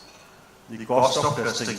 It may sound very trivial, but to small SMEs or tiny units paying 10 lakh, 20 lakh just on testing is painful.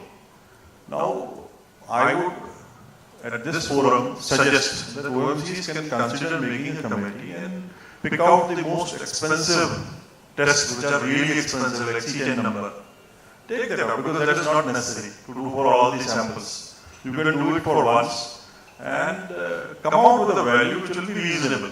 Where you need not be doing profiteering, but it will be something bearable by the new, because there are a lot of new participants today. You could see 4 or 5 of them met me, and quite a lot of them, keep on talking to us. So it will be an entry barrier.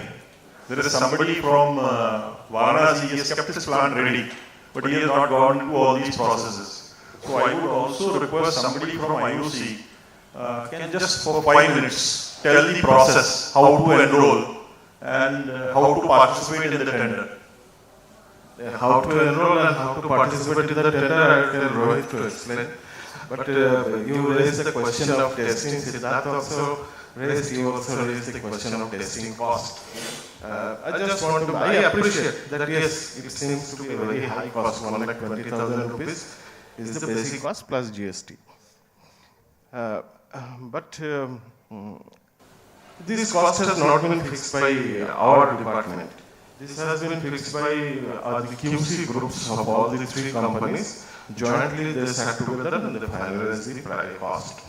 Now, you will appreciate that the price of the equipment, what has been, how a testing cost is arrived at. So what will be the cost of testing of a particular sample? It is the resources you use, your capital expenditure. Similarly, any business operates, a lab also operates like that. The cost of all the, if you take the cost of all the equipments used in these 28 tests, there are 28 tests, and some are very costly equipments. C10, it is a 9 crore, 10 crore. Okay, you may say that it is not my sample is only getting tested. Many other samples are. Yes, it is being considered. Only that much is being loaded. Then the GCs. There are 3 GCs are required to complete the fatty methyl esters test, and which every sample, every equipment costs around 5 to 6 lakh rupees. Sorry, 30 to 40 lakh rupees. Total is around 1 crore for the 3 GCs. Now, maybe more than 1 crore. So, the total cost when our oil industry QC group sat together, total cost of per sample came out to 8.5 lakhs. Okay, it came out to 8.5 lakhs per sample, and that was very high. So then we came into picture. We discussed with all the QC people, and finally it was thrown down to 1.2 lakh rupees. Below which the QC group told that it is not possible for us. We can release this, we can release this, we can eliminate this. But these are the cost of the consumables and other things, and this is bare minimum. We cannot go below that. So that was how that was arrived at. Now he has a point that the MSMEs should be exempted. Okay, that can be thought of. If it is provided, MSMEs can be given some discount. That will be thought of. I will surely raise this concern to the concerned group who deals with this. And you had a point that bar cases. It is not bar, it is once. If your sample passes in one shot, you have to give one certificate.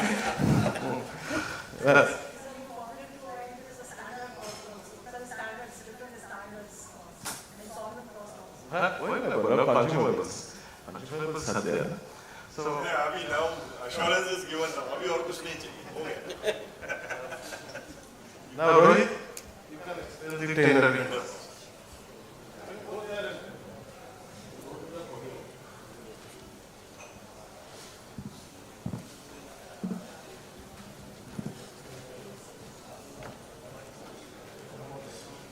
Thank you.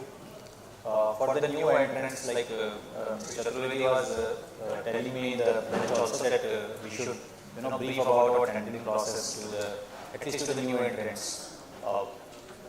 We have two type of tenders. One is for registration of the bidders, and second is for the procurement of the product. So we will talk later about the procurement of the product. First we will talk about the registration of the bidders. Bidders means what the plant owners, the producers. So this bidder registration tender, first of all the tender is published by IOCL on its e-tendering website, iocl-etenders.nic.in. So you can go to the website directly and search in the search box by writing NUCO or Biodiesel or B100 or registration like that. And this tender is published every month on this website. Every month this tender comes, it remains open for at least 15-20 days, and then we evaluate the applications which come, and then the results are published, then again the new tender comes. So every month one tender means 12 tenders in a year. So you get ample opportunities to participate in a tender. Right now there are very simple procedure for participating into that tender. You need a consent to operate. Consent to operate you have to submit in the tender document, and all other documents are given in the tender document itself. You have to just fill the forms and submit it. Every time after the publication of the tender there is a pre-bid meeting also. So if any of the bidder is having any confusion after reading the tender document, they can participate in the pre-bid meeting, they can raise the queries, they can also send the queries by email, and we will reply to it. And we are available over the phone also. So the numbers are given in the tender document. So it's a very simple tender. You just go to iocl-etenders.nic.in and download the document and you can participate. So I think Nitesh, correct me if I am wrong. Currently we are just completing one of the evaluation of one of the tender, and again it will come in maybe next week again the tender will be published. So next week or next 10 days you can search the website that the tender will be there. So उसके लिए सबसे पहले the producers should be there. The traders are not allowed. So the vendor who is having the plant, only they can participate into that tender. The main condition is that they should be indigenous manufacturer. The manufacturer itself should participate. Sometimes we receive these queries also. Sir, we are trading biodiesel. So it's not for those people. It is for the producers only. The people who wants to put the money into the capital expenditure also. Now we come to the procurement tender. Now when the bidder is registered, like right now we have 66 bidders registered with us and 11 applications in the evaluation stage. So this procurement tender goes to the registered vendors. So for October to September period, the cycle 1 tender went to these 66 bidders, and they can participate into that tender. So that is also a very simple kind of tender. Once you are registered, you will get the tender on your email, and you will go to the iocl-etenders.nic.in and you will download the document. There are two undertakings which you need to give, and one is the bid form. You have to fill the bid form according to the terms and conditions of the tender. Generally, we design the bid form accordingly that a bidder does not do any mistake. So it is very simple procedure, and then you have to submit the tender. And there is also a pre-bid meeting every time when the tender is published. So do participate into the pre-bid meetings and raise your queries. All will be replied. You can email also, and over phone also we are available. So this is a simple procedure. I think I have any questions from the new ones. If anybody had if anybody has any queries, you can directly contact us. No issues. Thank you.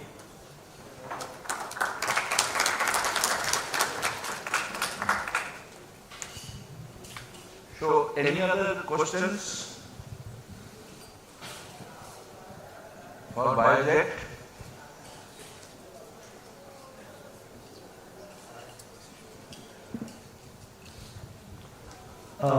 Dr. Srivastav, as far as the SAF technology, one of the we see the plants in Singapore, we see the plants in Europe, in America.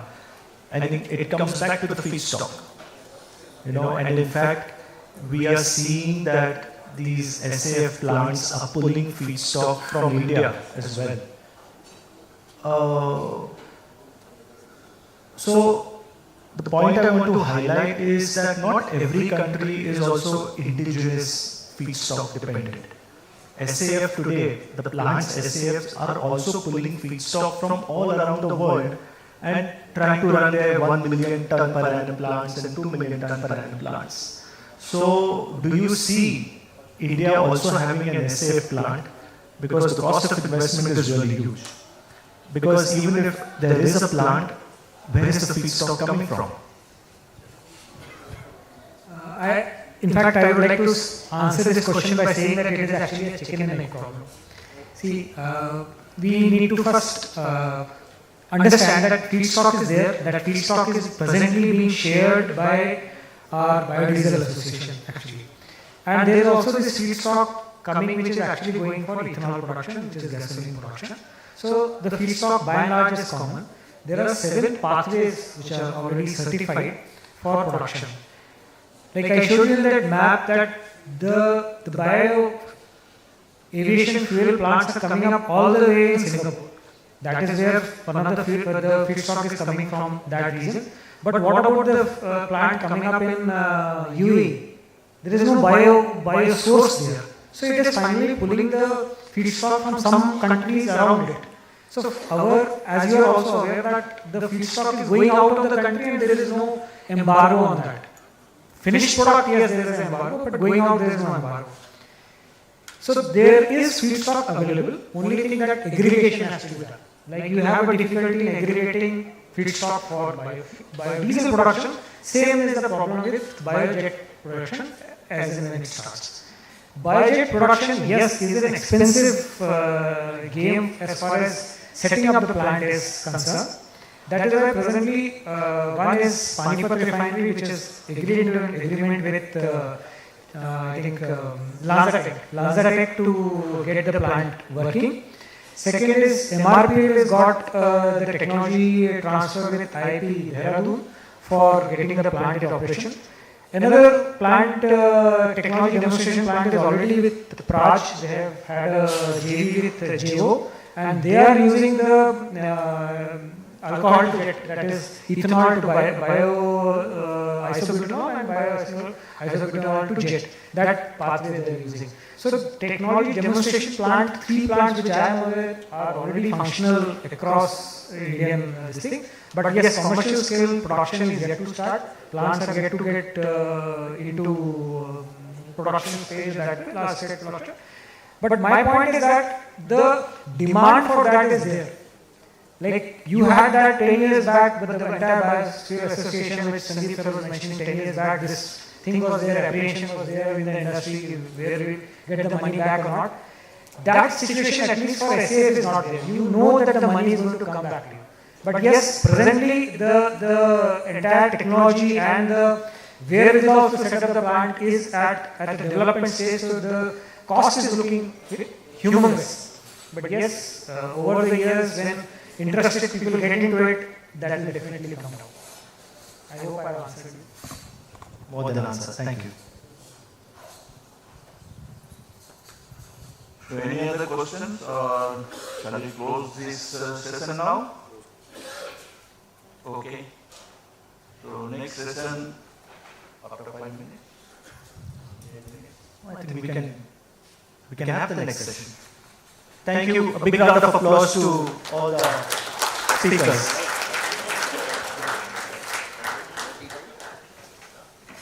Requesting for a group photograph.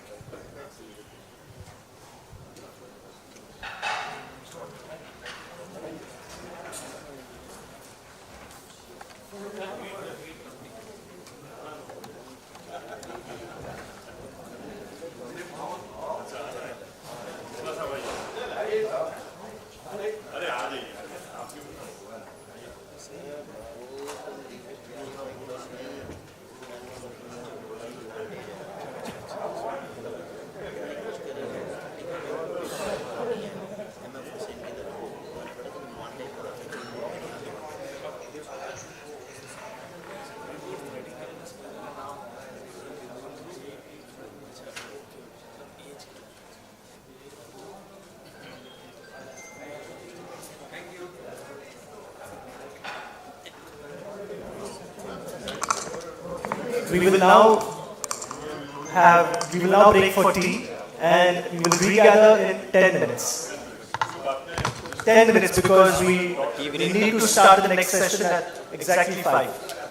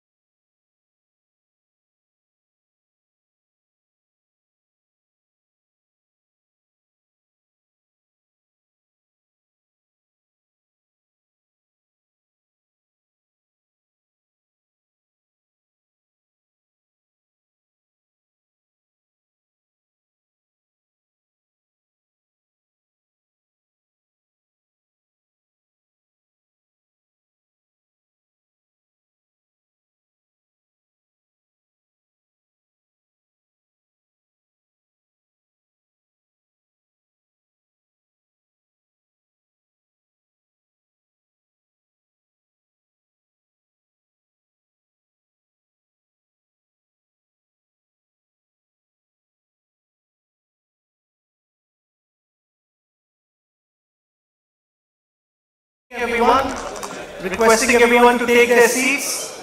We have one more session before Honorable Minister Shri Nitin Gadkari ji join us.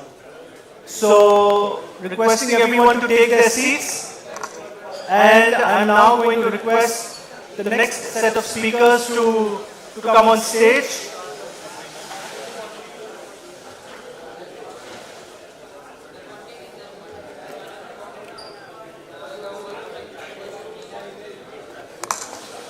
I will request Shri S.K. Mandalji, please come on stage.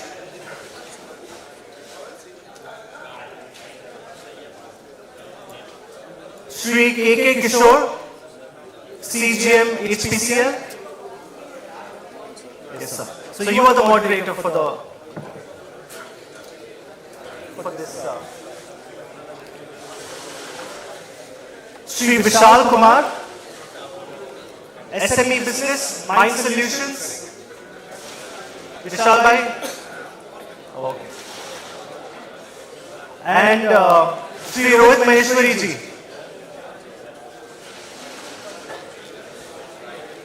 Indian Oil.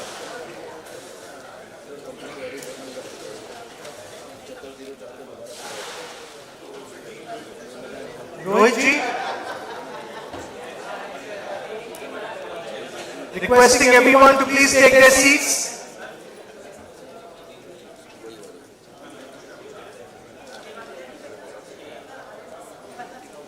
Okay, I'm going to hand it over to the moderator. Rohit Maheshwari ji is yet to come. I think he was here.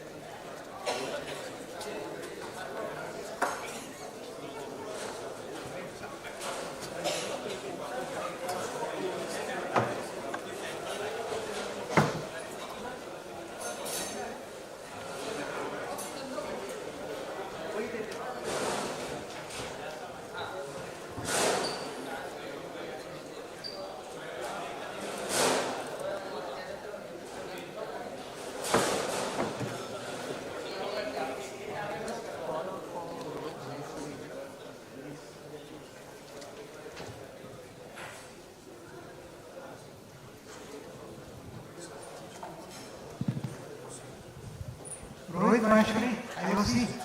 Can you please come up on the stage? Rohit? Acha, okay.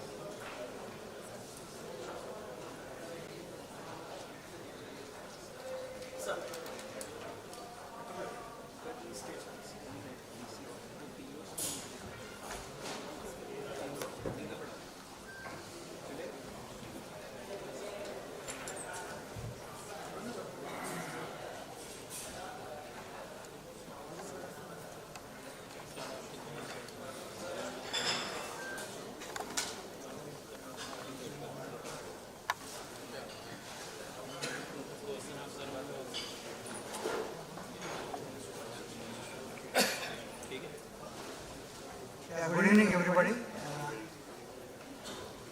The topic what we are going to cover now is biodiesel pricing for sustained supplies. This is the topic that we are going to dwell. We have with us today Mr. S.K. Mandal, President BDA. We will be talking about dynamic pricing in summer and winter seasons to ensure around the year availability of biodiesel. So, straight away I will hand over to you, Mr. Mandal. Yes.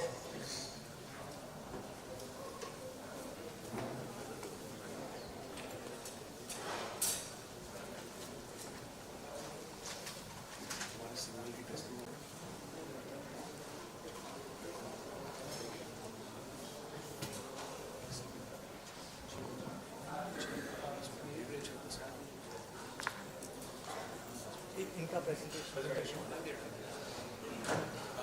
Just tell me.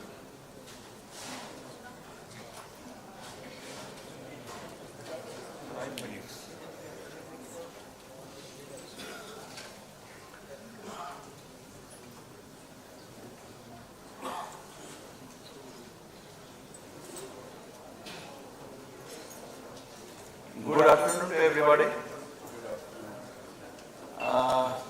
I'll not take much time. I'll generally deal with that feed materials for CFPP 6-degree biodiesel. Its availability, its problem, and price will be associated with that only. And so, like availability of the feed material of that product is so small, and so I don't need to spend much time on that.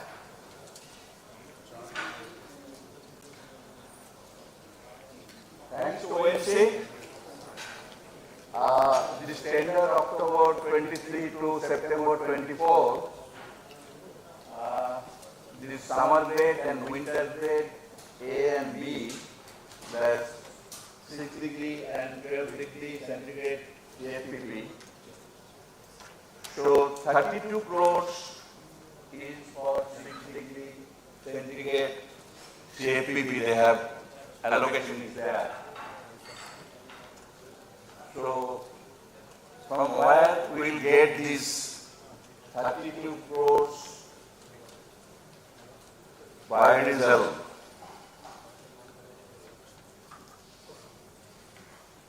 Now if I see the potential feedstock of biodiesel 6-degree and below, this rapeseed and canola oil -13, -14, and soybean oil, sunflower oil -2, -4, japa oil 1, acid oil 0 to 2, UCO 4 to 5. Last two depending upon the compositions of their feedstocks. Now we can see that majority of these feedstocks are under edible oil.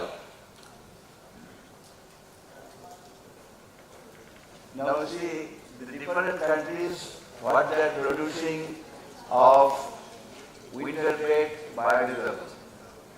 USA, soybean oil of course, and to some extent waste oil, that is UCO, Brazil soybean oil, Europe rapeseed oil, China waste oil and acid oil, Russia rapeseed, sunflower, soybean, Japan, Korea, and Australia, they are from UCO, Canada, canola oil.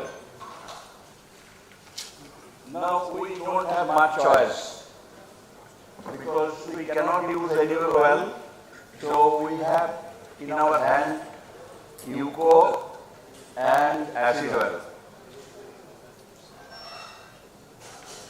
Now, if we consider the acid oil,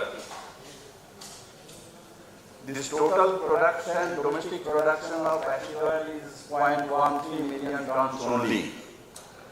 This is 1.5% of the total domestic soya and sun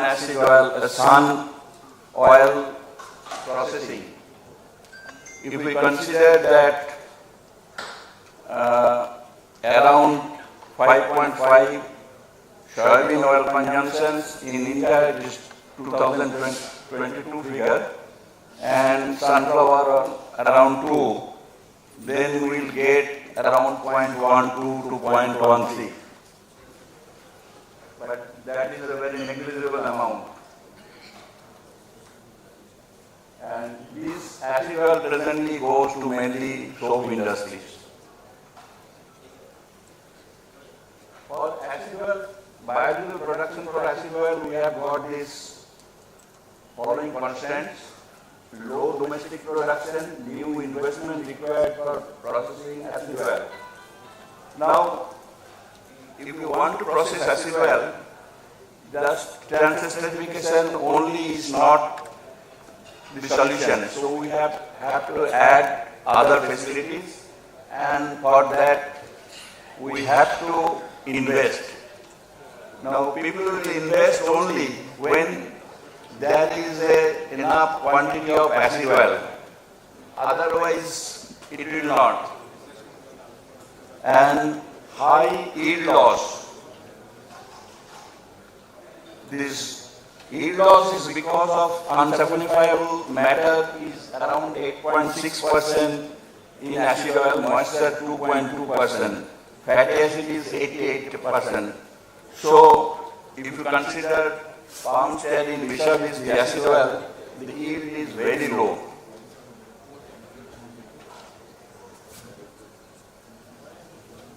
And another thing is that if we produce biodiesel from acid oil, we have to distill it.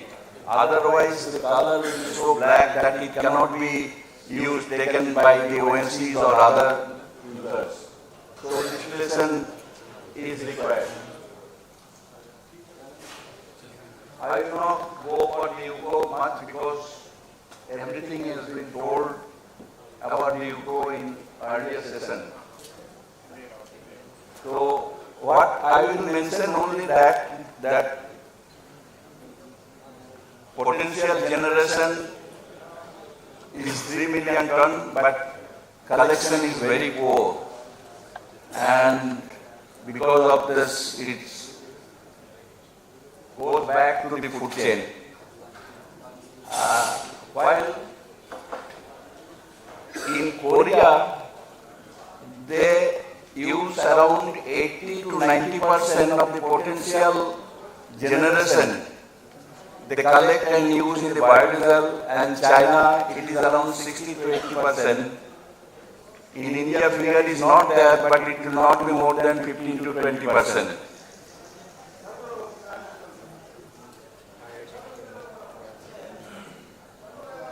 Some tip-on oil, Jatropha oil.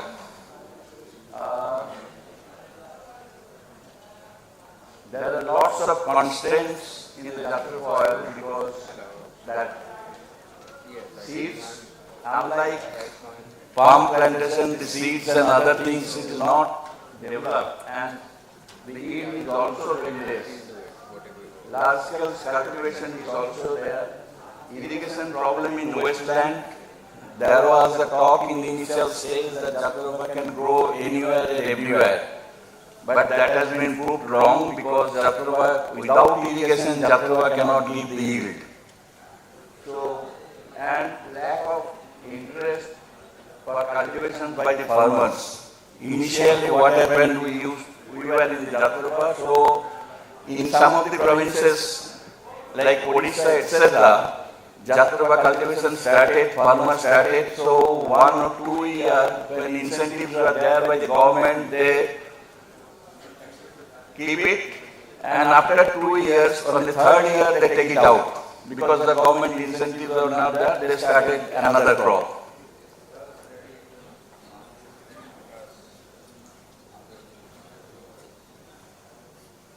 So reasons for higher cost or low CAPP biodiesel is one is that higher processing cost, whether it is UCO or whether it is acid oil or any other oil, higher processing cost is there and low yield is there. Both for UCO and acid oil, yield is very low. Investment is required for new facilities, limited availability of non-eligible feedstock, and additional cost for insulated tankers. If it is 6 degrees, then definitely we need the insulated tankers to transport. Now, suggestions and recommendations. I will not say what should be the price of the low CAPP. Like OMC has already engaged that KPMG for this summer grade. they should engage KPMG or some other to detailed analysis of the pricing of low CFPP. And it is the right time because they will take some more time and we will take some more time for investment. So pricing should be based on certain formula. Premium for low CFPP biodiesel. Besides the cost, low CFPP biodiesel, some premium should be there, like UCO. Everywhere there is some premium, but in our countries that is not so. That will improve the collections of the UCO and other things. Now, third point is that usage of imported non-eligible feedstock. The availability of the total feedstock of this low CFPP is very limited. Unless you import, it will not be economically viable. So import must be there. We have to see trade-off between the forex as well as the value addition and environment. We have to take a decision.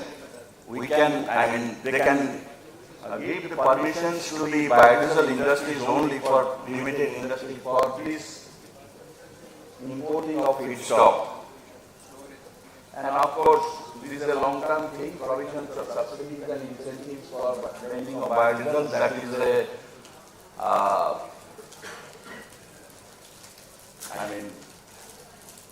we are asking from the government, but anyway, if it is not directly, indirectly, they are giving some incentives.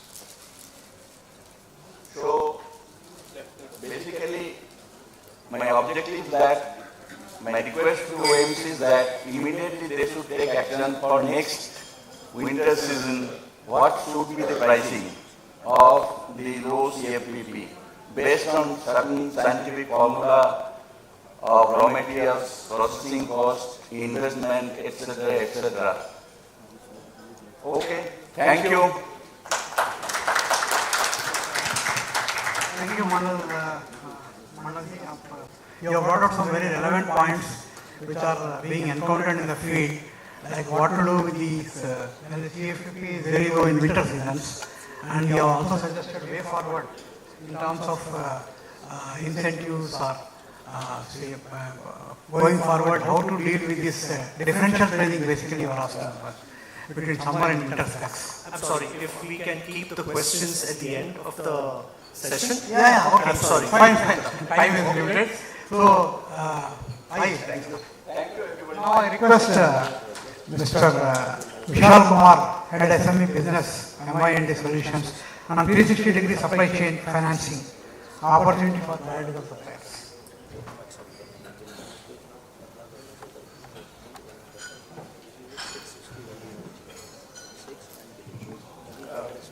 Good evening.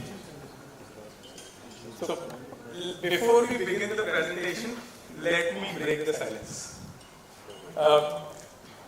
सबसे पहले आप सभी का आभार, अभिनंदन।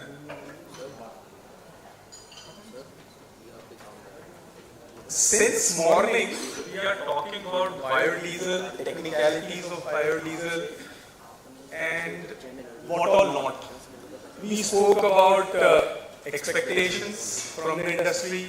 Secretary Sahab came and certainly spoke about the demands from the industry association. Now, we also talk about development of indigenous food stock, a lot of challenges around pricing, how this is such a dynamic industry, and so on and so forth. There was some time before the tea break, one of the gentlemen here called Siddharth touched upon an aspect of entrepreneur's pain. I want to take that thread from there and talk for next 10-15 minutes about, maximum 10 minutes about what am I gonna talk about financing. And it has nothing to do with biodiesel, trust me. Your next 10 minutes are gonna be superbly easy. Yeah? Sure. If you can. Yeah, certainly, certainly. So don't worry about it. I'm just trying to build the context. Objective is that this remains to be in your mind for a little longer than expected. Today I'm going to talk about cost of capital and why it is important for you, because in addition to the industry specific challenges, every business runs on capital. And every business is facing a challenge of working capital. And I am here representing M1 Exchange, one of our trades platform. So let's see what I have for you as a message. And it is to all the esteemed panel members here, Mr. Chaturvedi, Mr. Dharamveer, and all the association members. A big thanks and good round of applause to all of you. What we are looking at doing today, India and Indian MSMEs are facing one of the biggest challenges, and that challenge is not of lack of our raw material supplies or challenge of skill or talent. One of the biggest challenges which MSME sector is facing is the delayed payment. And that delayed payment is to an extent of $133 billion worth of money, which is not small. Looking at this issue, various measures are taken. One of the measures that was taken by RBI was, can we improve the working capital? And that's why trades as a concept came. Trades in simple words is bill discounting and invoice financing. Now, in the case of invoice financing, what we are looking at doing?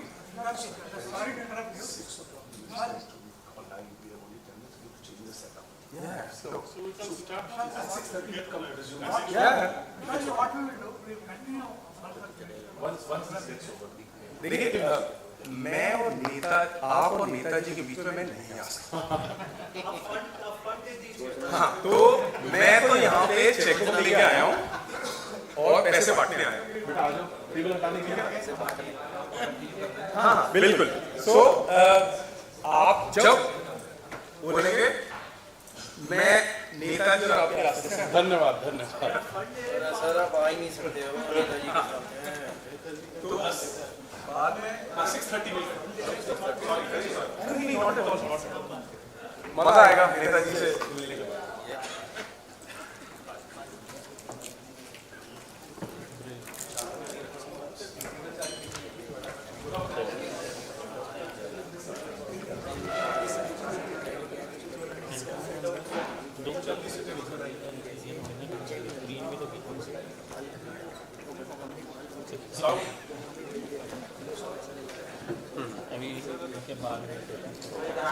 I'd like to say you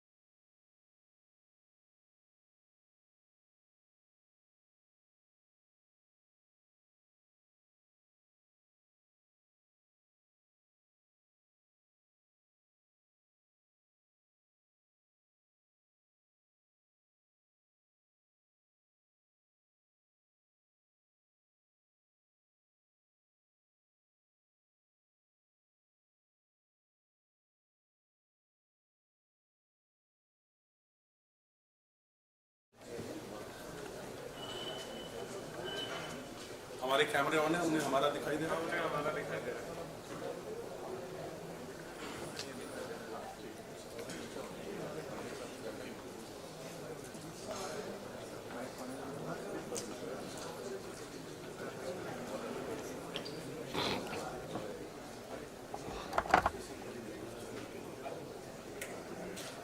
वहाँ से सब clear करा दो।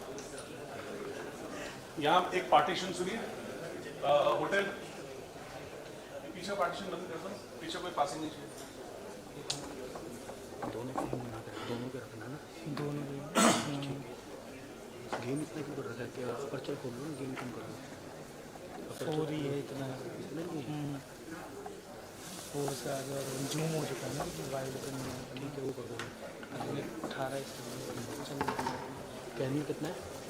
3200 ठीक है, colour तो सही लग रहा है।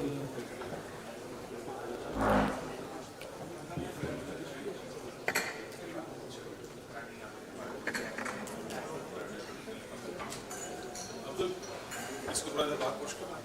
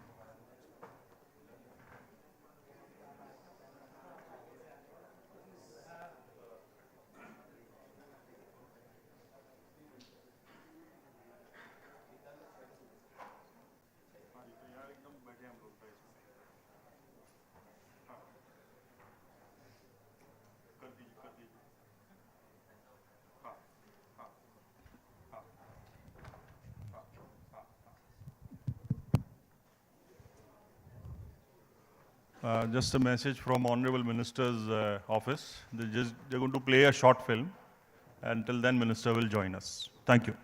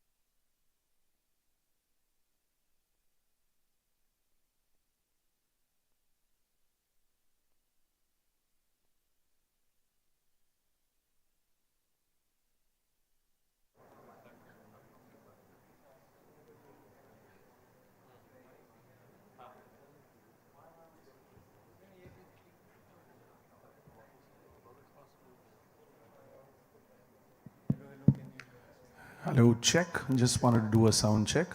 Can you hear us?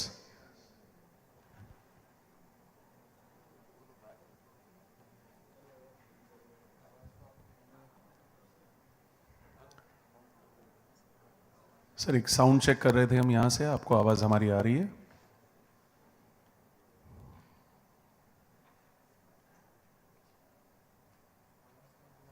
एकदम क्लियर है, कोई प्रॉब्लम नहीं। Thank you so much. Thank you so much.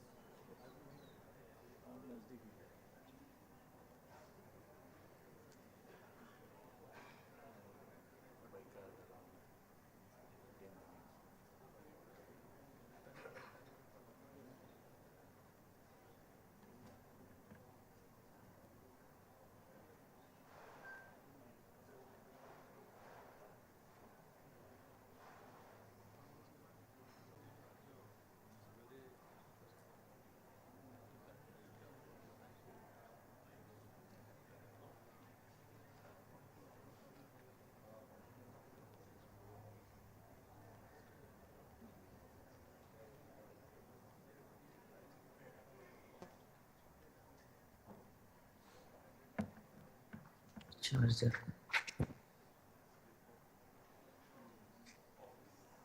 दो %.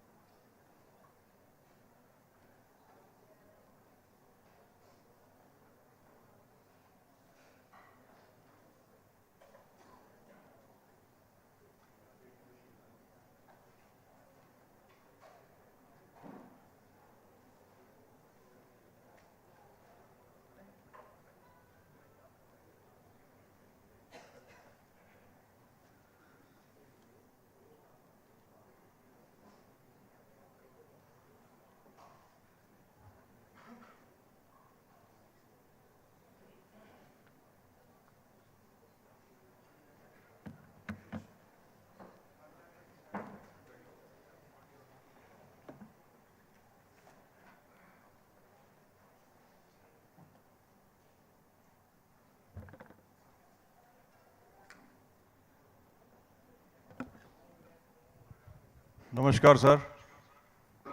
नमस्कार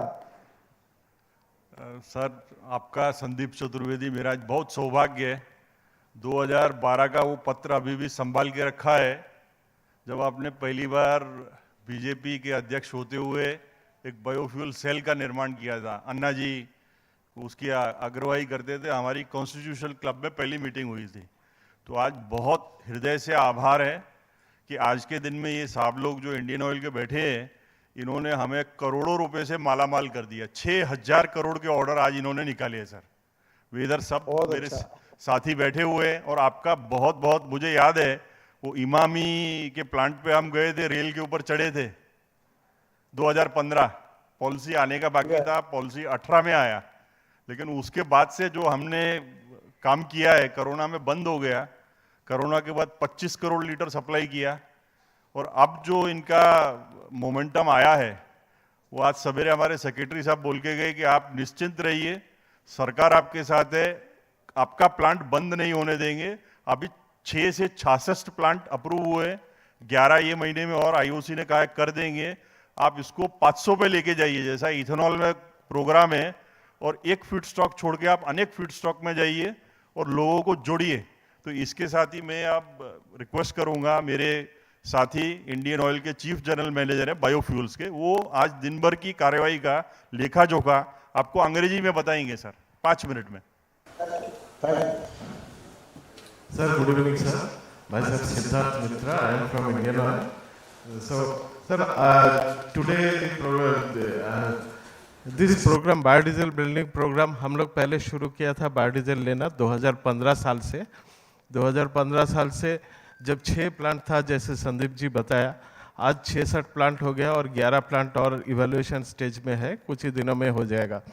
तो सर एक समय में जो शुरू हुआ था 2015 में, आज हम लोग इस साल में ऑलरेडी ये फाइनेंशियल ईयर में हम लोग 22 करोड़ लीटर ऑलरेडी हम लोग प्रोक्योर किया है, ओएमसी, आईसी, बीपीसी, एचपीसी मिलके। और अगले बाकी फाइनेंशियल ईयर में ये जो जैसे संदीप जी बताया, एक नया टेंडर आज अभी हमारा हम लोग आज उसका एलोकेशन रिलीज किया है।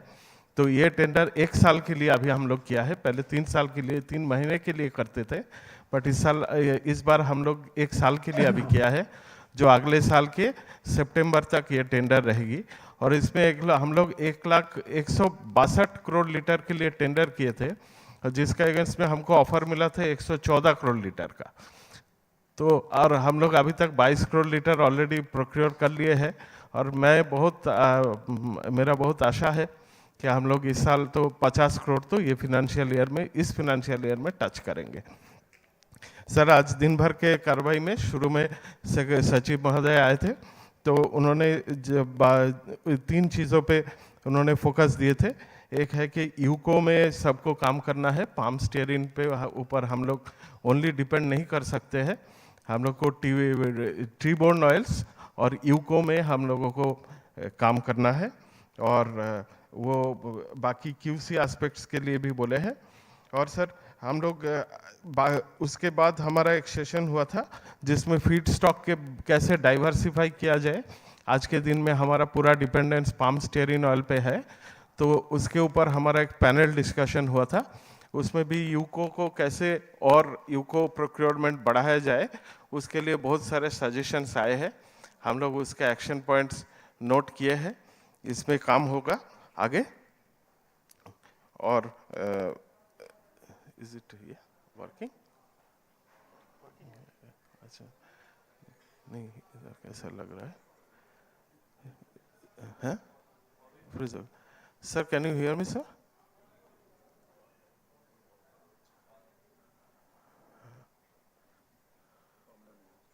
This meeting is being recorded. Sir, I think it was आपका ये थोड़ा लिंक का प्रॉब्लम था। तो सर, आज का शुरू का कार्रवाई में फीड स्टॉक को कैसे डाइवर्सिफाई किया जाए उसके ऊपर था, बहुत चर्चा हुए, एक्सपर्ट्स यहाँ पे थे।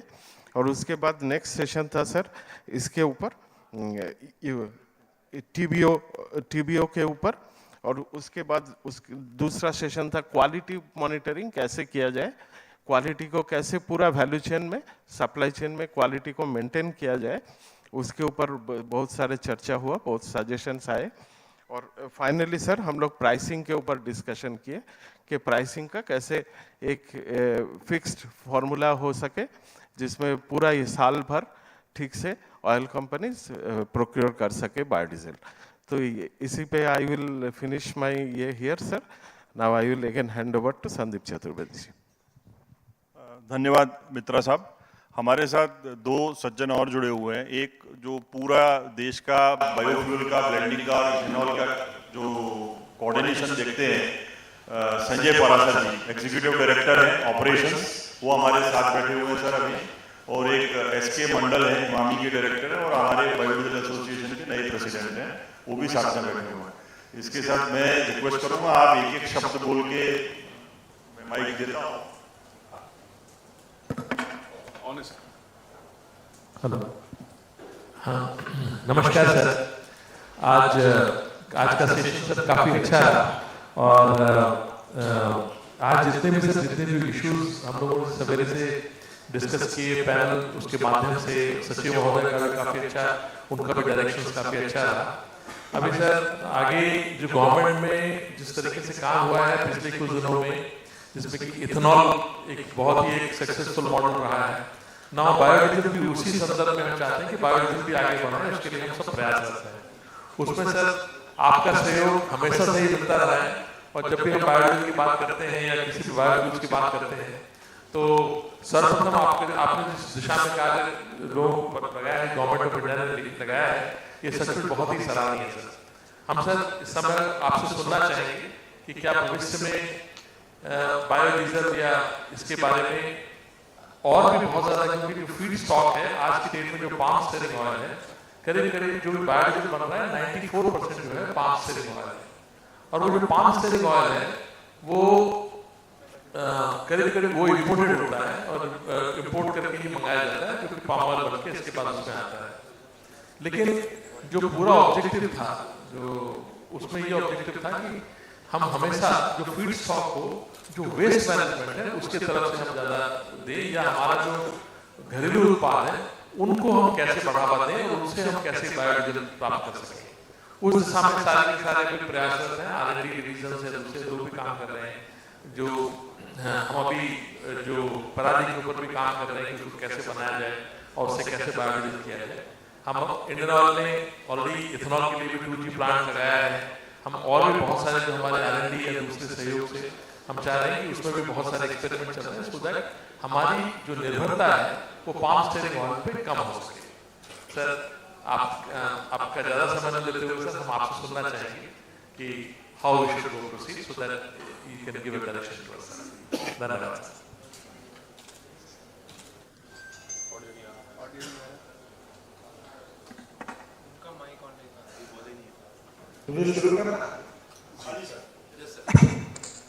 हाँ सर, सिद्धार्थ मित्रा, हाँ यस, आदरणीय Siddharth Mitra ji, CM Indian Oil, mister Sanjay Parashar, mister Sandeep Chaturvedi ji, biodiesel association के सभी सम्मानित सदस्यगण और उपस्थित सभी भाई और बहन, ऑल इंडिया बायोडीजल कॉन्क्लेव 2023, इसमें विशेष रूप से भारत को बायोडीजल के बारे में, बायोफ्यूल के बारे में, आत्मनिर्भर बनाने के बारे में आप लोग जिस प्रकार से सोच रहे हैं, ये आपकी निश्चित के लिए मैं सबसे पहले आपको धन्यवाद देता हूँ, आपका अभिनंदन करता हूँ।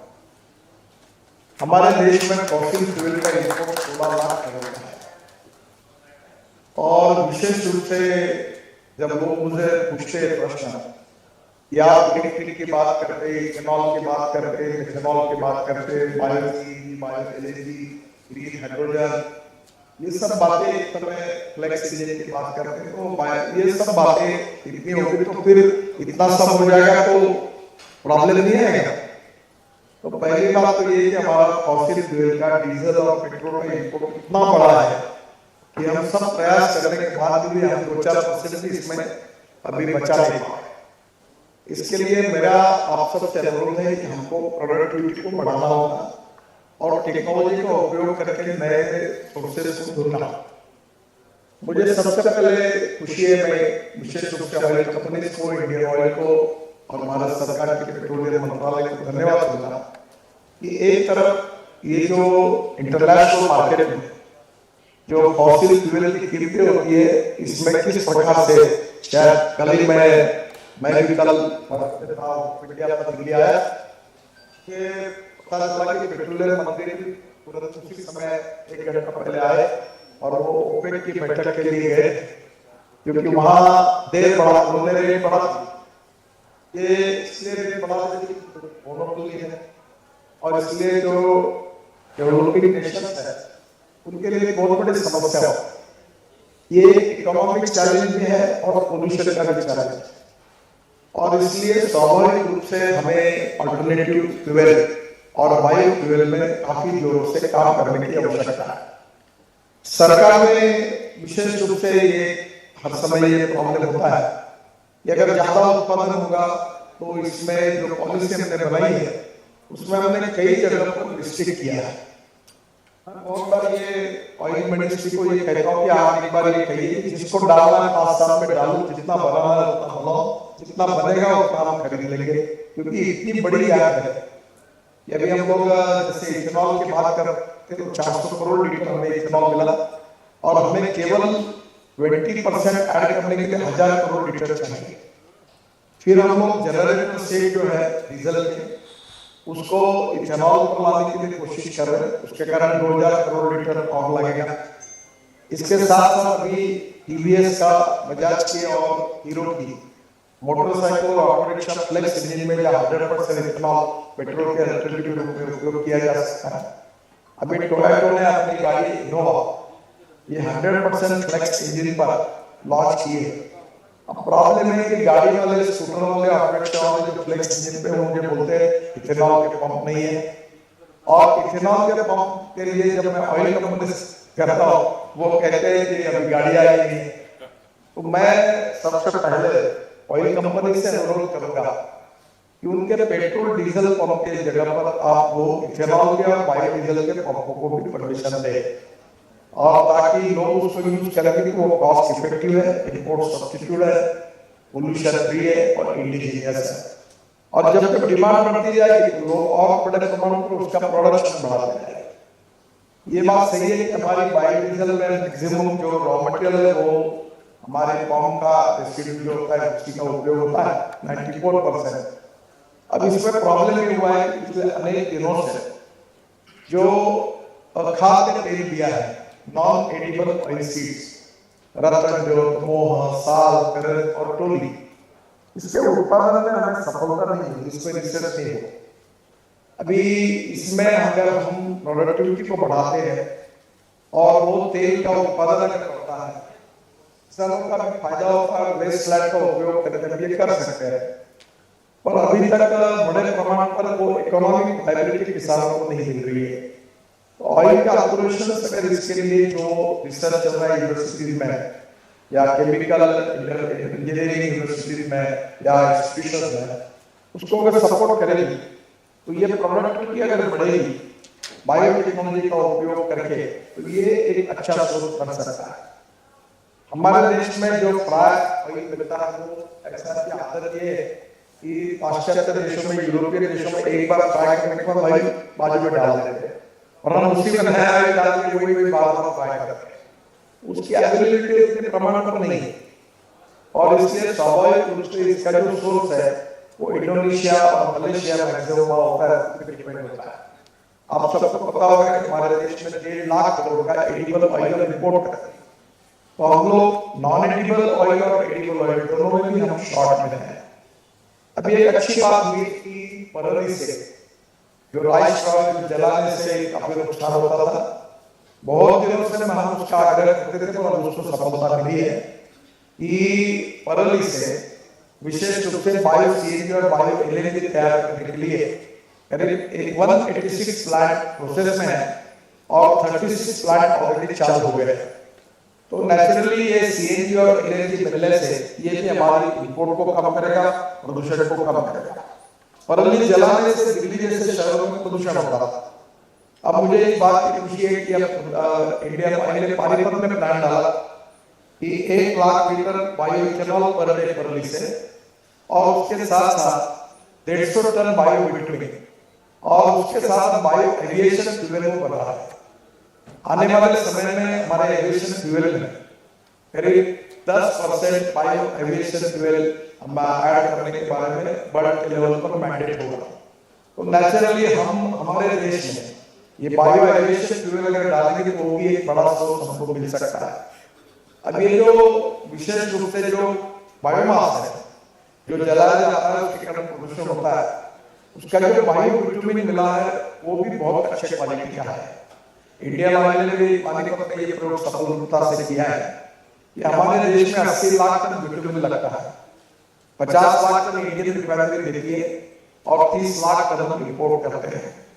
अभी मैं सब ऑयल कंपनियों की मीटिंग बुला रहा हूँ दिल्ली में और उसमें ये प्रयास कर रहा हूँ कि हम वेस्ट प्लास्टिक और वेस्ट रबर, विशेष रूप से रबर की पाउडर 15% तक हम लोग बिटुमिन में डाल के रबराइज बिटुमिन बनाएंगे और प्लास्टिक को भी वेस्ट प्लास्टिक का भी उपयोग करेंगे। तो पर्यावरण के लिए हमारे लिए बहुत बड़ी सुविधा होगी। बीच में हमारे जो वेस्ट आए हैं वो इंपोर्ट करने के लिए एनवायरमेंट मिनिस्ट्री ने बैन किया था। तब मैंने कहा कि दुनिया भर से आने दो, आप अगर हम क्रूड ऑयल इंपोर्ट करते हैं, फॉसिल फ्यूल इंपोर्ट करते हैं, उसके बजाय अगर वेस्ट आयल इंपोर्ट करके वो रबराइज बिटुमिन बनाएंगे तो रोड की क्वालिटी भी सुधरेगी और कॉस्ट भी बचेगी। अब 50 रुपए किलो बिटुमिन का भाव है, 30 रुपए किलो रबर वेस्ट पाउडर का भाव है। तो मुझे लगता है कि इस प्रकार के अल्टरनेटिव जो है, जो वेस्ट रबर और वेस्ट प्लास्टिक, ये दोनों को भी एडिशन करने के बारे में काफी प्रयोग हुए हैं। ये एक अच्छा प्रयोग ये है कि वेस्ट प्लास्टिक से वो क्रूड पेट्रोल तैयार कर रहे हैं और उसको भी बड़े प्रमाण पर हम ऐड कर सकते हैं। और मुझे ऐसा लगता है कि इसके बारे में रिसर्च करके इससे स्टैंडर्ड डिक्लेयर करके छोटे-छोटे प्लांट कुछ हमारे देश में एक्टिव है और वो भी लेने के बारे में ऑयल कंपनियां ये करती है। तो ये जो वेस्ट प्लास्टिक है, जो पर्यावरण के लिए समस्या है, उसका प्रॉब्लम भी सॉल्व हो सकेगा और नेचुरली उसके कारण भी हमको काफी बड़े प्रमाण पर ये हमारा इंपोर्ट भी कम होगा, प्रदूषण भी कम होगा। जो एग्रीकल्चर रिसर्च में जैसे इथेनॉल है, तो इथेनॉल को हमने शुगर केन जूस, मोलाइसिस, डीमोलाइसिस, सीमोलाइसिस, इससे काफी बड़े प्रमाण पर इथेनॉल तैयार किया। फिर इथेनॉल के साथ कौन से और फूड ग्रेन से, विशेष रूप से ब्रोकन राइस से, व्हीट से, मक्के से, क्योंकि हमारी जो एमएसपी है वो ज़्यादा है और मार्केट प्राइस कम है, तो नेचुरली हम लोग इसका उपयोग एग्रीकल्चर में कर सकते हैं, क्योंकि हम लोग अब फूड ग्रेन में सरप्लस है, surplus of wheat, surplus of rice, surplus of corn और सरप्लस ऑफ शुगर। ये हमारी एग्रीकल्चर सेक्टर की बहुत बड़ी समस्या है। तो इसका कन्वर्शन अगर बायोइथेनॉल में करेंगे तो उसके कारण हमारा इंपोर्ट कम होगा। ओवरऑल परिस्थिति ऐसी है कि 16 लाख करोड़ रुपए का इंपोर्टेड फॉसिल फ्यूल था और आने वाले 3-4 साल में वो 25 लाख करोड़ तक जाएगा। मैं ट्रांसपोर्ट का मंत्री हूँ, जिस प्रकार से हमारी ऑटोमोबाइल इंडस्ट्री बढ़ रही है उसमें इतना राइज है कि एक समय में जब मंत्री बना तो 4.5 लाख करोड़ की इंडस्ट्री थी, हम 7वें नंबर पे थे। अभी हम लोग पहले 4थे नंबर पे थे 3 महीने पहले, अभी हम 3रे नंबर पर आए हैं। हम जापान को पीछे डालकर हम अब 3रे नंबर पर आए। पहले नंबर पर यूएस है, दूसरे पे चाइना है, तीसरे पे इंडिया है, चौथे पे जापान। तो ये ऑटोमोबाइल इंडस्ट्री बड़े प्रमाण पर बढ़ रही है। अभी 2 दिन पहले मैं प्राग में था, यूगोस्लाविया में, और स्कोडा की फैक्ट्री में था, और हम लोग अभी इलेक्ट्रिक हाईवे, केबल हाईवे बना रहे हैं, क्योंकि लिथियम आयन बैटरी की कीमत भी ज्यादा है। वैसे ये खुशी की बात है कि हम लिथियम आयन बैटरी जो केमिस्ट्री है इसमें sodium ion, zinc ion, aluminium ion, इसमें भी अच्छा रिजल्ट हो रहा है। और इंडियन ऑयल की फरीदाबाद की जो लेबोरेटरी है, राम कुमार अभी वहां से रिटायर्ड हुए, बहुत अच्छा काम किया है। उन्होंने एल्यूमिनियम एयर टेक्नोलॉजी को भी संशोधन किया है। तो मुझे लगता है कि निश्चित रूप से इसका भी बहुत बड़ा फायदा होगा, और ये आने वाले समय में इलेक्ट्रिक केबल हाईवे बनाने से हम लोग बड़े प्रमाण पर हमारे ट्रांसपोर्ट को, ट्रक और बसेस को इलेक्ट्रिक पर कन्वर्ट कर सकते हैं।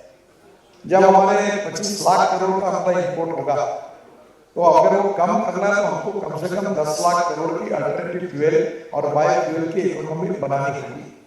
अब मुश्किल से हम 1.5 लाख करोड़ तक भी नहीं, तो आप 10 गुना बढ़ने में इस इंडस्ट्री में जा रहे हैं। और अभी फ्लेक्स इंजन के कारण इथेनॉल का भी हो रहा है।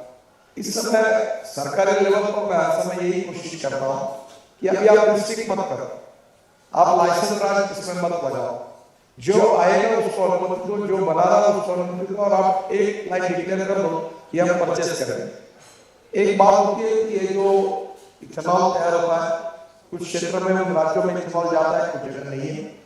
बीच में प्रधानमंत्री से जब बात हुई तो प्रधानमंत्री जी ने ये सुझाव दिया था कि हम लोग डायरेक्ट रिफाइनरी में जो पेट्रोल डीजल जहाँ बनाते हैं वही हम लोग डालकर इथेनॉल प्रमाण में वहां से भी भेजते।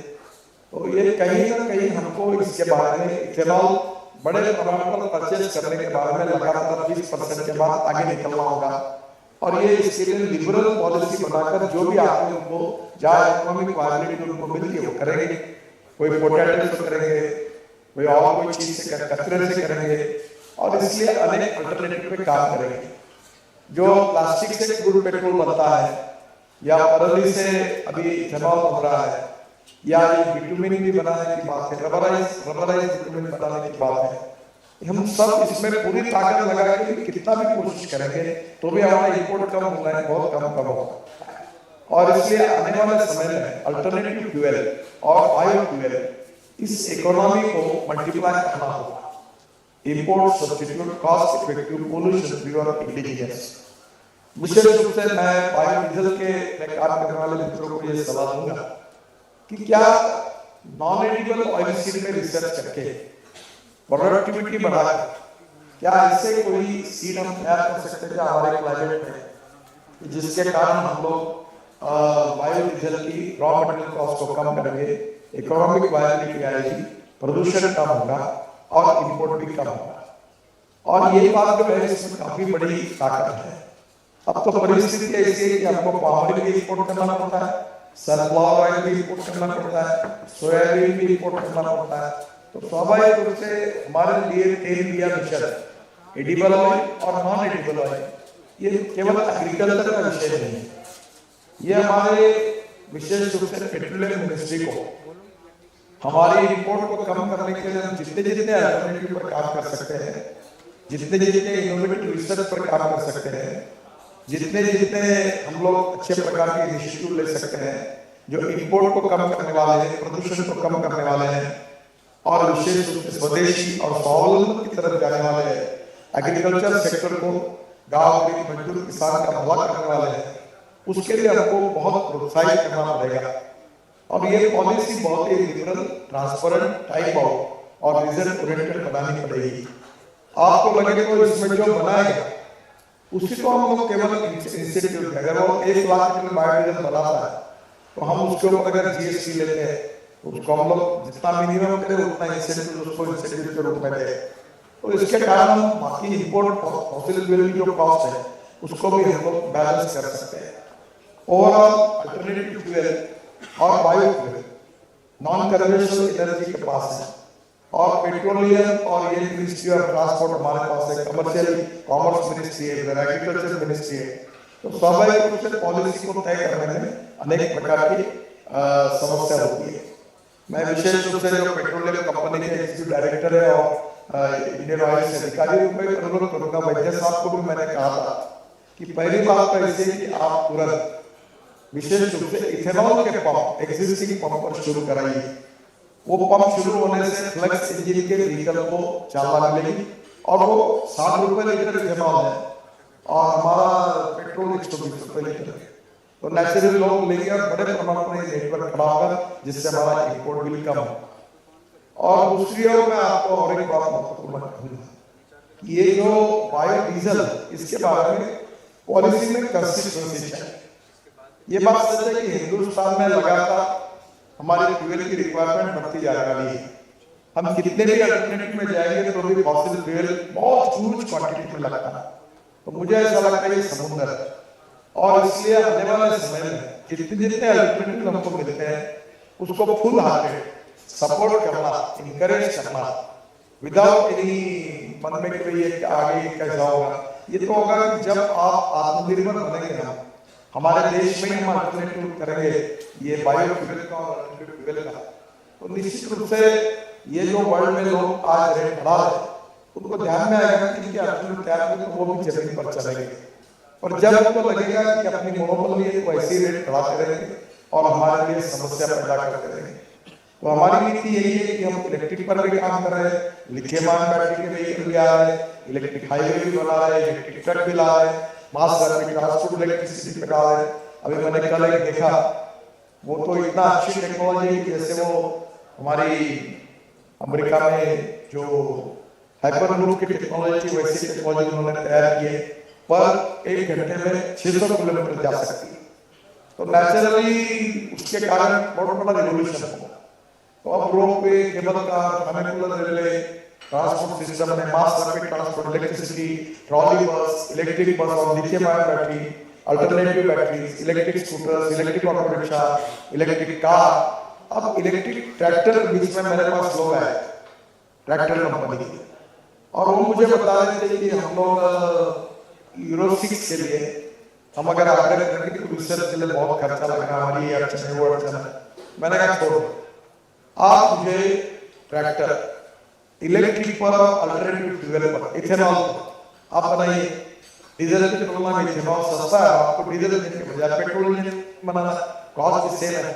तो आपको फ्लेक्स इंजन पेट्रोल का बनाकर अगर ट्रैक्टर बनाएंगे तो चलो मैं ये बात को रोक देता हूँ, आप इसको लॉन्च करेंगे, आप प्रपोजल लेकर आइए। मैं यूरो 6 में इस बात के बारे में आपको आग्रह नहीं कर, ताकि हमारे देश में किसान जो आज डीजल यूज कर रहा है उसमें से उसकी कीमत 120 रुपए है, फिर वो सीएनजी यूज करता है तो उसकी 1 लाख रुपए साल की बचत है, और इथेनॉल बचाएगा वो भी 1.25 लाख 3 लाख का प्रदूषण भी कम होगा, और इथेनॉल किसानों का ही है। तो मैंने उनको कहा कि आप ट्रैक्टर बनाओ, मैं यूरो 6 में डीजल के मांग जाने के लिए मैं आपको आग्रह नहीं कर रहा, और आप इलेक्ट्रिक और अल्टरनेटिव फ्यूल और बायोफ्यूल के अल्टरनेटिव को लेकर आइए ताकि इथेनॉल की खपत बढ़े। हमारे देश में ब्रोकन राइस की अवेलेबिलिटी है, हमारे देश में बाम्बू से इथेनॉल बनाया गया है। अभी आसाम में हमारे वहाँ रुमाली वो बाम्बू से इथेनॉल बना रहे, वेस्ट प्लांट अवेलेबल है। तो मैंने वहाँ के रुमाली के जो एमडी मेरे पास आए थे उनको मैंने सुझाव दिया कि आप बांग्लादेश को पेट्रोल डीजल पाइपलाइन से सप्लाई करते हो तो क्यों नहीं बाम्बू से बनाया हुआ इथेनॉल 20% ऐड करके भेज दो, उनका भी 5-6 रुपए लीटर में बचत होगी, प्रदूषण भी कम होगा और नॉर्थ ईस्ट में जितना बांबू आएगा वो काटना, वो लाना, पहुंचाना, इथेनॉल तैयार करना, इससे किसानों को भी 2 पैसे मिलेंगे और रोजगार का निर्माण होगा ग्रामीण भारत। तो मुझे लगता है कि आने वाले समय में अल्टरनेटिव फ्यूल और बायो फ्यूल ये दोनों के ऊपर एक वास्ट पोटेंशियल है। एक तरफ 25 लाख करोड़ का इंपोर्ट 2-3 साल के बाद एक तरफ है और दूसरी ओर हमारी इकोनॉमी मुश्किल से 1.5 लाख करोड़ की है। तो ये गैप बहुत बड़ी है, 10 गुना भी हम बढ़ा सकते थे तो हो सकती है। इसके लिए मैं आपको बहुत धन्यवाद दूंगा कि पहले तो बायोडीजल लेने के बारे में भी ऑयल कंपनियों में काफी बातें करनी पड़ती थी, रिजर्वेशन रहता था, पर अब ये भी विभिन्न सिचुएशन है कि जैसे आपको 6,500 करोड़ का ऑर्डर मिला तो आप बहुत खुश हुए। तो मैं दूसरा प्रश्न पूछता हूँ कि ऑयल कंपनी इस बायोडीजल को डाल करके इनकी इकोनॉमिक्स क्या है, इनका कितना पैसा बचा, तो शायद वो बताएंगे नहीं, पर इसमें उनका भी बहुत बड़ा फायदा है। अच्छी बात है, हमारी इंडस्ट्री को फायदा मिलता है स्वदेशी, तो कोई प्रॉब्लम नहीं है, पोल्यूशन भी कम होगा। केवल मेरा जो है आग्रह है कि इसको स्केल और बढ़ाना चाहिए और ये इकोनॉमिक पावरफुल बनाने चाहिए। 150 फ्लैट नहीं होगा, 5-6 हजार फ्लैट को खोलना पड़ेगा और तब ये बड़े पैमाने पर होगा। इसके लिए जो स्टॉक लगेगा वो भी हमको करना पड़ेगा और तब तक हमें जो मलेशिया और इंडोनेशिया से जो पाम ऑयल को रेसिड्यू कम पैसे में कैसे मिले, इसके लिए भी कोशिश करनी पड़ेगी, क्योंकि ये भी इम्पोर्ट है और इसके रेट कब बढ़ेगी भरोसा नहीं है। आने वाले समय में हमने विशेष रूप से अंडमान निकोबार के क्षेत्र में, आंध्र प्रदेश के कुछ क्षेत्र में पाम ऑयल के बारे में लगाने की कोशिश की थी। हमारे देश में कुछ जगह ऐसा क्लाइमेट है कि एग्रीकल्चर डिपार्टमेंट ने जैसे एक ऑयल सीड मिशन, वैसा एक non edible oil seed mission, ऐसे 2 मिशन को हमको तैयार करने की बात है। मैंने एग्रीकल्चर मंत्री जी को सुझाव दिया और मांग भी की है। और एक तरफ गुजरात जैसे राज्यों में मूंगफली जैसे बहुत होती है, तो हम इसके बारे में कोई अच्छी पॉलिसी बनाएंगे तो किसानों का भी फायदा होगा और इसका जो सोयाबीन का और मूंगफली का ये जो वेस्ट मिलता है, इसके कारण ये इसमें प्रोटीन ज्यादा है, तो हमारे जानवरों के लिए, मीट के लिए वो बहुत उपयोगी है। एक तरफ कौन से उसके से जो एनिमल फूड, फिश फूड और एनिमल फूड, ये भी हमारे देश की बहुत बड़ी रिक्वायरमेंट है। विशेष रूप से मिल्क इकोनॉमी और फिशिंग इकोनॉमी बहुत बढ़ रही है। अभी हम लोग सॉल्ट वाटर और स्वीट वाटर में क्रॉस तैयार करने की बात कर रहे हैं ताकि हमारे यहाँ बड़े पैमाने पर उसका एक्सपोर्ट बढ़ सकता है, किसानों को फायदा, एक एकड़ में 30 लाख रुपए तक फायदा हो सकता है। और उसके लिए हमको निश्चित रूप से फीड स्टॉक उसके लिए चाहिए और वो नेचुरल तैयार करने के लिए सब पॉलिसी को इंटीग्रेट करेंगे तो फायदा होगा। अभी इंडियन ऑयल ने एक नई टेक्नोलॉजी को तैयार किया है कि उन्होंने हमारे ऑर्गेनिक फर्टिलाइजर में उनका कल्चर ऐड करने से जो हमारा फर्टिलाइजर है उसको 4 गुना उसकी स्ट्रेंथ बढ़ती है, उपयोगिता उसकी ये स्ट्रेंथ बढ़ती है, एनपीके की वैल्यू बढ़ती है। तो नेचुरली हम हमारे केमिकल फर्टिलाइजर के इंपोर्ट को कम कर सकते हैं। आने वाले समय में जो इथेनॉल की फैक्ट्री है, इसमें जो स्ट्रेंथ कॉस्ट निकलता है उससे पोटैश शुरू होने की शुरुआत हुई है बड़े प्रमाण पर। अब हम पोटैश इंपोर्ट कर रहे हैं और मुझे लगता है कि जब इसी प्रकार से इथेनॉल बढ़ेगा तो हमारे देश को पोटैश इंपोर्ट करने की आवश्यकता नहीं पड़ेगी, हम पोटैश में आत्मनिर्भर बनेंगे। तो एक तरफ इंटीग्रेटेड अप्रोच में ओवरऑल कंप्लीट विजन को ध्यान में रखते हुए import substitute, cost effective, pollution free और इंडिजिनस, और उसके साथ हमारी जो रूरल एग्रीकल्चर और ट्राइबल और जंगल में जो इकोनॉमी है, जो जल जमीन जंगल और जानवर पर आधारित विकसित करना चाहते हैं, वो हमारे देश का सबसे बड़ी समस्या ये है कि हमारे देश के जीडीपी ग्रोथ में उनका कंट्रीब्यूशन केवल 12% है और पॉपुलेशन 65% पर डिपेंड करती है। हमारे इंडस्ट्रियल सेक्टर का कंट्रीब्यूशन जीडीपी में 22 से 24% है और सर्विस सेक्टर का 52 से 56% है। अगर हम जंगल में वेस्टलैंड का उपयोग करेंगे, बांबू बड़े प्रमाण पर लगाएंगे, बांबू से इथेनॉल बनाएंगे और उसके साथ साथ उसी वेस्टलैंड का उपयोग करके रतन जो मोह, साल, करज, ट्रोली जैसे non edible oil seed oil technology का उपयोग करके उसकी प्रोडक्टिविटी और ऑयल परसेंटेज बढ़ाकर उसमें रिसर्च करके आगे जाएंगे तो मुझे लगता है कि बहुत बड़ा फायदा होगा। दूसरी ओर प्लास्टिक और रबर का उपयोग करना ये एनवायरनमेंट के लिए बहुत आवश्यक है। तो प्लास्टिक से क्रूड पेट्रोल तैयार करने से भी हमारा इंपोर्ट कम होगा। तो जितने जितने ऑप्शन है जिसके कारण हमारे इंपोर्ट को हम कर सकते हैं, कम कर सकते हैं, हमारे प्रदूषण को बचा सकते हैं और आत्मनिर्भर भारत बनाने के लिए हमारे गांव गरीब मजदूर किसान को रोजगार दे सकते हैं, इकोनॉमिक वायबिलिटी पैदा कर सकते हैं, वो नीति देश को आत्मनिर्भर भारत बनाने के दृष्टि में आगे जाएगी। मुझे बहुत खुशी है कि बायोडीजल में प्रगति हो रही, विकास हो रहा है। छत्रपति जी और उनके सहयोगियों को विशेष रूप से अभिनंदन करूंगा कि मैं पहले से ही इस विषय में बहुत रुचि रखता हूँ और मुझे खुशी है कि इंडियन ऑयल के एग्जीक्यूटिव डायरेक्टर, उनके जनरल मैनेजर जो बायोफ्यूल है वो भी लगातार ये कोशिश करते हैं। इसमें एक बात भी मैं स्वीकार करता हूँ, मानता हूँ, उसके लिए वैद्य साहब के चेयरमैन को धन्यवाद देता हूँ कि उन्होंने भी इसमें बहुत अच्छा काम किया है। और मैं बायोडीजल वाला इंडस्ट्री को कहूँगा कि ये जो बरली है यूपी, हरियाणा, पंजाब, इसके बायो सीएनजी और बायो एलएनजी को भी तैयार करके हुई ऑयल कंपनी खरीद रही है।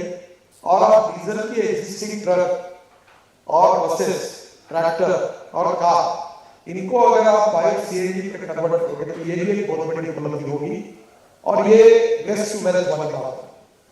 टू इम्पोर्टेंट फिलोसॉफी का मैं हर बार ये कहता हूँ कि एक no person is waste, no material is waste. It is depending upon the appropriate technology and appropriate vision of leadership that you can convert waste into wealth. और दूसरी बात जो इम्पोर्टेंट वो ये है कि innovation, entrepreneurship, science, technology, research, skill and successful practices, ये knowledge carrier, conversion of knowledge into wealth. और रूरल, एग्रीकल्चर, ट्राइबल और फॉरेस्ट के एरिया में हमारी बेस्ट टेक्नोलॉजी का उपयोग करके अगर हम लोग आगे जाएंगे और वहां अगर इंडस्ट्री तैयार होगी तो हमारे आत्मनिर्भर भारत बनाने में गांव, गरीब, मजदूर, किसान और गांव में रोजगार निर्माण होंगे। और ये जो 12% जीडीपी ग्रोथ में हमारा कंट्रीब्यूशन है वो कम से कम 24% पे जाएगा। तो हमारे मुंबई, कलकत्ता, दिल्ली, चेन्नई में जो पॉपुलेशन बढ़ती है, लोग यहाँ नहीं आए, ये अर्बन पॉपुलेशन की समस्या नहीं रहेगी। फिर से लोग गाँव की ओर जाओ करके गाँव की तरफ जाएंगे, स्मार्ट सिटीज में स्मार्ट विलेजेस बनेंगे और ये देश की तस्वीर और भविष्य बदल जाएगा। मुझे बहुत खुशी है कि जीएसटी काउंसिल ने विशेष रूप से जो टैक्स रेट है बायोडीजल पर, वो ऑयल मार्केटिंग कॉर्पोरेशन को ब्लेंडिंग विद डीजल 12% से 5% पर लाया और मुझे लगता है ये भी एक बहुत बड़ा फायदा हुआ है। और आने वाले समय में हमारी रॉ मटेरियल कॉस्ट को कम करने में मैं और एक बात आपको सुझाऊंगा कि हमारे जो पोर्ट है उसमें से कांडला पोर्ट है, काफी जगह पर अभी मुद्रा में भी है। हमने 18 मीटर का ड्राफ्ट तैयार किया है, साउथ इंडिया में भी है सब जगह। तो ये जो पाम ऑयल का रेसिड्यू हम लाते हैं वो 1.5 लाख 2 लाख टन का एक ही बड़ा जहाज डालेंगे। तो अगर आप सब लोग मिलकर एक फार्मर प्रोड्यूस कंपनी है वैसी एसोसिएशन बनाकर अगर निगोशिएट करके इंडोनेशिया और मलेशिया से 2 लाख टन रेसिड्यू ऑयल एकदम लाएंगे और पोर्ट के बाजू में उसका स्टॉक रखेंगे और वो आप वहां से लेके जाएंगे, तो मुझे लगता है कि ये कॉस्ट और कम हो सकती है और इसमें आपका फायदा भी बढ़ सकता है, देश का भी फायदा बढ़ सकता है। तो मेरा आपसे अनुरोध है कि पोर्ट में 18 मीटर का ड्राफ्ट हुआ है, आप 40,000 टन का लाएंगे तो आप कॉस्ट अगर $10 होगी और 2 लाख टन डालेंगे तो कॉस्ट $6 आएगी। तो लॉजिस्टिक कॉस्ट को कम करना, उससे इकोनॉमिक वायबिलिटी को बढ़ाना।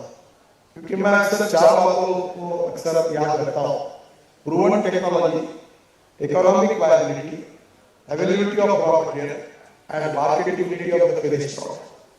और मैं आगे वाली कंपनियों को ये अनुरोध करूंगा कि आप परचेज करिए और अगर ये कोई अपने तरफ से 100% बायोडीजल करके ये भी अगर ट्रैक्टर में ट्रक यूज करने के लिए यूज करते तो किसी उनको भी लेने की अनुमति है। तो मुझे लगता है कि ओवरऑल इसकी खपत बढ़ेगी तो प्रोडक्शन बढ़ेगा और प्रोडक्शन बढ़ेगा तो नेचुरली डिमांड बढ़ेगी, डिमांड बढ़ेगा तो प्रोडक्शन बढ़ेगा तो और इंडस्ट्री आएगी और इंडस्ट्री आएगी तो रोजगार बढ़ेगा और हमारे विशेष रूप से आत्मनिर्भर भारत की जो कल्पना हमारे प्रधानमंत्री की है वो पूरी होगी। और ये बायोफ्यूल की इंडस्ट्री, अल्टरनेटिव फ्यूल की इंडस्ट्री, ये रूरल, एग्रीकल्चर, ट्राइबल और फॉरेस्ट सेक्टर को मदद करने वाली है। आवश्यकता है कि उनको और रिसर्च करना चाहिए। और इसलिए ऑयल कंपनियों को, जैसे मैंने पहले कहा कि बायोटेक्नोलॉजी का उपयोग करके उसका कैसा उपयोग करें। दूसरी बात, पंजाब, हरियाणा और उत्तर भारत में विशेष रूप से अभी हम कोई बायोमास होना चला है और इसका उपयोग करके हम आगे कैसे जाए। वेस्ट प्लास्टिक और वेस्ट रबर के बारे में भी मैंने बात कही है। एक इंटीग्रेटेड अप्रोच जो करना चाहता है अपनी टेक्नोलॉजी के आधार पर उसको अनुमति मिलनी चाहिए। और कितना भी किया तो स्काई इज द लिमिट। हमारा इंपोर्ट बहुत बड़ा है, हमारी इंडस्ट्री बहुत बढ़ रही है, गाड़ियों की संख्या बढ़ रही है। और अभी बांग्लादेश और श्रीलंका जैसे भी देश, अगर आपने बोला कि बायोडीजल तो वो भी आपसे लेने के लिए तैयार है। बांग्लादेश के प्रधानमंत्री से मेरे से बात हुई तो उन्होंने कहा कि क्या आप हमको इथेनॉल दे सकते हैं। तो मुझे ऐसा लगता है कि यहाँ स्काई इज द लिमिट। और आज सब बात इस बात को महत्व को समझे। मेरे जैसे व्यक्ति के लिए ये खुशी की बात है, क्योंकि यही बात मैं 2004 से कहता था। तब आपका बॉस की थिंकिंग था, लोग उसको सपोर्ट करने के लिए हिचकिचाते थे और बोलते थे कैसे होगा। पर अब परिस्थितियां बदल रही है और मुझे लगता है कि आने वाले समय में और तेजी से, गति से हमारी जो स्पीड है 10 किलोमीटर है। मैं चतुर्वेदी जी 10 किलोमीटर की स्पीड को 100 किलोमीटर की स्पीड से इस इंडस्ट्री को बढ़ाने के लिए आप एक्सेलरेट करिए, ताकत बढ़ाइए। इसमें देश का कल्याण, देश प्रदूषण मुक्त होगा, import substitute, cost effective pollution भी। और सबसे बड़ी बात होगी कि आप गांव के जवान लोगों के लिए नए रोजगार निर्माण करेंगे, देश की इंपोर्ट को बचाएंगे, देश को प्रदूषण से मुक्ति देंगे। तो मैं फिर से एक बार आपको बहुत बधाई देता हूँ, आप सबको धन्यवाद भी देता हूँ। और आज बायोफ्यूल की इंडस्ट्री को अच्छी भी रहा है और आप सब लोग बहुत अच्छा काम कर रहे हैं। इसलिए हृदय से आपको, ऑयल कंपनी के अधिकारियों को, इस सब प्रयास को मदद करने वाले पेट्रोलियम मंत्रालय को, मंत्री जी को, आप सबको मेरी बहुत बहुत शुभकामनाएं, शुभेच्छाएं। धन्यवाद, नमस्कार।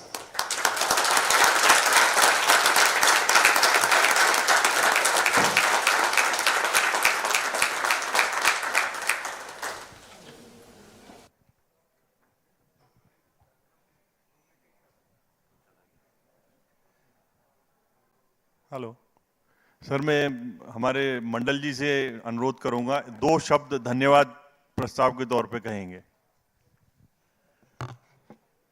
Sir, namaskar. It is my pleasure and privilege to convey our thanks to you that despite your busy schedule, as also short notice, you have joined our conclave. Sir, for the last 10-12 years, so long we are associated with biodiesel.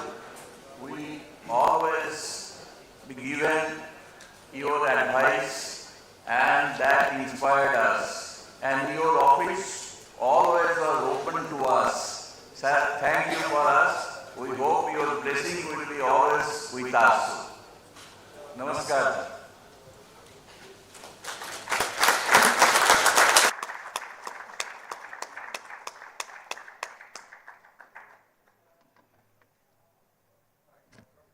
Thank you. Thank you, everybody.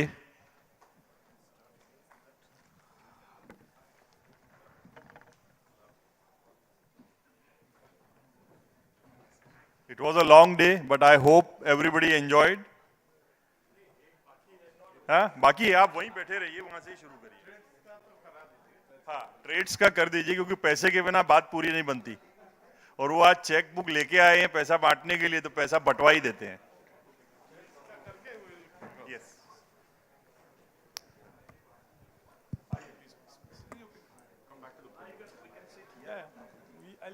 I like open space. I like smooth. So, I think बहुत powerful words थे minister साहब के। उस same power को use करते हैं, अगले 10 minute में कुछ ऐसी चर्चाएं करेंगे। हाँ, sure. I like to be kind of walking on the stage. Settle down, please.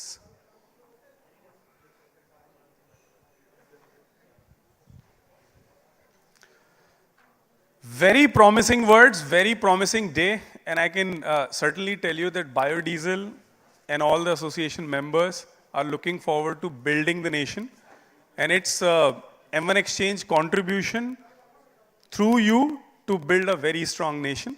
Keeping that thing in mind, let's have a conversation. Let's make it more like a conversation, ताकि समझ में आए. साधारण भाषा की बात करेंगे. जैसे मैं पहले बात कर रहा था कि MSME का चैलेंज, असली चैलेंज है delayed payments, and that was recognized by RBI way back. They started a new concept called TREADS. TREADS एक ऐसा कॉन्सेप्ट है जहां पर एक सिंपल से इनवॉइस की डिस्काउंटिंग करके आप पेमेंट जो भी कुछ रिसीव करते हैं उसको जल्दी रिसीव करते हैं. हिंदुस्तान में कोई भी माल बिना क्रेडिट के नहीं दिया जाता है, और ट्रेड्स के थ्रू पेमेंट जल्दी रिसीव करने की कवायद की जाती है. फटाफट देखते हैं कि अभी तक हुआ क्या है पिछले 6 सालों में. आपको ये जानकर एटलीस्ट मैं बहुत गर्व के साथ कह सकता हूं कि पिछले 6 साल में तकरीबन 2 lakh crore worth of invoices को डिस्काउंट किया गया है. और ये डिस्काउंट जो किया गया है वो एक ऐसा इंटरेस्ट रेट पर है जो मार्केट में कहीं नहीं है. 4% से लेकर 9% तक के इंटरेस्ट रेट पर इन बिल्स को डिस्काउंट किया गया है. आज की डेट में रेपो रेट बहुत हाई है, तो मैं उस पर भी थोड़ा बात करूंगा and how we can help you. इस समय ट्रेड्स पर हिंदुस्तान के किसी भी शहर, किसी भी कस्बे से MSME आकर रजिस्टर हो चुका है. 1500 लोकेशन से ज्यादा, पिन कोड से ज्यादा लोग आकर रजिस्टर हो रहे हैं. मैं सुबह एक प्रेजेंटेशन में चार्ट देख रहा था, how biodiesel requirement is growing, and trust me this chart is very similar to that. That here the demand of taking care of delayed payments is exactly the same, and the last pillar, which is a orange pillar, is an estimated number, and trust me, last 6 months we have already crossed the numbers of last year's. And all of you are aware Indian economy does at least 120% more in the second half. We are all geared up for that. And this is all happening because of everybody's support. And I'll definitely be talking about whose support I'm talking about. This is 135% CAGR is the rate through which we are helping MSMEs. कुछ advantages समझ लेते हैं. इस slide पर थोड़ा सा समय लगाएंगे. पीछे जो कुछ सज्जन खड़े हुए हैं, मैं आपसे रिक्वेस्ट करूंगा बैठ जाइए. हो सकता है कि कुछ ऐसी चीजें आप भी भूल जाएं और दूसरे भी ना सुन पाए. ये फाइनेंसिंग अनसिक्योर्ड है. जैसे मैंने कहा कि किसी भी बिजनेस में वर्किंग कैपिटल की रिक्वायरमेंट होती है. In the present context getting the working capital is not easy. You go knock the doors of banks and you will not get the funds. On TReDS the entire funding is unsecured. The funding is non-recourse, which means all of you who are biodiesel suppliers, in case जो होने वाला नहीं है, all oil majors are wealthy enough to take care of their commitment towards bill discounting. However, not in, as per the concept also, and in reality, ever a bank will go to you asking back your money in case there is a default by the purchaser or the buyer. So that's one of the biggest advantage. And in the last 6 years, आप में से कोई बताएगा कि हिंदुस्तान में NPA का rate क्या है? Non performing assets financial sector में जहां पर डिफॉल्ट्स होते हैं, लोन दिए जाते हैं, पेमेंट्स वापस नहीं आता है. कोई गैस, आप में से कोई भी गैस लगा सकते हैं क्या रेट होगा? 8%. Thank you Siddharth. We are almost there. Last 6 years TReDS का डिफॉल्ट NPA रेट इज 0.05%. 1% का आधा % का 5%. कहने का मतलब है ये एक ऐसा माध्यम है जिसके जरिए MSMEs की मदद भी हो रही है, जितनी भी बैंकिंग सेक्टर में पैसा लगा हुआ है वो वापस भी आ रहा है, and NPAs are negligible and it is unsecured. So these are some of the advantages. Specifically for biodiesel, we are providing financing at 6.5% per annum rate. आप में से कोई बता सकता है रेपो रेट क्या है इस समय? 6.5%, which means रेपो रेट के ऊपर ही आप लोगों के लिए स्पेशल रेट पर फाइनेंसिंग की जा रही है। यहां 2 मिनट और लूंगा। आप जब भी वर्किंग कैपिटल, आप अपने अकाउंटेंट से पूछ सकते हैं, और आप सभी लोग एंटरप्रेन्योर हैं, ट्रस्ट मी, आप लोगों को पता है आपकी कॉस्ट ऑफ कैपिटल क्या है।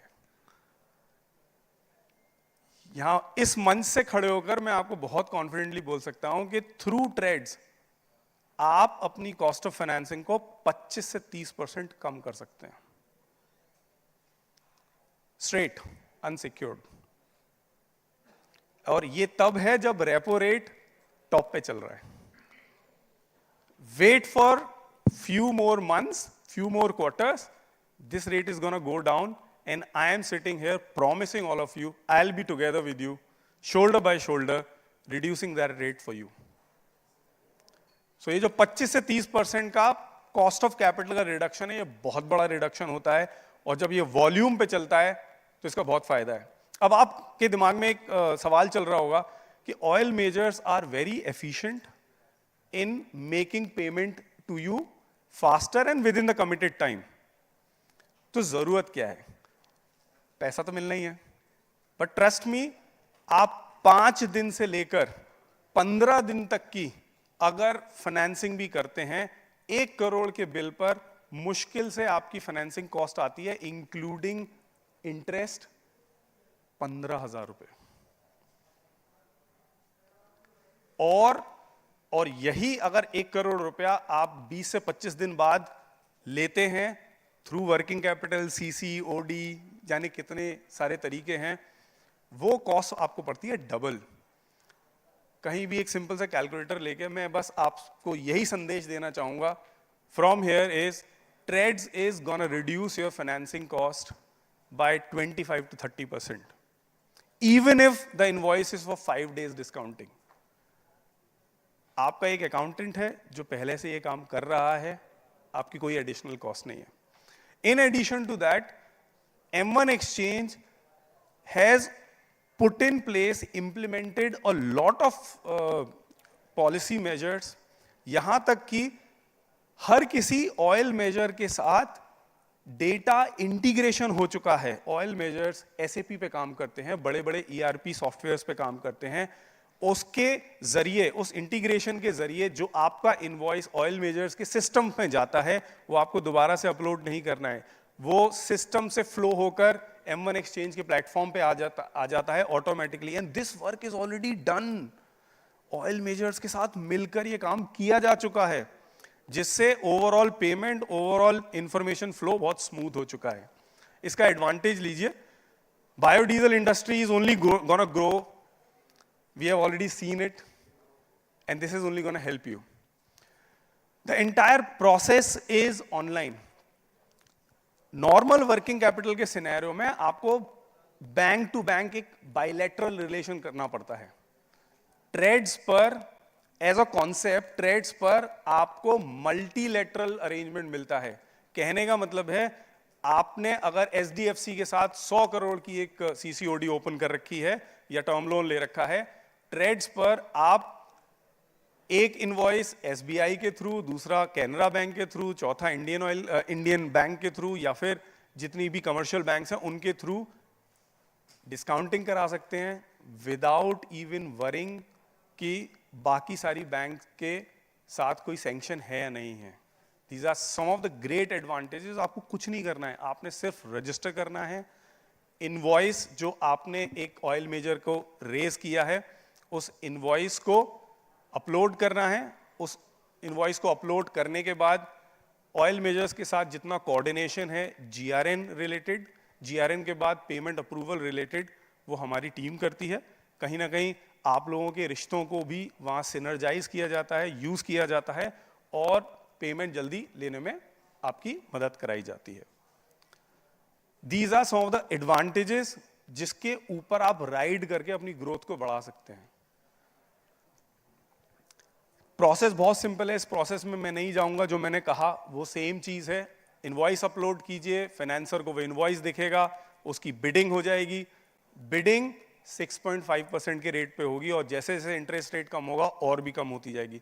जैसे मैंने सिंपल सा कहा, 1 करोड़ का इनवॉइस अगर 15 दिन के लिए भी आप फाइनेंस करते हो तो मुश्किल से 20,000 रुपए, आप मान के चलिए 1,000 रुपया पर डे की कॉस्ट है बस, और आपको पेमेंट जल्दी मिलता है। M1 एक्सचेंज एक reputed RBI licence holder organisation है। We are one of the promising fintech organization, well invested by marquee names including SIDBI. अभी तक हम 70,000 crore worth of invoices discount कर चुके हैं, और सुबह से लेकर अभी तक आप सब विटनेस हैं, सुबह से लेकर अभी तक आप बायोडीजल की ग्रोथ की बात कर रहे हैं। मैं सुबह से लेकर अभी तक 200 करोड़ के इनवॉइस डिस्काउंट कर चुका हूं अपने प्लेटफॉर्म पर। Every month we do 4,000 crore worth of invoice financing every month, and this year's target is 60,000 crore worth of only 12 month, 60,000 crore worth of financing. ये ऐसा क्यों हो रहा है कि इतने बड़े बड़े नंबर अचीव हो पा रहे हैं? उसका सबसे बड़ा रीजन है हिंदुस्तान की जितनी बैंक्स हैं, you name it, they are at TReDS platform. चाहे वो सरकारी बैंक है, गैर सरकारी बैंक है, scheduled, unscheduled, foreign banks, NBFCs, and this is only growing. Because we are a fintech, tech-based company, we have an app.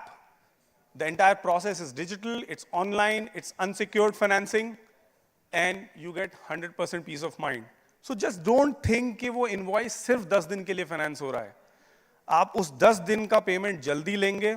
आप सोच के चलिए 365 दिन डिवाइड बाय 10, 35 बिजनेस साइकिल आप चला सकते हो जिसमें आपको अर्ली पेमेंट मिल रहा है।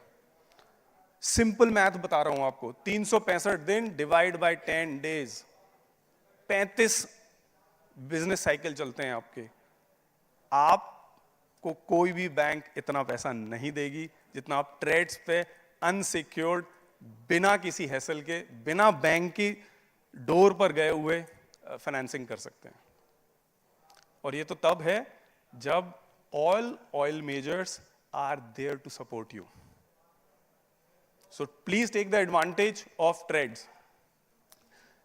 These are all the PSUs active and working with M1 exchange. You think of that PSU that's there, and these are just representative names. You can see all oil majors are working. We have an IT integration, data integration already done. Take the advantage of it. These are all those banks which are available and working with M1 exchange. मैं आप सभी से गुजारिश करूंगा कि trades as a concept, मैं RBI की तरफ से, सरकारी महकमों की तरफ से आपको ये संदेश पहुंचा रहा हूं। आप भी अपनी एसोसिएशंस में वापस जाएंगे, अपने अपने रीजन्स में वापस जाएंगे, वहां जाकर ट्रेड्स की बात कीजिए और इसको यूज करने की कोशिश कीजिए। ट्रस्ट मी, आप 2-4 इनवॉइस जब डिस्काउंट करा लेंगे, आपको खुद समझ में आ जाएगा कि इस काम को शुरू कर देना चाहिए। अभी तक मैंने आपसे बात की थी, मैं अगले 3 से 4 मिनट आपके लेना चाहूंगा कि मैं कुछ नई चीज की बात करना चाहता हूं। ट्रेड्स आपको पता है, मैं इतनी देर से ट्रेड्स की बातें कर रहा हूं। अगले 3 से 4 मिनट बहुत अलग चीजें होने वाली हैं। अभी तक मैंने आपसे बात किया कि आपका जितना भी सप्लाई ऑयल मेजर्स को हो रही है, उसको पैसा कैसे जल्दी लिया जाए, अभी तक मैंने ये बात की थी। अब मैं आपके सामने पेश कर रहा हूं एक और ऐसी फैसिलिटी जो आरबीआई अप्रूव्ड है, जहां पर आप जितना भी माल प्रिक्योर कर रहे हैं, I am repeating my self, आपके जितने सप्लायर हैं उनके लिए मेरे पास एक बहुत अच्छा ऑफर है। आप अभी तक देख रहे थे कि कोई भी आप खुद यहां पर हैं as a biodiesel oil major, ये ऑयल मैन्युफैक्चरिंग कंपनी है, कभी जितनी भी आपकी प्रिक्योरमेंट होती है वो कहीं ना कहीं आप फंड करते हैं सीसीओडी से। इसके लिए मेरे पास एक सॉल्यूशन है, क्योंकि आप कहीं ना कहीं एक बायर का भी रोल प्ले कर रहे हैं, और बायर के रोल के प्ले में आपका अगर टायर 2 का कोई सप्लायर है, वो खुद एमएसएमई है, आप खुद एमएसएमई हैं, हिंदुस्तान में ये पहली बार हो रहा है that RBI has approved deep tier financing, tier 2 financing under TReDS. ये आरबीआई ने लाइसेंस M1 एक्सचेंज को दिया है, उसका एक पीछे का बैकग्राउंड है। 2022 में 10 महीने के लिए हमने एक पायलट प्रोजेक्ट चलाया आरबीआई के सुपरविजन में, जहां पर इस ट्रांजैक्शन की बात की गई कि कोई एक एमएसएमई किसी दूसरे एमएसएमई को अगर एक जेन्युइन ट्रांजैक्शन कर रहा है, उसकी फाइनेंसिंग होना जरूरी है, क्योंकि आज की डेट में एमएसएमई सेक्टर को प्रिक्योरमेंट रिलेटेड फाइनेंसिंग सिर्फ सीसीओडी टर्म लोन के थ्रू पॉसिबल हो पाती है, और उसका रेट बहुत एक्सपेंसिव है। अभी तक आपने देखा कि ट्रेड्स में अनसिक्योर्ड फाइनेंसिंग हो रही है, ये वाली फाइनेंसिंग भी अनसिक्योर्ड है। Eligible financing within RBI regulation, trades financing. So इसीलिए मैंने इस टॉपिक का नाम 360 डिग्री फाइनेंसिंग रखा था, जहां पर आपके रिसीवेबल्स का ध्यान रखा जा रहा है और आपके प्रिक्योरमेंट का ध्यान रखा जा रहा है। Please take that advantage. Go back to your drawing board, and if you want, me, myself, and my team, which is sitting here, all my wonderful champions of M1 Exchange will visit your place. We'll explain you in detail. We have all the calculations to tell you कि आपकी financing cost 25 से 30% कम करके दिखाएंगे। और साथ ही साथ जिस तरीके से आप अपने ऑयल मेजर्स के सहारे ग्रो किए हैं, आपका सप्लायर भी आपके सहारे ग्रो करना चाहिए। क्या आप नहीं चाहेंगे ऐसा हो? क्या आप नहीं चाहेंगे ऐसा हो? इसलिए ये जरूरी है कि आप इस फाइनेंसिंग की भी बात करना शुरू करें। I can come to your city, I can come to your region, and I will explain each one of you how this is possible. I am sitting here welcoming all of you to take the advantage. और इसको करने के लिए हमने क्या किया है? इसको करने के लिए हमने एक ऐसा क्रेडिट रिस्क इंजन बनाया है, जिस क्रेडिट रिस्क इंजन के through banks are mad going asking for this kind of a business, जिसके थ्रू हम 35 से ज्यादा डेटा पॉइंट्स को कलेक्ट किया है, और उन डेटा पॉइंट्स के थ्रू हम 3 चीजें आइडेंटिफाई कर रहे हैं। आप केपेबल हैं पेमेंट करने के लिए, बायोडीजल में वो दिक्कत नहीं है, yes all of you are capable. Second, आप केपेबल हैं, आपकी एबिलिटी है पे करने के लिए as a business, and third, आपकी इंटेंट भी है पे करने के लिए। So some of these measures are taken. So humble request, think about this 360 degree working capital financing for your business. Go back to the drawing board and talk about it.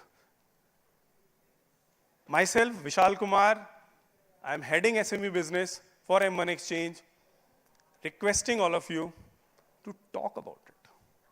Trust me, 2004 में जिस तरीके से biodiesel की बात की गई थी, 2017 में ट्रेड्स की बात की गई थी, एंड टुडे आप और हम एक स्पीड के साथ चल रहे हैं, एक दूसरे की मदद कर रहे हैं। इसके साथ बहुत बहुत धन्यवाद, बहुत बहुत आभार आप सभी एसोसिएशन मेंबर्स का।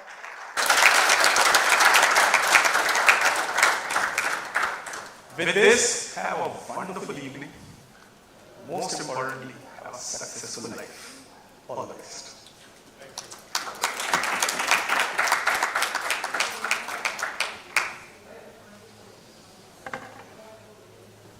आपका कोई अगर सवाल है, सॉरी, अगर कोई भी सवाल है आप पूछ सकते हैं। Thank you. I am around, you can always talk. अरे बस लेके आ जाइए। बिल्कुल, बहुत बहुत धन्यवाद राजी। बिल है, बिल लेके आइए। कुछ लोगों के ट्रेड से रिलेटेड एक्सपीरियंस थोड़े डिफरेंट भी रहे होंगे। और वो इसलिए भी हो सकते हैं कि इनिशियल कनेक्शंस में टाइम लगता है. So don't just feel that those experiences are the ultimate experiences. If today we can do 200 crore, the way I explained to you, this is happening every day. Where is your bill, guys? Bring it on. Thank you.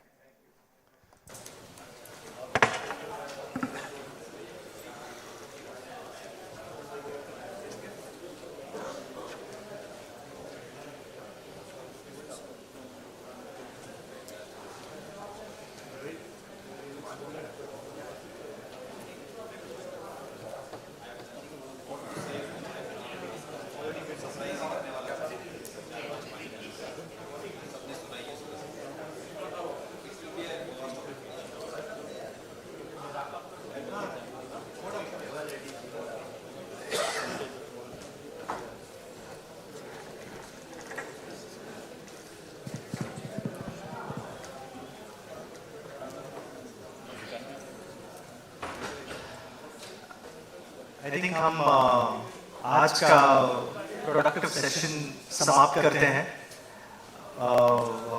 Thank you all very, very much. Special thanks to all the oil marketing executives जिन्होंने पूरा दिन आज हमारे साथ बिताया. I think हमारे problems, challenges, opportunities समझे और बहुत सारा feedback दोनों तरफ से आ चुका है. संदीप जी कहाँ है मुझे नहीं पता. ठीक है, तो मंडल जी, I think we can close the evening. अच्छा, everyone is invited for dinner now, and dinner is served at the outside section. बाहर की तरफ है. Inside. Okay, same. Okay, here itself.